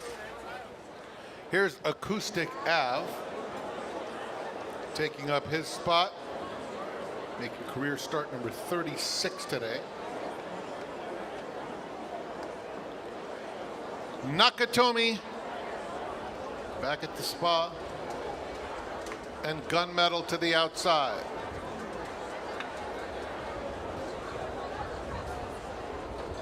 They're in the gate. And they're off. Slow and awkward start for Nakatomi. On the other hand, Acoustic Ave, very professional out of the gate, joined by Over and Ollie, and those two hook up right away. They've put 3 lengths on Cat on Time, taking third. Gunmetal is fourth. Nakatomi and Bold Journey 8 lengths off front-running Acoustic Ave, who takes him to the half-mile pole and opens up a length and a half on Over and Ollie second. Cat on Time coming after the top pair willingly in third. It's another 2. Nakatomi on the inside of Gunmetal, and they're 5 clear of Bold Journey, 22 and 4. Acoustic Ave and Over and Ollie. Over and Ollie puts his gray head in front, and Cat on Time trying to go by them. Nakatomi getting going from fourth. He'll come with a wide bid as they reach the top of the stretch. Acoustic Ave just in front. Over and Ollie, these two going at it, and Cat on Time continues to sparkle home on the outside of them. Nakatomi is next. Bold Journey from way out of it. It's Over and Ollie and Cat on Time. Cat on Time, Over and Ollie, head and head for the wire. Here it is. Cat on Time in time. Over and Ollie ran his eyeballs out. Behind them, it was Acoustic Ave and Nakatomi. Driving finish. Cat on Time, 4,001 victories. Luis Saez. That's one side of the story, one part of the story. Paul, we go back to the start. As predicted, Nakatomi, Bold Journey, not all that quick out of the block. Nah, they weren't good out of the box, right? So kind of cut out 4 or 5. And a great call by you, Samantha, because you said Cat on Time, better with Lasix. Had a good trip. Kind of looked like he was all in, but he still went by. Yeah, that was on the top of the stretch. Jockey Luis Saez was scrubbing hard. But that just goes to show this is why this young man has 4,001 victories now, because he tries so hard. Even when it looks like he doesn't have a lot of force under him, he just continues to scrub and scrub and scrub, and he drug that horse home. Cat on Time, Luis Saez, Over and Ollie, Acoustic Avenue. Fast time, 109 and change. You know, David Jacobson had 2 runners in there. He scratched the 3. Usually that's a kind of a sign, and they bet this horse down to 5-2. And, you know, we were talking about Louis, and he's been on a roll of late. That 4,000 win and onward, I think he needed that, get that out of his sight line. It's like when guys need to get that 300th win, 3,000, get it out of the way, move forward. He's riding really good. Just take a deep breath and go back to being Luis Saez. And with Cat on Time towards the outside, and Samantha, Over and Ollie, stubborn foe. Finally, Cat on Time able to wear him down. Yeah, you have to give him credit, especially to everybody in the top 4 here, because these older horses, they still have their edge, and it's really cool to see. You know what? You made such a good point. So many times as a professional athlete, you go back and you're looking yourself in the mirror when you have a bad day. Sometimes you got to tell yourself, you know what? I was pretty good at one time. I can still do this.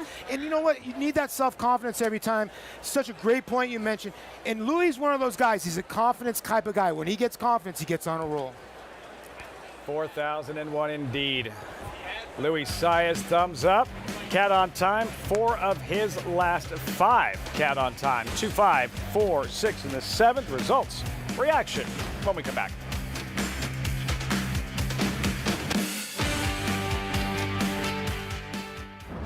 As a multiple Grade 1 winner, Liam's Map has taken that success to stud. A proven sire from the sales ring to the winner's circle, with hundreds of 6-figure yearling sales and multiple Grade 1 winners on dirt and turf, including Grade 1 winners Burnham Square, Deterministic, and classic winner Napoleon Solo. Liam's Map, standing at Lane's End. This is where it all begins. These are the recruits for next year. They're going to be part of our roster, part of our team. The pavilion, it was jam-packed. It has remained jam-packed. Phenomenal feeling in the pavilion, on the grounds, in the back ring. You have a chance to make 5, 10, 100x. Big sale with a lot of quantity, but they're going to sell over 4,000 horses here. We had quality racehorses today, I believe, that will go on and we'll be reading about in years to come. Keeneland sale, you got to be here. That's a winner. How did it take you as a baseball fan, Blake? Come on, I love homers, and this little bad boy lets me pick one for free every day of the week. I can make a pick for Moonshot Monday, Tater Tuesday, Walk-Off Wednesdays, Thumper Thursdays, Four-Bagger Fridays, and Sayonara Saturdays. How about Big Swing Sunday? Oh, nah. Another whiff by Rizzo. Yeah, let's leave the baseball stuff to us. Yeah. We watch every day. Play Daily Dinger free every day for a chance to win a profit boost. FanDuel, your home for home runs. Some places stay with you and make you want to relive every moment. These are the places you want to get lost in. The ones that feed your curiosity, blow your mind, and tempt fate. Places that make you keep coming back. Because every time you're there, anything feels possible.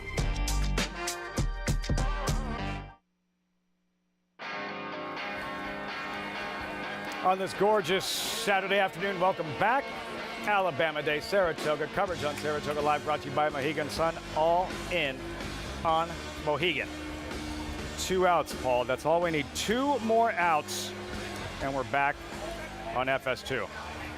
You gotta love a guy with $350 million payrolls rooting for the Dodgers to win a game in mid-August. But Cat on Time got there. It was a good race between the gray and the other horse on the outside.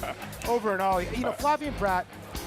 Sometimes you kind of need the lead. He raided the 5 and did all he could, but Luis Saez got him, Samantha. Yeah, he did, and he put him in the right spot the whole race. He didn't go head-to-head with the 4 Acoustic Ave. He put him in a perfect spot. It just at the end of the day, he didn't have the Cat on Time. Cat on Time. Everybody's got jokes as we make our way closer to the Alabama. David Jacobson winning owner-trainer. Paul mentioned had 2 entered, scratched 1. Left the right one in. Cat on Time and Luis Saez 772 over and ollie Acoustic Ave. It looked like Bold Journey, and it looked like Nakatomi might put in a late run, but they couldn't quite make up that late ground, Samantha. Yeah, you kind of wonder with the connections now, where do you go with a horse like Nakatomi? Because he still showed enough today that he down the lane that he wants to finish up. I think he needed the race for sure, but I would keep him back in a field, like this, an allowance field. I want to say his stakes race days might be a little bit behind him, depending on the track. Now I got somebody yelling at me, let's go Mets. Like, everybody's got jokes on this Alabama Saturday with race 8, turf sprint coming up shortly, wide open. Paul, how did you see this one unfolding with Arenado? I like the 8 in here, Dancing with Destiny, Mike Deeney and Katie Davis. And yeah, the Met fans are delusional. They still think they can make it to the playoffs. But that's what happens here at Saratoga when beers start flowing and your picks aren't working. Samantha, who'd you like in this New York bred turf sprint? I like Paulie's pick there with the 8, Dancing with Destiny. This is a horse that she's been very wide in a lot of her starts. If she gets out of the gate and jockey Katie Davis can get her in a good spot, she might be one that brings some heat. The 3 coming off the layoff, you're going to get Lasix on for the first time. These are all things to like, but kind of like we saw in the earlier race with Linda Rice bringing back a turf runner that had just come off a win. The Linda Rice barn typically doesn't sit on horses like this. If they're in good form and they get a win, you want to see them keep rolling. So I'm a little hesitant on the 3. Tale of 2 meets for Linda Rice. A slowish start in some kind of groove. Second in the standings. 2-time Saratoga champion trainer Linda Rice. Those colors, DJ Stable, you saw in the winner's circle following last year's Alabama with nitrogen. That statue will look different tomorrow. Whose colors will we see in the winner's circle this year?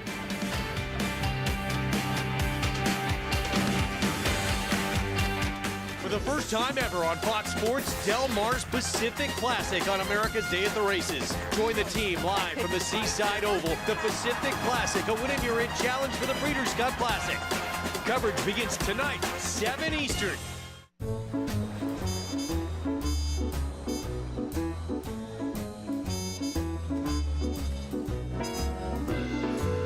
This is the joy of traveling well.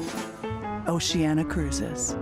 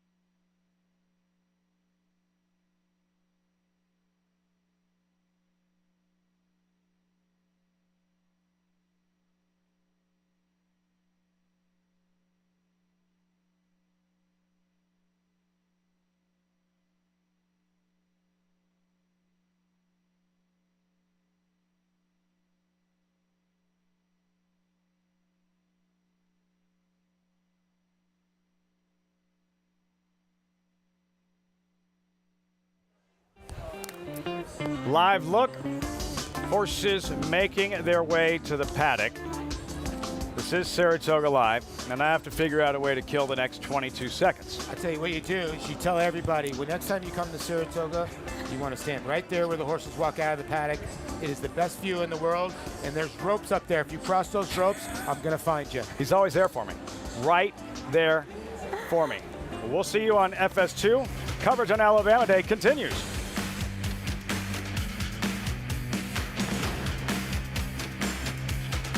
Got the double play we needed. Welcome back, Alabama Day. Saratoga Live on Fox Sports 2. Gearing up for the 8th race. With all eyes on the 3-year-old fillies later this evening. The Alabama Counting Stars odds on. She's Samantha.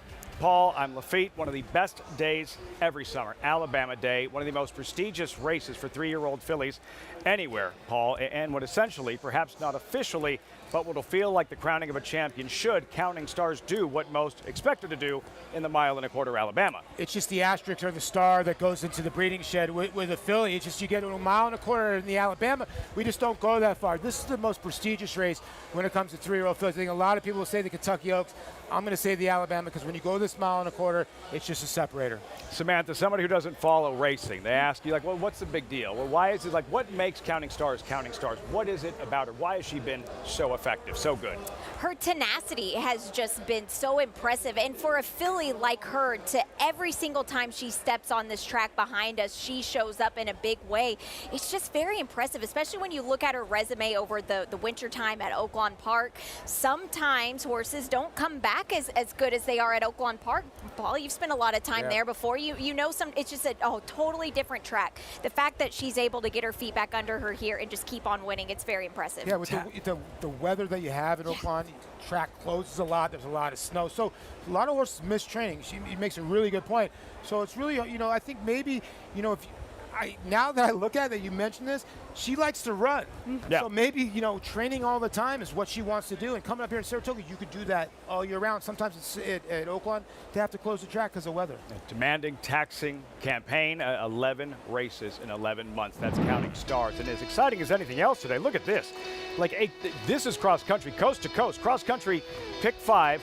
2 graded stakes races here at Saratoga. Ballston Spa, the Chad Brown Invitational. Grade 1 Alabama. Feels like a free bingo square. We'll see. No such thing as a sure thing.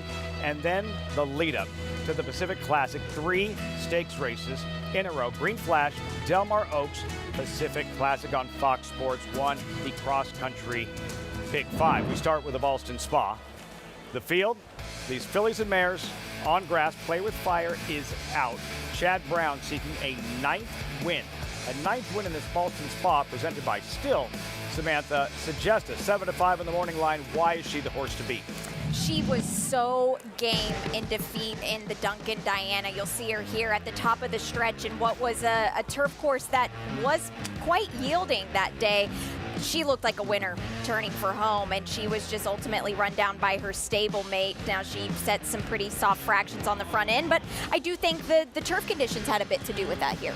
Took a monster to catch her, and yeah, the rain that arrived just prior, she likes it a little more firm. It was softened up a little bit. She's run well on anything, right? And I think the mile and the 16th might be her best distance. I know she's only run it 2 times, but she does have a W. I think that mile and 8th just might have cost her a little bit. But, I think she's the one to beat. She's just so tactical. She could probably place herself anywhere in this race. Yeah. That's the Ballston Spa here. Out west, 3-year-old fillies of the Grade 1 variety taking center stage on grass. The Del Mar Oaks. Take a look at the field. Deep, contentious. Number 9, Kensington Lane. She snuck up on us opening weekend here at Saratoga. A big price, big upset in the Belmont Oaks. Yeah, she's we know how good she is now. She made the lead on that particular afternoon, Paulie. Went wire to wire. Yeah, it was interesting, right? I think it's kind of Joel broke, and he just kind of let her go, and she just went to the front end and said, okay, I'm good with this. Let's keep on going. Now, you get to this race at Del Mar today. I do think Tam Tam is a very quality horse for Phil Bauer, Junior Alvarado in town to ride. She's by far the quickest horse, but I'm not going to not include Kensington Lane and also the other horse that's coming in for Joseph O'Brien. I just don't know how far that horse is going to be, but Tam Tam and Kensington Lane look like the 2 fillies that are going to be at least forward in here, Samantha.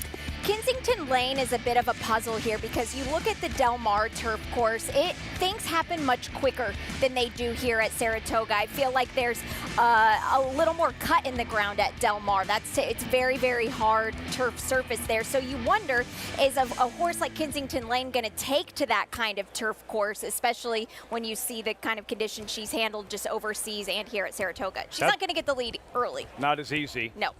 That thing's wide open, like really wide open. How many would you have to use in that race to feel comfortable to advance as we take a look at your play here, your ticket for this cross-country Pick 5? I took a shot, and I singled Tam Tam. I just think she's got a pace advantage on the rest of the field. If not, you're going to have to use 3 or 4, and I think Rating Party as well. But I think Tam Tam, there you see my ticket. I'm going to go deep in the Green Flash. That is a tough, in the Boston Spa, excuse me. And then I'm going to single Counting Stars deep in the the Green Flash. And I'm going to single Tam Tam. 7, 9, 10, 11, the Pacific Classic. Everybody's wondering, why am I using full Serrano? He's training like he was before. He's got the best races at Del Mar. I'm also going to take the best horse coming in, Knightsbridge, and I think the best closer in Original Sin. $50 investment. Scan that QR code right along with Paul. That's a cross-country Pick 5. Get started in the Boston Spa. Here, Samantha, your single, your ticket. How'd you play this? So my early start of the ticket is exactly like Paul's. I'm using those same exact horses. I'm using the 2 Chad Brown runners. I thought Grayosh had a nice little breakout race on Haskell Day. I'm using a couple in the Counting Stars race as well. I'm going to use Measure, the other Mark Casse horse, and then I'm going to use the Chad Brown runner as well.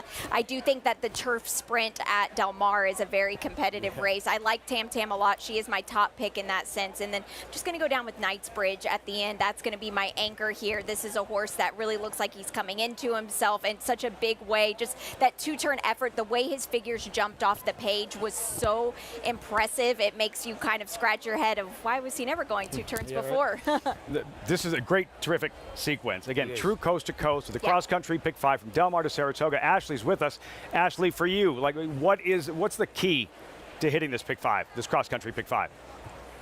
I think there's a couple keys. I think the keys, though, is to hopefully get one that pays well and maybe pad some value early in the sequence Lafitte. And that's why in the Boston Spa, going to lean on the 7 Grayosh here for the Chad Brown connections. I feel like when you look at this race, there's sort of this split of horses that have been in the deeper waters, they haven't fared well, they're regrouping, or horses that have gotten back on track and they're going to take another step forward. And she certainly fits that bill when we look at her last several efforts. I mean, looking at the races at Monmouth Park in New Jersey, the Eatontown, she's 3rd best behind Give Me Another for Graham Motion, who came back to have a huge performance at Colonial in the Beverly D. And then this mare herself wins the Grade 3 Matchmaker, defeats Long Ago, who she has to tackle again, and she got that beautiful trip. It's a trip that I envision setting up once again very similarly against this group. I just think the value could be right.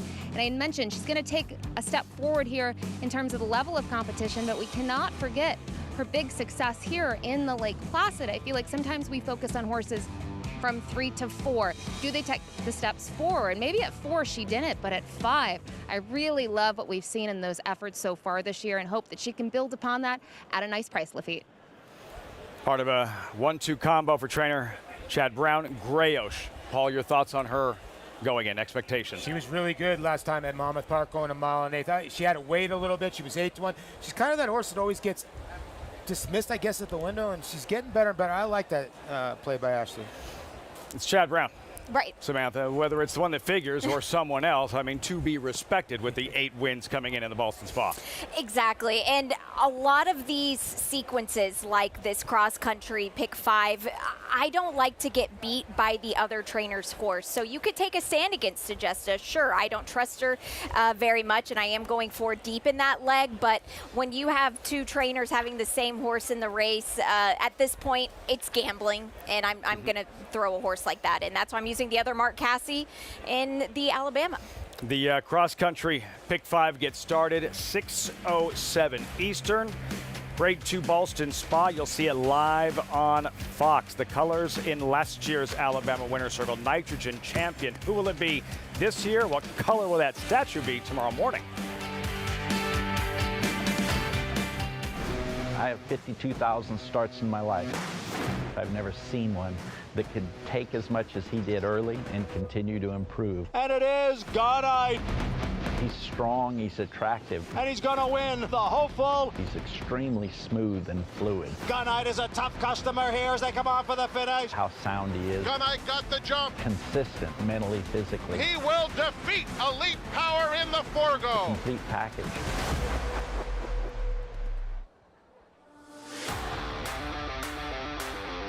Kankura or portfolio duration. Portfolio duration.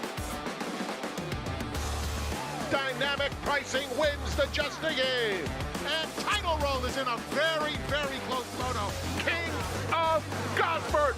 El Cordobés will win the Sword Dancer. Starlust! Program trading in naval power. What a thriller bonus! Coming this fall, the upgraded Naira Bets app. Sleeker, seamless, smarter, designed for a better wagering experience, whether you're new to the races or a seasoned horse player. Navigate with ease, get expert picks and analysis, bet over 300 tracks worldwide, and opt into weekly bonuses and promotions, all in one elevated experience. The upgraded Naira Bets app. A better way to bet is coming this fall. Racetrack Television Network brings you every race, from every track, on every screen, every day. With monthly packages starting as low as $5, RTN gives you great value and access to more live HD streaming and race replays than anyone. Visit RTN.tv today to sign up and watch on almost any device, including Roku and Amazon Fire. RTN has packages that start at $5 per month.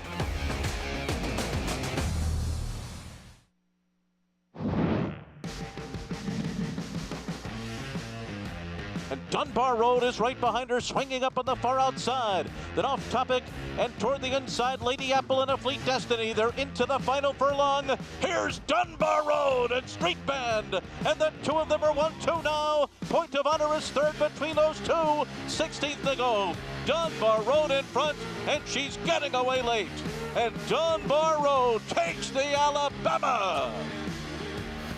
After a biblical downpour, Dunbar Road, Jose Ortiz, see that three, the three, joining Jerry Bailey as jockeys to have gone back to back to back in the Alabama. Dunbar Road, sensational in 2019 for owner Peter Brent, trainer Chad Brown.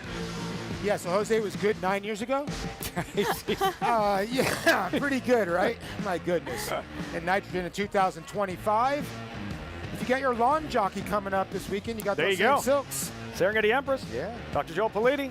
So 4 wins thus far, working on a 5th as his brother Arad Ortiz sidelined, not able to make it back in time to ride in the Alabama on Counting Stars. So the field, Alabama, presented by Keeneland Sales, mile and a quarter, $600,000 purse. You'll see it on Fox.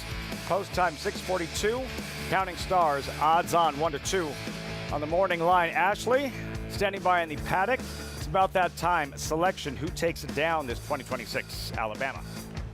Lafitte, I'm always going through the past performances trying to find a price, and I still had to go with the favorite in here, Counting Stars. Just so impressed with her progression. We talked about it earlier with Pauline, the fact that she has a couple of blemishes. I can certainly forgive both of them and come up with excuses. I mean, the first time facing winners, you never know what could go right, what could go wrong. Things didn't go her way that day, but she was able to regroup. She just has that one poor performance with very little explanation down at Oaklawn Park, but to see the way that she's come back out of that in her last, 5 starts, and those efforts here at Saratoga, she is the one to beat. She's drawn beautifully to the outside. The question mark, like so many in this field, is a mile and a quarter, but I think when you have a filly like her that can be ridden a variety of ways, it certainly plays in your favor. So for me, I have to stick here with Counting Stars.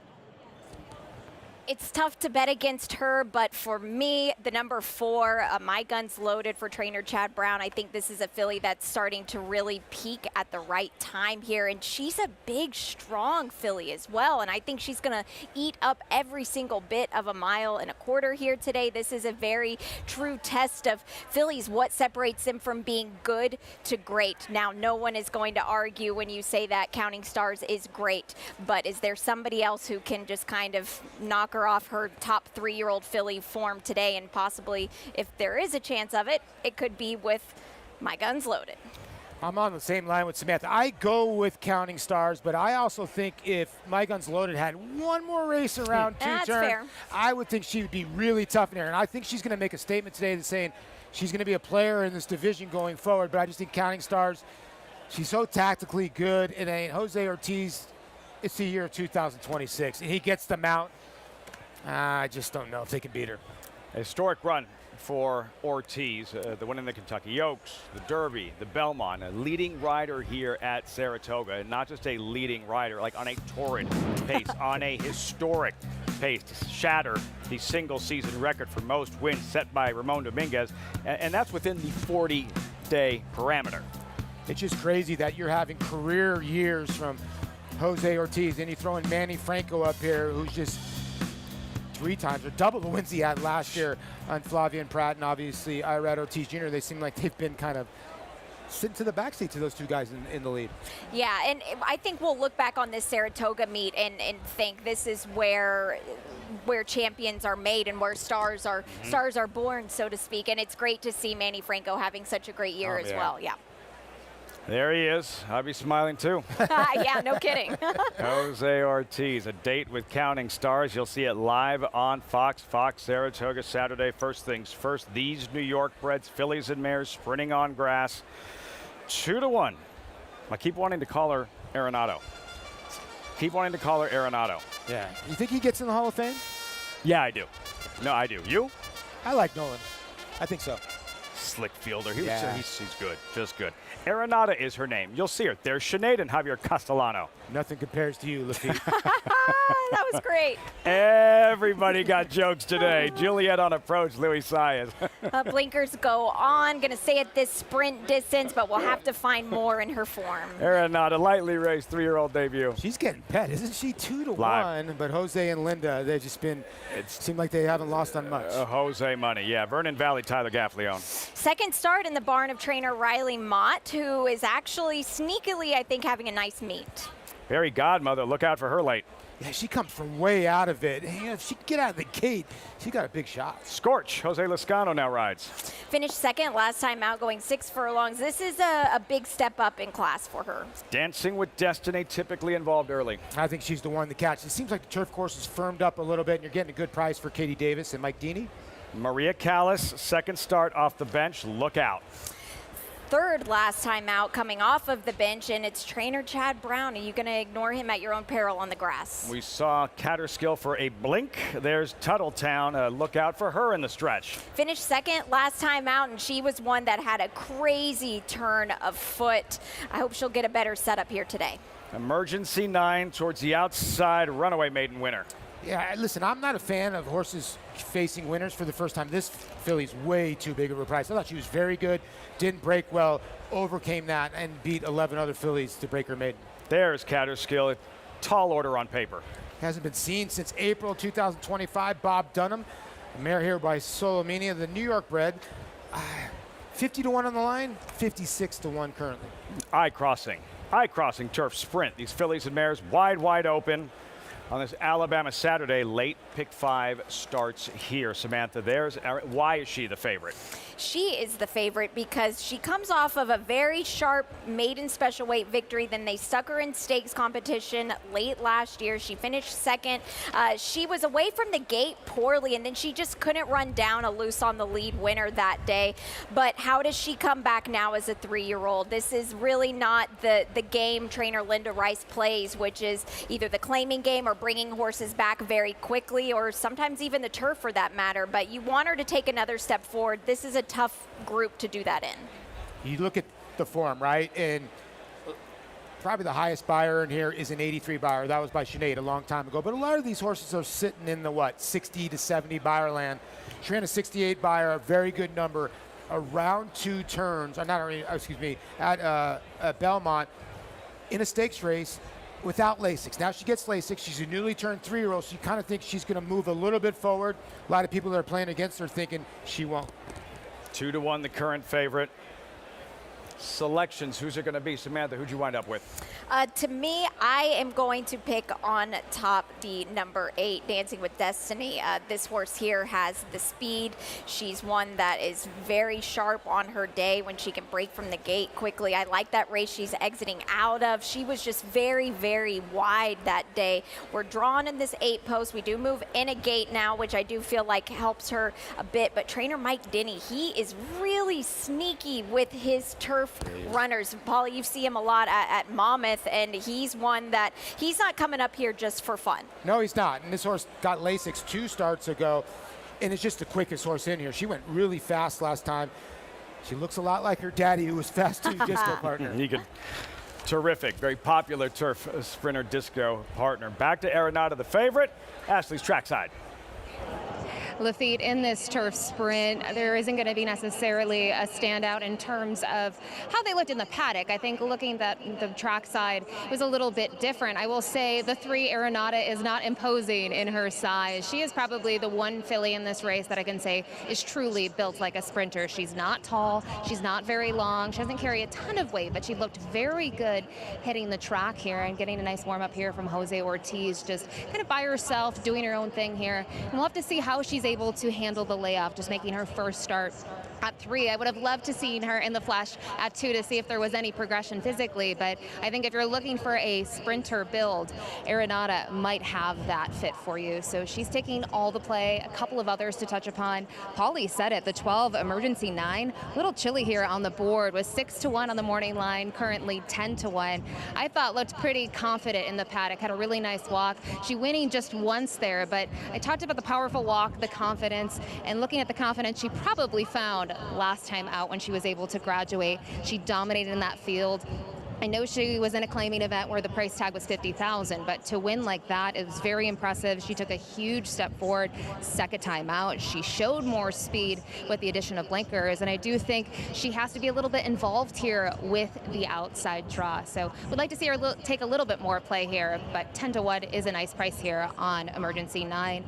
And finally, the last horse I'll talk about was the horse I loved on paper and loved physically, and that's the 9 Maria Callas, who would be a standout for me. She just exudes class, kind of demands attention, and she just took in her sights and surroundings. She carries a good amount of weight.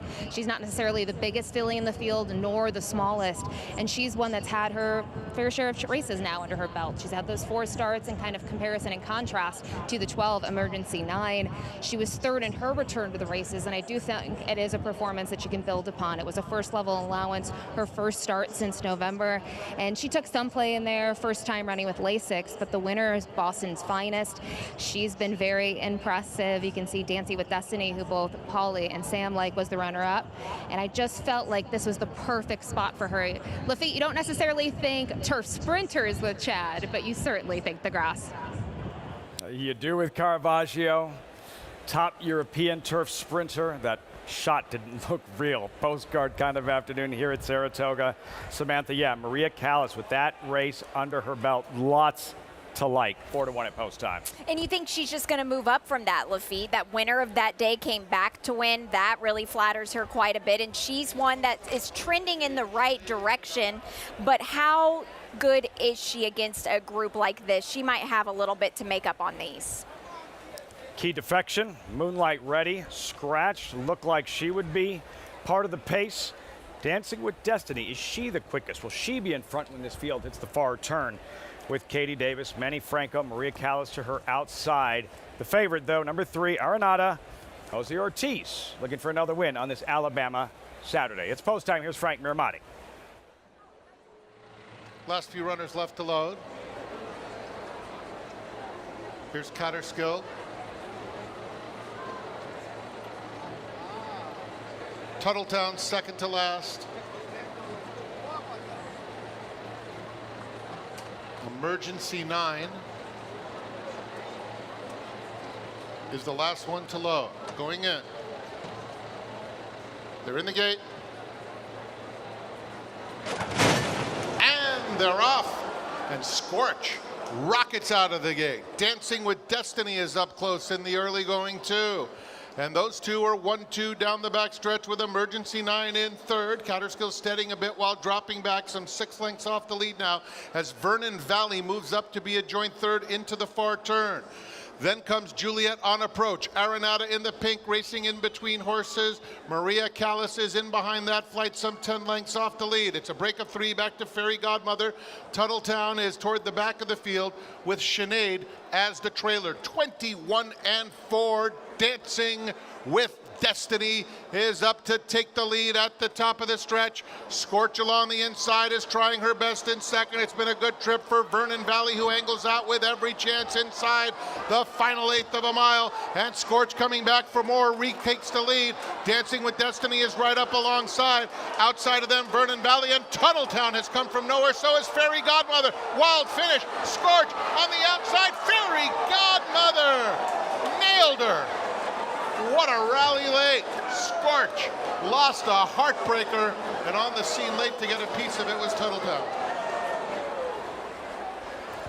From far back, her calling card, that's what she does. Fairy Godmother and Flavian Pratt, 4-1 in a thrilling finish in the 8th at Saratoga. I still don't know how she got to the outside because Flavian Pratt rolled her up the rail, steered her. This is going through rush hour traffic on the Bell Parkway. Look at the horse with the blue cap. She's on the rail right now. She's going to finish in the 3 path here, Samantha. What a ride. She went from there, Samantha. Yeah, bippity boppity boo. That's all I have to say about that. That's why he's one of the greatest riders that we've got in this colony. Amazing ride. Oof, that's really tight. For third, 7 lost a heartbreaker. Yeah. Put away the 8 Dancing with Destiny. Scorched with a purpose. I tell you, Jose Lascano's got some of the worst second place finishes at this meet, but you can see Katie's horse, the 8, kind of stumbled a little bit deep stretch. She was getting the tire. The 9 had the bass trip, but Ray Handel with another W. That's 3 in 2 days. That she's a stakes win in this one. Fairy Godmother trained by Ray Handel, live with Ashley. Well, you guys were just talking about it. Fairy Godmother certainly adds to the week that you, Ray, have been having here at Saratoga. And just your immediate thoughts here coming down the stretch with this one. She exploded when she got to the clear. That was pretty impressive. Flavian had quite an interesting trip, but when he got her in daylight, she exploded for him, and he did a great job. She's a really funny filly out of the gate, and it's probably the best she's broken her career, and I think that's a big part of the reason why she ran so well. Congrats, Ray. Thanks. Lafitte over the moon here. Ray, I won't tell you what he said when he saw her cross the wire, but he was certainly excited. He had to be watching that race unfold. And remember that it was Flavian Pratt who jumped off of Ray Handel's eventual Cab Calloway winner, Chummers. All right, Ray wasn't too thrilled about it. Pratt opted to ride another. Handel turned to Dylan Davis. They win the Cab Calloway together, but I'm assuming all is well now after that win. Pratt here, Handel teaming up with Fairy Godmother. Yeah, and I think in the grand scheme of things, Ray should be nice to Flavian. Yeah. What a thrilling finish. If from where you pick her up, Fairy Godmother, it doesn't, never mind a win, it doesn't look like she's going to hit the board, Samantha. Wheels to the outside, finds a seam, seeds daylight, and takes off. Well, lucky for her, she's had some experience having to weave through traffic just by the product of how she is out of the starting gate and just kind of puts herself in that position. But there's so much trust between jockey and horse that when you guide them between those horses, the filly just has to trust you and think, okay, we're just going to be in this open daylight spot. We'll get you out, and boom, they close. It was very, very impressive. 6, 7, 5, 11. Mary Legs Farm homebred, Fairy Godmother, second lifetime win. That was like a turnover in the NFL, like a pick by a defensive back, and they're going the other way, and that broken open field running. You know, I always wonder what it's like if I'm like Jose Lascano. Are you just like, Wire, get here, Wire? Yes. You know what I mean? It's got to be like frantic at the end of the race. Yeah, you're hollering for it, I think, at that point. Like, please show up, because the way that he put away the other competition to his outside, that's a heartbreaking loss. But wow, what a great ride by Flavian Pratt. Exciting race. We are moving to the sports app, Naira's YouTube page as well. We will be back, the big show on Fox at 6 Eastern. The Alabama, of course, the cross-country Pick 5 getting started with the Ballston Spa. You'll see that on Fox later on this evening. Del Mar's signature race, the Grade 1 Pacific Classic with $1 million purse, mile and a quarter. So the main event is still ahead on this terrific day of thoroughbred racing, coast to coast. Right now, over to YouTube, Fox Sports app. Fox Saratoga Saturday gets started at 6 Eastern. Thanks so much for joining us. Much more as our coverage continues. Alabama Day from Saratoga. That gentleman, Mark Casse, can he saddle back-to-back Alabama winners last year? Nitrogen, Counting Stars, odds-on favorite with the younger Ortiz. Jose Ortiz looking for a 5th Alabama win. The most prestigious race for 3-year-old fillies at Saratoga this evening on Fox, the Alabama.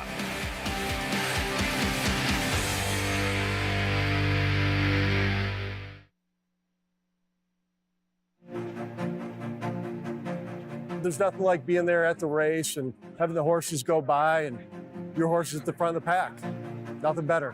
We provide an inside look at the game. If people were to do this on their own, it would take years to develop the kind of relationships that we have with Hall of Fame trainers and horsemen. Here, you get to cut the line, so to speak, and you are in the thick of it at the highest levels of the game, and that's something that we really want for our partners. We want them to be dealing with high-class horses, have the chance to run in really big races, and we take care of the rest. I look at spreading our placement of horse equine purchases as just a wise investment. They don't all work, but you're going to have ones that work because of the caliber of people at West Point that go through the horse selection vetting process. It's very thorough, super impressive. Everybody here at West Point strives to provide a really comprehensive educational experience. We want you to be behind the velvet rope. Our partners get to know the trainers, the jockeys, obviously the horses. This is a real immersive experience to really get your feet wet and just feel like you're part of the action at the very front row.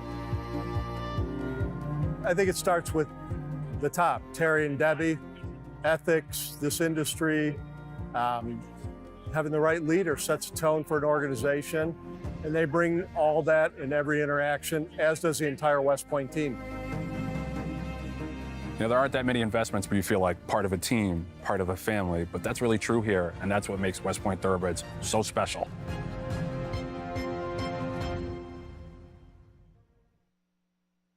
You look just like that dude we had on the show earlier. I know, right? Just like him.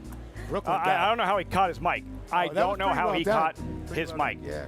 Joe Bianca, great stuff. West Point Thoroughbred, those colors associated with 2 champions, Super Corredora, and maybe you haven't heard of him or forgot what he did in the Pacific Classic or Breeders' Cup Classic. Samantha, one of the best we've seen in recent memory, the mighty undefeated Flightline. I remember being at the top of the stretch at Keeneland this day when he won this Breeders' Cup Classic, and just chills went down my spine. The way the ground thundered under him coming home. And I love the look back between his legs there. That's so great. Like, see ya, guys. Anybody coming? Yeah. No. Nope. And like, never challenged.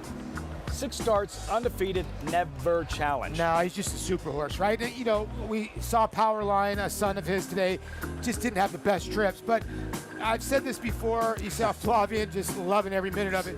He is what we're looking forward to. I know Gunrunner, I know not this time. They're the unbelievable sires, but he's a generational horse that we're really looking, what are his sons and daughters going to do? And one of the most impressive Pacific Classics all time. And what he did on this particular stage, the Pacific Classic, Del Mar signature race, Breeders' Cup Challenge event, win and you're in for the Breeders' Cup Classic. So the tie-in to Knightsbridge, nobody's saying Knightsbridge is Flightline, but about as fast of a performance that we've seen since Flightline, given what Knightsbridge did, Paulie. Not in his stall, but most recent on the undercard of the Haskell before the reins came in the Monmouth Cup. Yeah, he just came out of that Met Mile against a beast in Nysos, and everybody thought maybe Nysos could be the best older horse in the country. He's retired, so they said, Knightsbridge, let's go around 2 turns for the first time. And he puts up one of the best figures we've seen in a long time, Samantha. It was a breathtaking performance. And this horse, for me, was always a little bit hard to trust because he's had a very kind of spotty race record, career so far, but everything about him just points to all systems go here at Del Mar. I mean, trainer Bill Mott, he would not have sent him across the country if he didn't think he was going to win it, in my He forced opinion. his hand. It was supposed to be the forego, but then you do that. And all right, we got to see what he can really do. Yeah. Maybe this distance thing is going to work out for Knightsbridge. And here's the thing: historically, when horses run that fast, two things happen in their subsequent starts. Yeah, they regress. You can expect that, but they also win. These horses, they don't run as fast, but they typically win. Yeah, they win. And, you know, he's been such a fast mile horse. I just think he's the kind of horse that really doesn't want the kickback. Yeah. He didn't get any of it last time. He went right to the front and just kept on improving position. That's why I do think a lot of people don't like his draw. I think it's an okay draw for him because he can stay kind of out of the kickback. He's probably going to have to go a little bit wider than everybody else, but you just ran 122 buyer. You're kind of expecting that. So you're thinking Long maybe a run. 112, Lots of real estate 112, between 113 buyer can get it done. It's going to be very interesting. It's going to be an interesting race of what happens, how he turns out from there. From that outside position, he's going to be, if he wins this race, it's going to be a big, big performance. And it's going to be a big conversation with the older horse division going into later in the year. If he tackles this test, well, the sky could be the limit for him. He's a horse that we might see back at Breeders' Cup at Keeneland. And what's interesting about this horse is I don't necessarily think he's one that needs the lead, but you look at the fields he faced at Gulfstream Park and just the rest of his career, they haven't been that deep in competitive fields. So I think he'll have an opportunity to rate. There's plenty of speed on his inside. It'll be interesting to see what Jockey Junior Alvarado decides to kind of play the break and go with him. If that dude's riding him, then I'd play against him. I would too, right? Then I'd play against him. But I just want to say something quick. You know, the first time around 2 turns for Knightsbridge was 1.8 miles. He hasn't run the 2-turn 1 mile, which still could be good for him for the Breeders' Cup Dirt Mile. Fascinating. We'll see what he does this evening. A live coverage of the Pacific Classic on Fox Sports 1. Knightsbridge, the favorite for Bill Mott. Moments ago, Flightline's jockey, Flavien Prat, and just a wild finish with Fairy Godmother picking her way through. Samantha, we pick up the action, turning for home. Well, you look at this spot here and you just think that there's no way because she kind of seems like she's just jumping up and down on the grass course. But the way that this race played out, there was a lot of drunken soldiers coming down the lane and just kind of stopping in front of her. And as soon as she got daylight, she was gone. Yeah, the poor Knight, you could tell Manny Franco was trying to take that same spot. He got shut off. Yeah. He was a little, the He 9 said, was the "Not for unlucky you." runner there. Yeah, you're Lascano. Like, are you kidding me? It's man? unbelievable. Are you kidding me? That's unreal. Ambushed. Fairy Godmother, Flavien Prat, 6-7-5 in the 8th. That's Saratoga. We turn the page. Last race before the graded stakes activity gets underway from the Wilson Chute. $120,000 per scratch numbers 2 and 8. Even money. Stimulate, beautifully bred. We'll get to that shortly. And much more on this Alabama Saturday. And every year around this time, there's one story in particular we like to revisit. What she did on the first Friday in May at a big price. Princess Asilmar, her story from Louisville to New York. Saratoga somehow denied a title, but a 2-time Grade 1 winner at Saratoga. Bet any track, anywhere, anytime. Download the NyraBets app to play today and get a $200 deposit bonus. Watch and bet on live horse racing from over 300 tracks worldwide. Get expert picks, play live money betting contests, and boost your bankroll with daily promotions. NyraBets is the official betting partner of Saratoga Racecourse. Sign up now. New members use promo code SPA200 to claim your $200 deposit match bonus. You bet with NyraBets.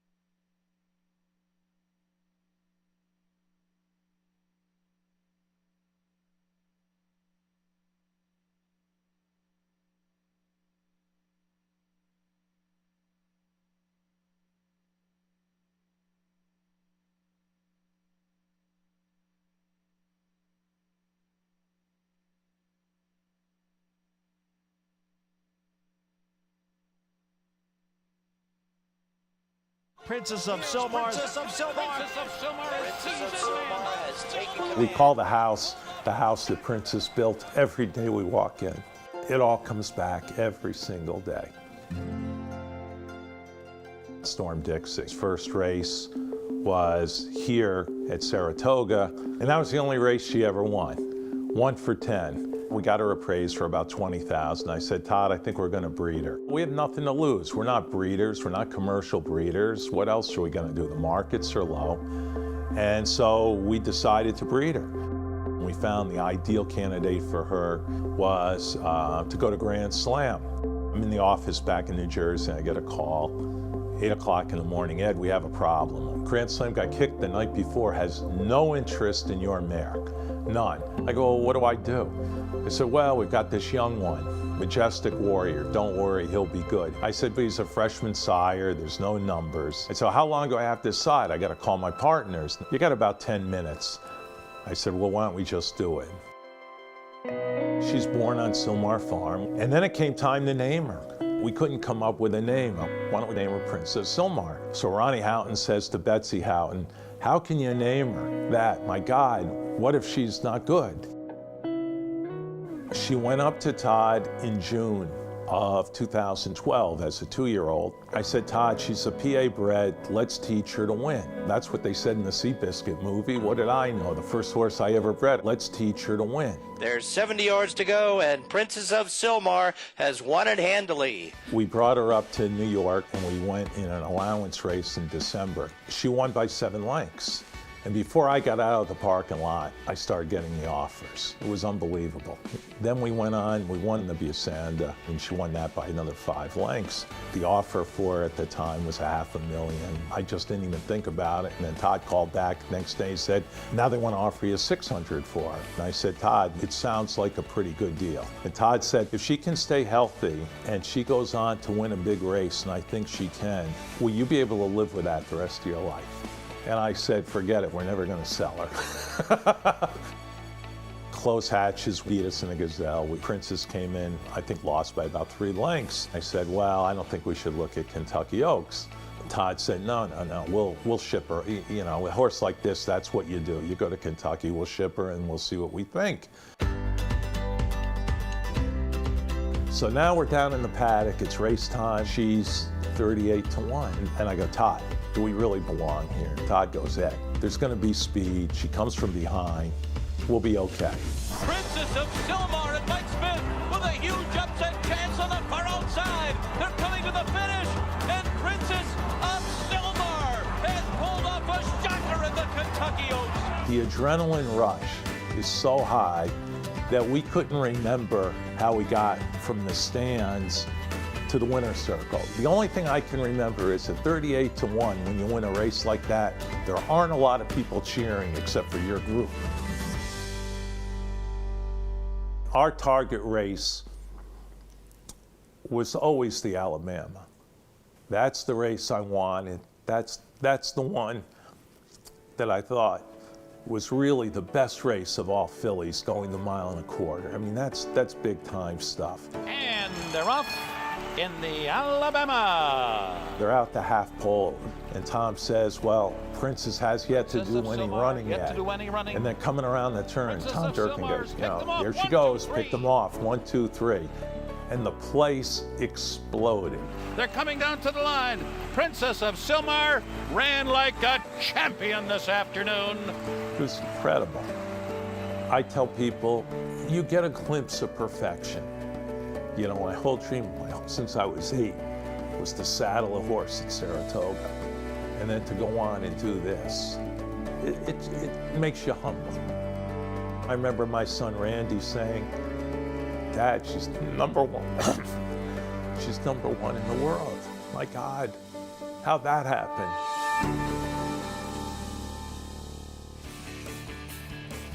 Get a sense of what it feels like to be associated with and winning it in Alabama. The history, the prestige, Eddie Stanko. I don't know what's harder to believe, Paulie, how she came to be, just fate, or the fact that she was not crowned 3-year-old filly champion.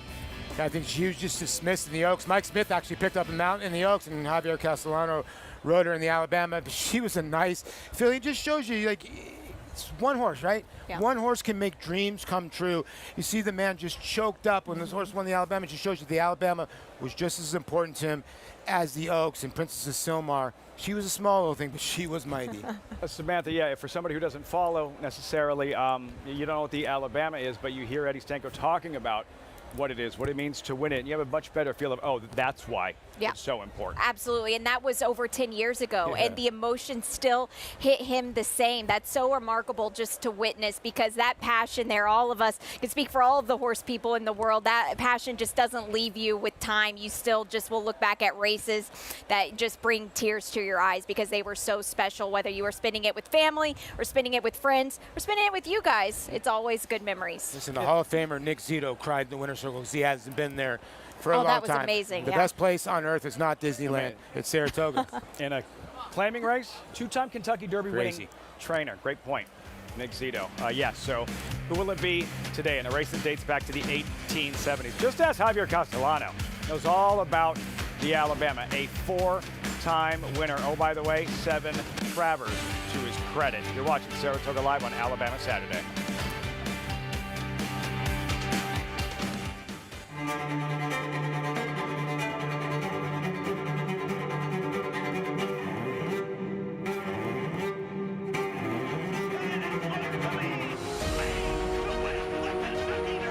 Blazing 7. Big starting it up in the Pacific Classic. Dornick and Luis Saez to win the Belmont Stakes. $600,000 Thank you. Coming this fall, the upgraded Naira Bets app. Sleeker, seamless, smarter, designed for a better wagering experience, whether you're new to the races or a seasoned horse player. Navigate with ease, get expert picks and analysis, bet over 300 tracks worldwide, and opt into weekly bonuses and promotions, all in one elevated experience. The upgraded Naira Bets app. A better way to bet is coming this fall. Twirling Candy, proving Lane's End's stallion-making tradition. Twirling Candy has seen success on the track and in the sales ring, siring multiple Grade 1 winners and millionaires, including Kilwin, Ice Cream U Scream, AG Bullet, and Fian, and reaching 7-figure yearling and 2-year-old sales. Twirling Candy, a leader of his generation.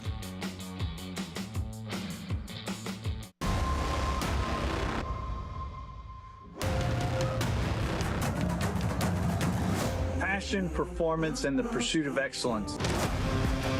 At West Point, the horses are the heart of what we do. The partners really are the soul. The bar that they set is different than everybody else. This starts and ends with the care of the horses. This is a real immersive experience.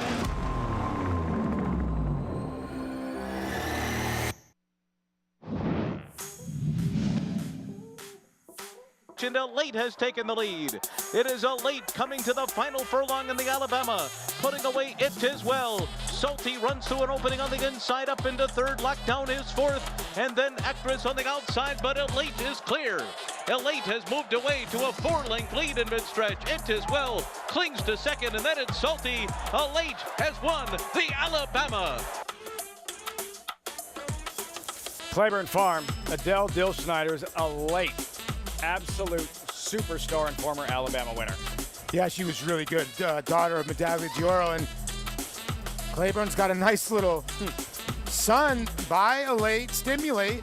It was going to be running here. Great colt, and she was a very good horse. And, you know, this horse won second time out. She was the kind of horse she got better with racing too, Samantha. Yeah, she did, and I think we see a lot in her offspring with Stimulate here as well, because I remember seeing him in late August of last year and thinking there's no way, and he in the past year has grown up, filled out. He's become a man. There he is. Yeah, mom, an absolute rock star. Stimulate. Maiden score mid-July on a sloppy track. He was favored, Samantha. Stimulate traveling well, strikes the front. You wonder sometimes as a horse player, how is a horse going to take a race like this where it was a very sloppy track and go to a dry track, a beautiful day that we have behind us. A lot of times I like to toss horses whether they perform poorly or very well in the slop, but it's hard to ignore just how good he did that. Stimulate 7-5. Ashley, we're watching on screen. What are you seeing up close and personal? Well, Lafitte, I am seeing exactly what Sam describes, talking about a horse turning into a man, that being Stimulate, and just a really big-framed individual who, as soon as he came in here to the paddock, was on his toes, demanding attention, and rightfully so. A very beautiful-looking horse who's obviously regally bred. But kind of looking at the progression, to Sam's point, it's always something to maybe just take into your handicapping. A horse that obviously took a huge step forward, second time out, first start as a 3-year-old, but over a sloppy track. I think the fast track is not going to hinder this one's ability and performance today at all. This is the real deal, I think. Certainly a standout in the paddock, and just a horse that when you look at such a big sort of frame, you have to think that distance, combining that with the pedigree, is only going to be his friend. So Stimulate, much the best here in the paddock. One other horse, though, that caught my eye, the 7 Enforced Agenda here for the Weaver barn, who's had a good meet, winning at 14%. Going to race with Lasix for the first time in what is going to be his second start now as a 3-year-old. We haven't seen him since January 3rd in the Jerome, where he was third best behind My World and Balboa, where he sort of tracked. He wasn't able to make that same impression late that he did on his debut, but I do think a horse that was kind of feeling himself. He was acting up a little bit, but I thought he looked tremendous as well. Obviously not as good as Stimulate, but a horse that I thought had the right mentality and mind frame in here and could obviously maybe take that to the next level today, making another start here at the age of 3. So going to offer more value, obviously, Lafitte, and then the 5 Stimulate. I have to think the 6 is also going to take play, but curious to see how this group acts once they hit the track. He's intriguing, Ashley. Enforced Agenda, Paulie, it wasn't the Wood Memorial, but it was the Jerome, and on the strength of his debut win, he was 2-1 in the Jerome, a Derby prep. Yeah, he was. I mean, very talented racehorse. So it's going to be very interesting how this kind of pans out with the 5 here. He's bred to run all day long. He's a son of Tapit. For him to win second time out, I know his mama won first time out of late, but there's just so much to do. And I don't know, Samantha, maybe a big-bodied horse, I think it's a plus kind of winning on a sloppy racetrack, right? Yeah, it's definitely not easy, especially if you do take a little bit of mud, which just by the tactics of the race that day, he definitely did have some mud flying at him. So I think that's a very good education. You see a lot of these Tapits, they can get a little bit like he is right now, just a bit on edge, Lafitte, and can be a little bit ornery, kind of like you two up here. You ain't seen nothing yet. You've seen nothing yet. Jose Ortiz, every time we look up, he's in another Alabama winner's circle. He rode a late. Now, Stimulate. We'll see him again in the post parade. We start with Filoso a while back, but Grade 1 placed it too. Yeah, this horse actually was 6-1 in the Kentucky Jockey Club Cup for the 2-year-olds, but big step today. Cocktails and Kringle, not dismissing anything from that barn. You absolutely cannot. 4 for 7. This meet comes off of a sharp victory. Freddie B, 2 starts, productive in both. And Kenny McPeak's having a really good meet. This horse has been dismissed twice and has run well both times. The favorite, Stimulate. Put it all together last time out for a blitzing maiden special weight victory. Silver Talent number 6, beautifully bred Juddmonte homebred. Yeah, this horse finally gets off the rails, drone the 1 spot, all 3 starts. Being a son of Constitution, his mama can run too, Paula Silver Lining. Yeah, good sprinter. Ashley liked what she saw with Enforced Agenda. It was only a 4-horse Jerome in January, but still beat 1 horse home, gets Lasix on for the first time now in this spot. C. McGriff, owned by 2-time Super Bowl winning head coach Bill Parcells, and happy birthday, Bill Parcells. Yeah, happy birthday, coach. Winner last time out at Churchill Downs. It was a good effort, and it's a great gelding. This keeps on getting better and better with each start. Playa Del Mar on this Pacific Classic Saturday has speed. Well, Playa Del Mar is a horse that can sit a nice stalking trip and did get the race out of the way after a couple of months on the bench. The runners in this 9th race, off to the Wilson Chute they go. Competitive crew. Late pick 4 begins here. Playa Del Mar, most recent victory, 2 starts back. Early May Aqueduct. Paul, Playa Del Mar about to bury that field. Yeah, he did bury him on this day. You know, it's 2 races that he won right before he went on the shelf. He won by a total of 16.5 lengths off the claim. And I'm with Samantha. I think this horse needed that start. But you make a good point. When Linda Rice's horses are going good, they're going to keep going good.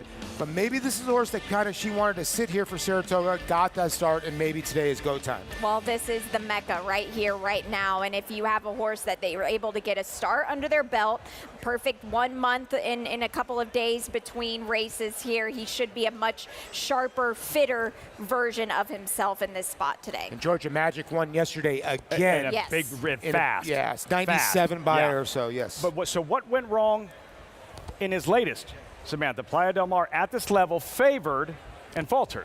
I don't think, first off, I think that this was not a very good favorite that day. I'm sure that there's a lot of figure players that look at it and just saw how quickly he finished his race on May 1st. But again, this is not really Linda Rice's big play here, having horses with some time off. So I think it was just shaking the rust off. Manny Franco just got him around there. Today, we should be one with maybe, hopefully, a less of a wide trip. He was pretty wide in that last race, and I think it just took some starch out of him. Silver Talent revving his engines. You mentioned Paula's Silver Lining, top class sprinter. It's world class connections, and 7-1.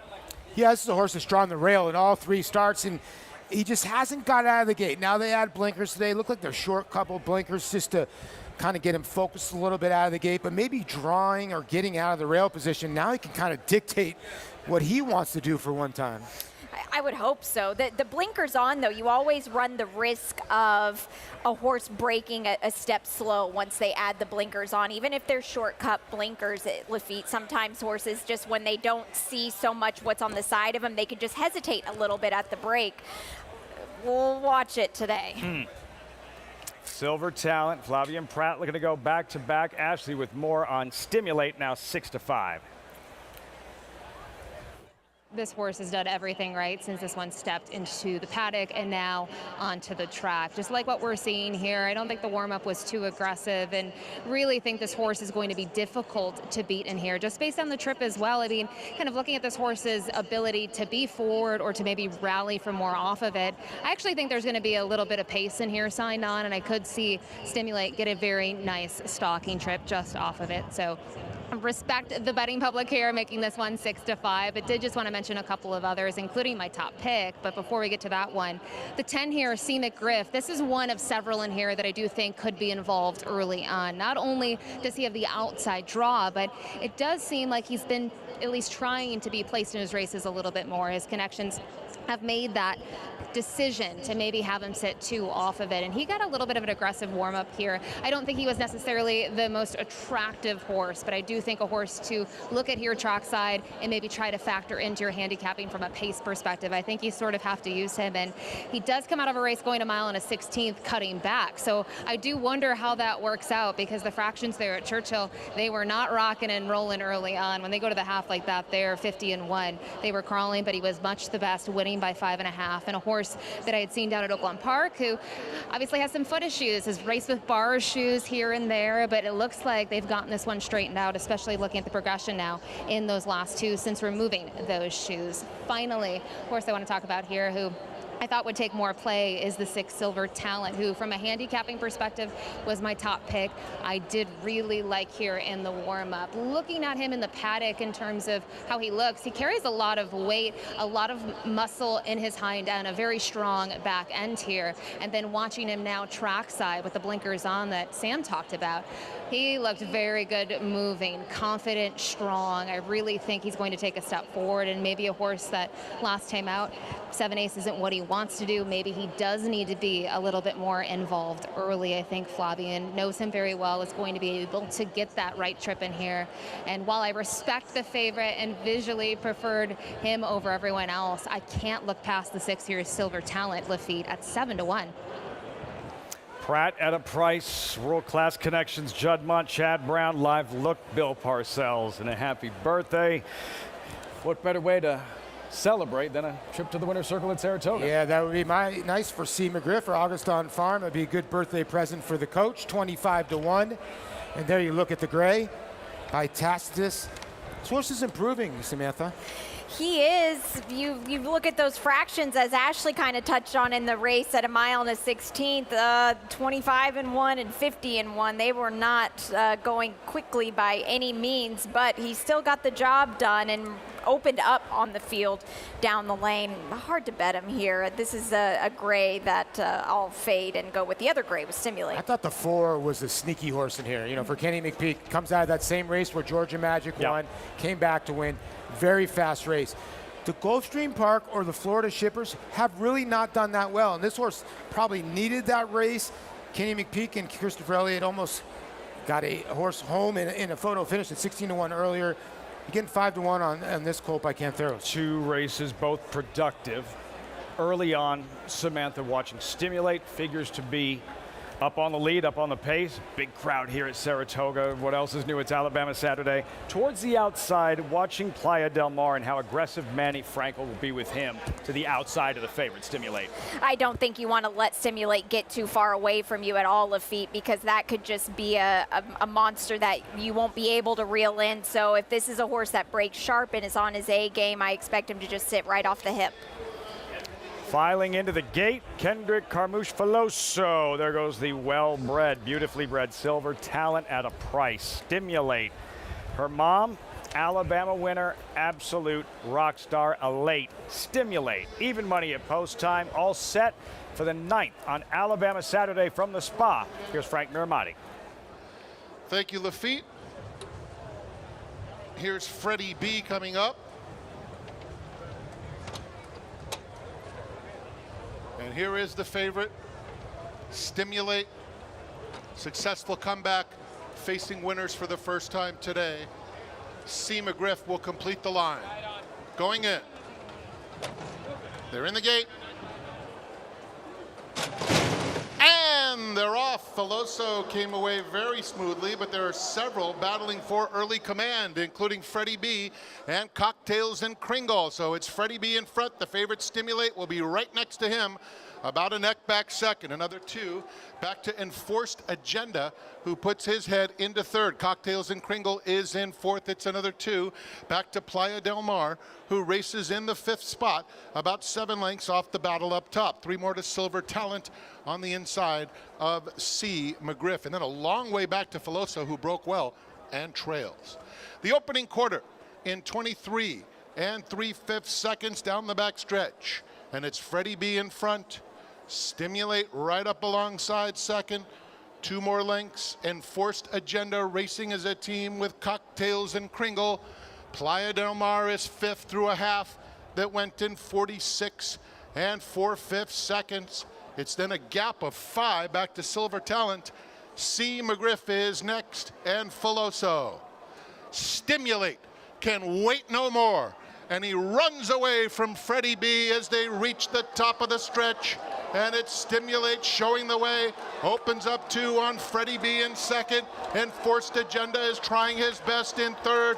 Down the center of the track, Playa Del Mar and Filoso picking it up late. They're in the final furlong. Jose Ortiz asking Stimulate to finish the job, and that is exactly what he will do. A super classy colt. Stimulate wins it by 2. Freddie B was game and held second in front of Playa Del Mar and Filoso. Under a hammerlock at the top of the stretch. He had to work. Jose Ortiz had to go to work, but Stimulate responds and strikes. Back-to-back wins. The favorite delivers in the 9th at Saratoga. He did have to get after him a little bit, but I think it was more a product of when a horse like this hits the front end and there's nobody around him, you start wandering in the stretch. You're trying to find your friends. These are pack animals. Whenever you get out there, you kind of go, what are we doing here? And you see the ears kind of flicking around, going, okay, what are we doing? This horse, it's a scary thought to see what kind of future he's going to have. Tactically fast, finished well, and like I said, I thought the 4 was a major player in both these horses. You see Bill Mott going to go down the winner's circle, probably think to himself, yeah, I won this race, and I think he still doesn't know kind of what he's doing out there. His ears kind of went up. I'm kind of with Samantha. If you look, he's looking at the crowd. He's taking everything in, and after Jose reminded him with the crop, he kind of lifted his head up and go, okay, I'll start running here again. Yeah, he's got a lot in the tank, but I think these first two finishers are really nice. Rain to late, the mother of Stimulate.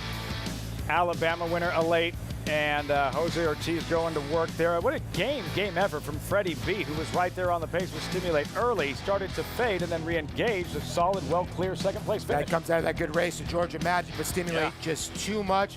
I wonder what happened to Playa Del Mar. He was out the back, but he came on and ran a pretty good third, Samantha. Yeah, I think so too. And he's a horse that now you just kind of wonder. He got the race out of the way last time out. I would have liked to see a little bit more today, but if Stimulate is as good as we're kind of speculating, maybe Playa Del Mar running third to him is not going to be a bad thing. Objection. Interesting. Involving the second-place finisher, Freddie B, Christopher Elliott. Not an inquiry, an objection involving the top two finishers. Okay, so say you want to call an officer and somebody cut you off. Okay, well, if he cut you off and he's bobbing and weaving, but he doesn't hit your car, are you really going to get in trouble? I think this is what happens here. The 5 is bobbing and weaving in front of the 4, and Christopher Elliott thinks it might have distracted his horse, but I just don't see any contact there. But we're taking a shot. We'll show you what the stewards are looking at. Here we go, Samantha. What stands out? Stimulate in front, Freddie B chasing in the red cap. Well, when jockey Jose Ortiz went to his left stick to just kind of remind him a little bit, hey, this is what we're doing, and it looked like Freddie B maybe was just going to go to the outside of him a little bit, but I don't think it had any effect on the running finish. If anything, it's more of you intimidated my horse. These are still young horses. Watch Freddie B in the red. Is his progress ever impeded? Well, watch right here. So he's on the rail, just to his outside. So is he calling it right there? So now there's no steadying right here. So now I think it's right here maybe because he kind of gets lost on the front end. Does Christopher Elliott think, okay, he comes in front of me there, do I have to move to his outside? But in no way, shape, or form did Christopher ever have to steady his horse. You know, listen, I've said this multiple times. I'm not a fan of the trainer objection, somebody calling from the third row. I get that. But again, we have to start fining these guys for erroneous claims because you're wasting a lot of people's time. And the problem is that you're happening is that you're going to end up these guys taking so many shots. There was nothing happen here. You got to be able to call this official, call him in, and make sure when he claims foul next time, there's a real foul. Sometimes the drone will provide a perspective that reveals something we didn't see from the first two angles. The thing is, Stimulate isn't running straight once they straighten out, but Freddie B, progress never impeded. I'm sorry, Stimulate is clear. Stimulate is clear and now announced. No change. Objection disallowed. Paul objects to the objection. 5-4-9-1 in the 9th Alabama Day at Saratoga. Jose Ortiz, Bill Mott, all the success with a late in Alabama winner. Ortiz trying for a 5th Alabama this evening. You'll see it on Fox on Counting Stars. For the time being, another trip to the winner's circle for the leading rider. Bet any track, anywhere, anytime. Download the NyraBets app to play today and get a $200 deposit bonus. Watch and bet on live horse racing from over 300 tracks worldwide. Get expert picks, play live money betting contests, and boost your bankroll with daily promotions. NyraBets is the official betting partner of Saratoga Racecourse. Sign up now. New members use promo code SPA200 to claim your $200 deposit match bonus. You bet with NyraBets.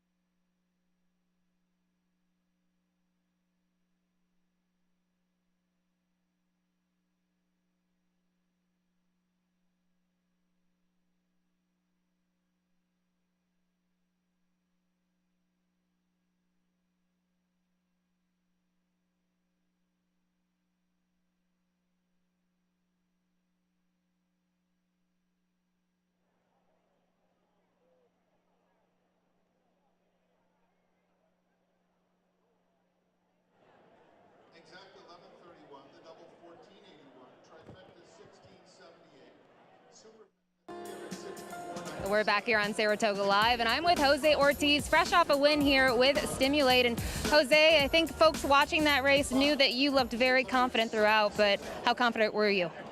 I was very confident. Soon I crossed the chute and I passed the 6 furlongs. We got into the backside. He was traveling very well, and I was in the position I wanted to be. In terms of the stretch run, was he just a little lost looking for friends? No, I think the last 16, but other than that, when I asked him, he accelerated well. He switched his lead fine. I hit a left-handed. He drifted out a little bit, but it wasn't much. So I think the last 16, he was just kind of waiting a little bit. But I think it's a very nice horse. He's learning. I think Bill he have him in a good spot right now. I think he's getting better and better, and you know, Bill is known for that. He can get him better and better little by little. I think it's going to be a nice horse in the future. And in just a couple of races, you're filling in a Grade 1 in the Alabama for nobody other than your brother aboard today, Counting Stars. You've been aboard her, though, in the past. What have the conversations been like between you and your brother in terms of you picking up the mount here? Any advice? Not much. He said you just ride her like the best. She's the best horse. He thinks she's the best horse in the race, so she got a good position. Just go out there and get her into a good position, ride her like the best horse. Congrats here, and good luck later. Thank you, Ashley. Lafitte, you heard that there about Stimulate, just maybe some, distance concerns there late, but was able to put it together and hopefully can build upon that performance. Still developing, progressing. Ashley, we'll see what's next. Stimulate, Junior Alvarado out west to ride Knightsbridge in the Pacific Classic. Rode him in his first 2. Samantha, Jose Ortiz says thank you very much. Yeah, exactly. Thank you for the work, the educations. I'll put the finishing touches up on this, but one good thing about trainer Bill Mott is when you have to go away for other obligations, he's very loyal to put you back on your mount. Live coverage this evening, Pacific Classic Saturday from Del Mar on Fox Sports 1. Graded Stakes racing starts here. Cross Country Pick 5 starts here. Ballston Spa presented by Still. Jose Ortiz on Deep Satin. No surprise, though, Paul, early on. Sagesta, even money early on off that bang-up runner-up effort in the Diana a few weeks back. Yeah, when you look at her PPs, it just reads all Grade 1s. 4 straight Grade 1s, 2 wins, and really close seconds. Almost got 4 Grade 1s on the hook this year. She is the one to beat. That's coming up next. Grade 2 Ballston Spa will take you to the lead-up, but you'll see it on Fox. Fox Saratoga Saturday getting started at the top of the hour, about 17 minutes. Of course, you see the Alabama on Fox as well. Another trip to the winner's circle, Jose Ortiz, hoping to do the same a week from today with a DraftKings Travers in Golden Tempo. Ford trainer Cherie DeVoe this morning. Samantha stretching his legs in his final tune-up for the Midsummer Derby. And it's just that, a tune-up. This is a horse that has been training here the last few weeks. The week before the big race like the Travers, you just get them around there, get a little bit of air in their lungs. It was just a 49 and change workout, which is just a nice little maintenance here. He obviously likes the Saratoga racetrack coming off of that Belmont victory, and now what do we get from him 1 week from today? Kentucky Derby winners typically, Paul, don't have to make statements. You won the Derby. Like, what else do you have to do? He did. It was billed as a fluke that was aided by race shape, silencing his critics with that Belmont Stakes performance. Yeah, I don't know what it is, right? I think everybody still thinks they can beat him. He's still not the best 3-year-old. I mean, he is the leader in the clubhouse by far as you look at the DraftKings Travers and what a race is turning out to be. But more horses, the better for Renegade, because more pace that he can run into. He's still the one that they're going to have to hold off, but the waters are getting deeper and deeper. The draw tomorrow. We'll know who's going to break where for this 2026 Travers a week from today. Golden Tempo. He continues to, he's always been sort of underrated, no matter what he does. How are you? Where's your level of confidence in him going into the Travers? Well, you have to respect him just through and through because he does show up every single time, and he seems like a horse that's very unbothered just about everything that goes around him. Anything you've thrown at him, he's handled just with ease, it seems like, and that's a really nice sign of maturity in a horse that's continuing to progress as these months go by. But this is going to be a tough field, and I think this time we'll get a very even playing field as far as horses that are finally catching up to his level, because I think he was just a touch ahead everybody else in that first Saturday in May. Renegade stock dropped after the Belmont, right? A little disappointing. Do you feel differently about him now based on that stirring performance in the Jim Dandy a few weeks ago? No, I don't feel different about it. I think he's a really good racehorse, but he's going to have to beat me in the DraftKings Travers because he's danced every dance. At some point, you got to get a little bit fatigued, right? I just think maybe it was a little bit of a blessing that Golden Tempo has been able to take a little bit back. Went back home to Keeneland, trained, been up here, got some time off. Blinkers on has helped him. I just think Renegade is, last time was his dance, right? I don't see it in the DraftKings Travers. The Curlin winner, that there's essentially, aside from Commandment, just about everybody you would want to see in the Travers is going to be there. The draw, you'll see it right here on Saratoga Live. Travers next Saturday. Also, speaking of talented 3-year-olds, trainer Cherie DeVoe, maybe Englishman is the most talented 3-year-old in training in a jaw-dropping performance on the undercard of the Belmont Stakes. That was next level good.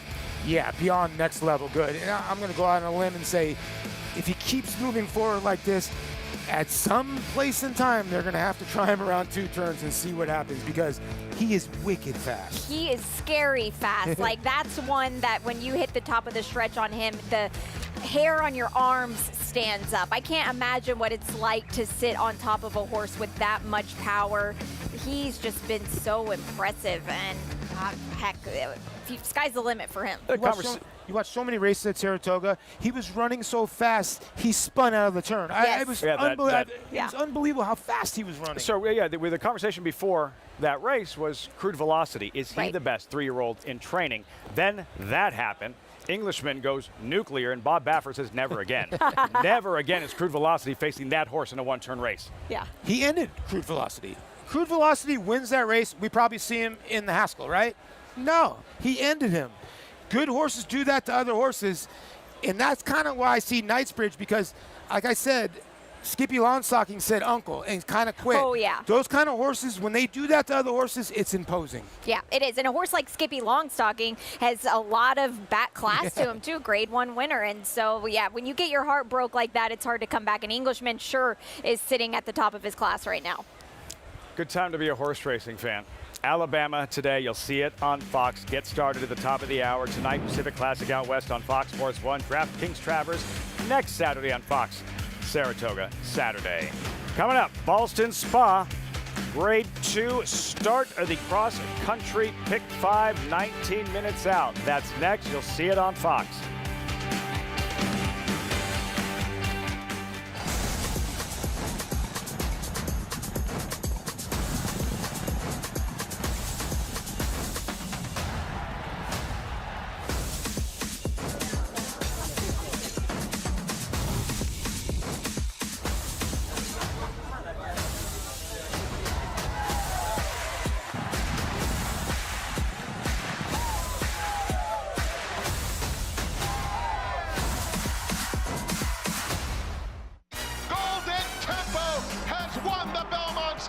Kentucky Derby and Belmont Stakes winner Golden Tempo faces Kentucky Derby runner-up and Jim Dandy winner Renegade in the DraftKings Travers. Renegade storming down the center of the racetrack. Golden Tempo meets Renegade for the 3rd time this year. The DraftKings Travers on Fox Saratoga Saturday, brought to you by Oceana Cruises. Saturday, August 29th, 5 Eastern on Fox.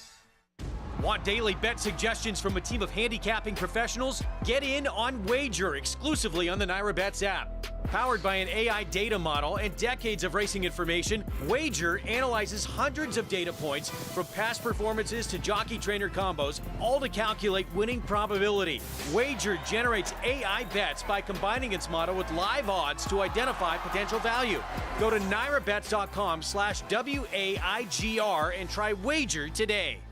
Racetrack Television Network brings you every race, from every track, on every screen, every day.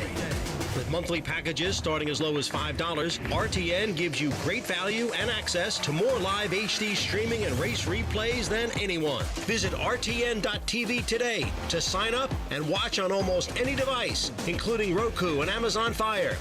RTN has packages that start at $5 per month.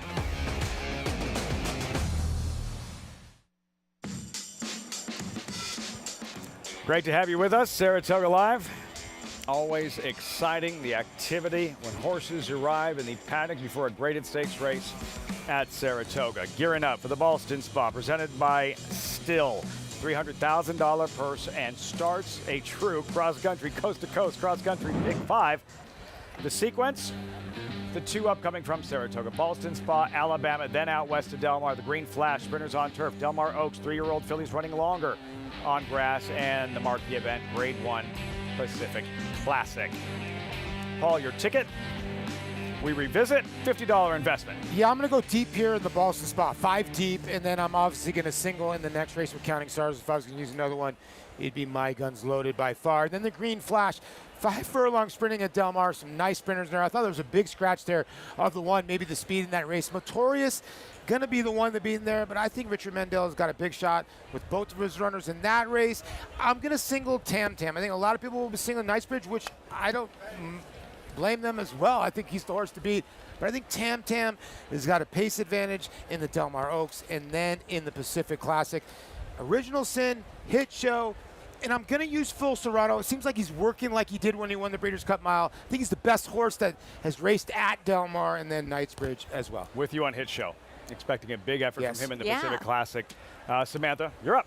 So I'm going to spread in this opener here, and in the next race, very heavy favorite of Counting Stars, but I'm going to use Measure, the other Mark Casse trainee, and my top pick being the 4-4 trainer Chad Brown. Now, the third leg in the sequence, the Green Flash, I agree with the scratch of the one Monster. That kind of makes the pace a bit more questionable here. I think that the 3 Mano Rose runs huge fresh. I'm going to bet him here today. Race 4, I do have Tam Tam on top, the fourth leg of the sequence for Phil Bauer and Junior Alvarado. But I do think that Inbox is a little interesting. Green Carrera is a little interesting. And I'm going to use Kensington Lane as well. And for the finale, I am all in on Knights Bridge. Scan along that QR code, right along with Samantha or Paul. Best of luck to everyone playing this cross-country Pick 5. Ashley standing by in the paddock. Key for you to get things off on the right foot. Grayosh, currently 7-1.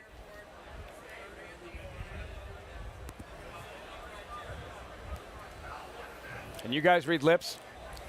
I know. She said the gray horse. The gray horse here named Grayosh. Use that horse. My key to the cross-country Pick 5. Back to you.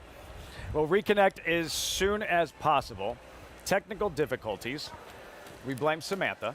Oh, man. We'll reconnect soon. Did you see even money here, Samantha? No, I did not, especially for a horse that she's 0 for 3 at Saratoga. Yeah, that's true, too.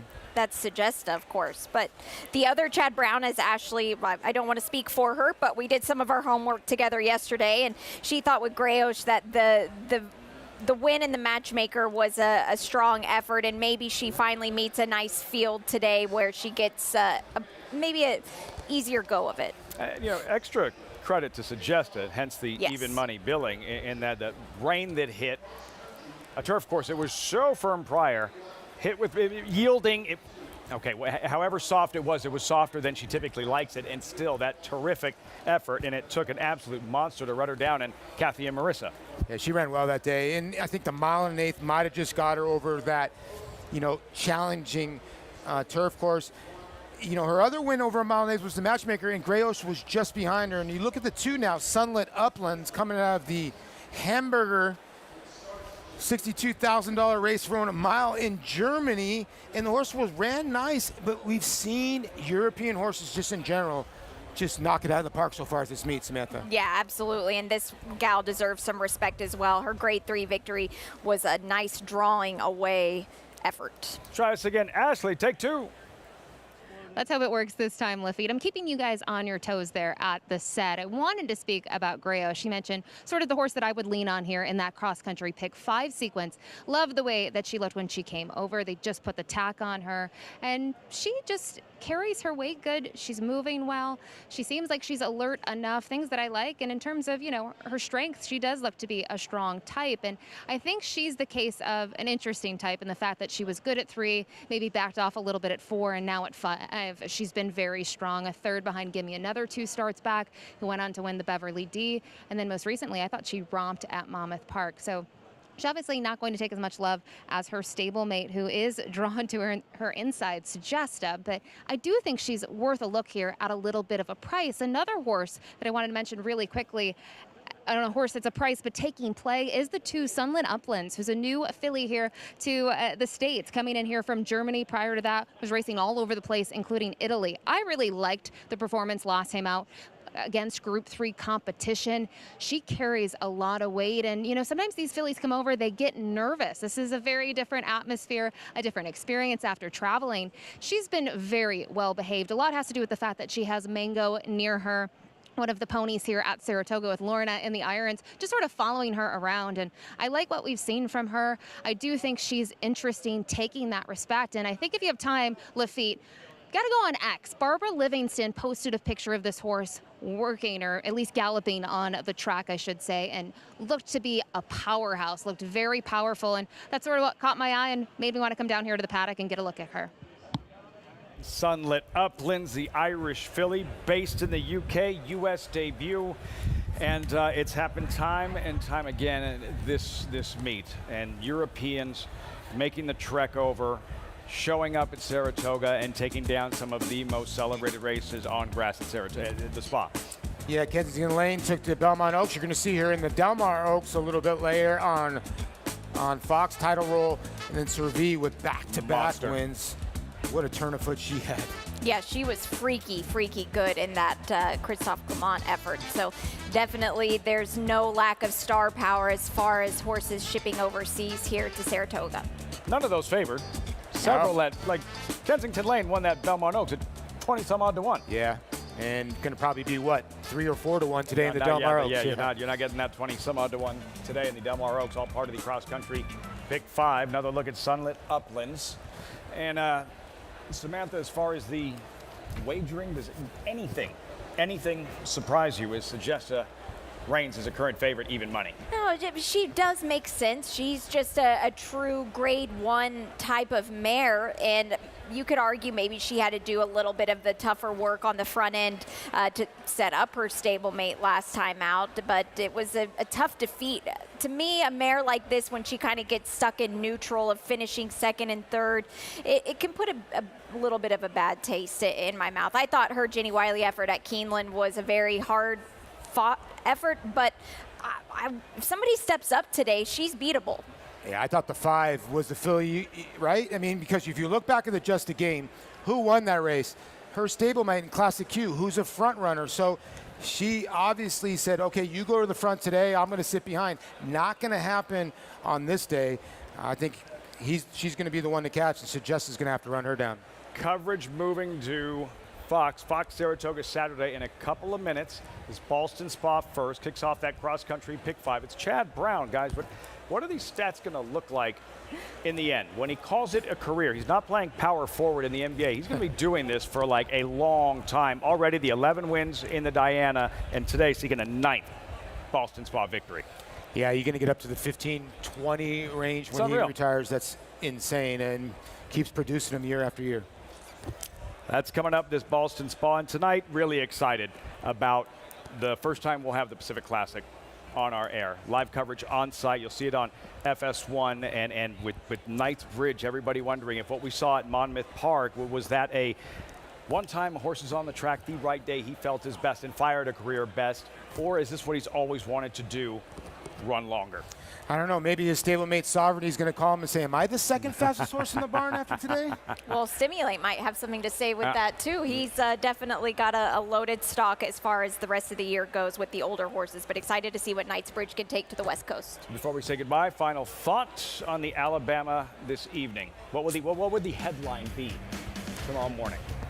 Counting Stars sets record of graded stakes victories.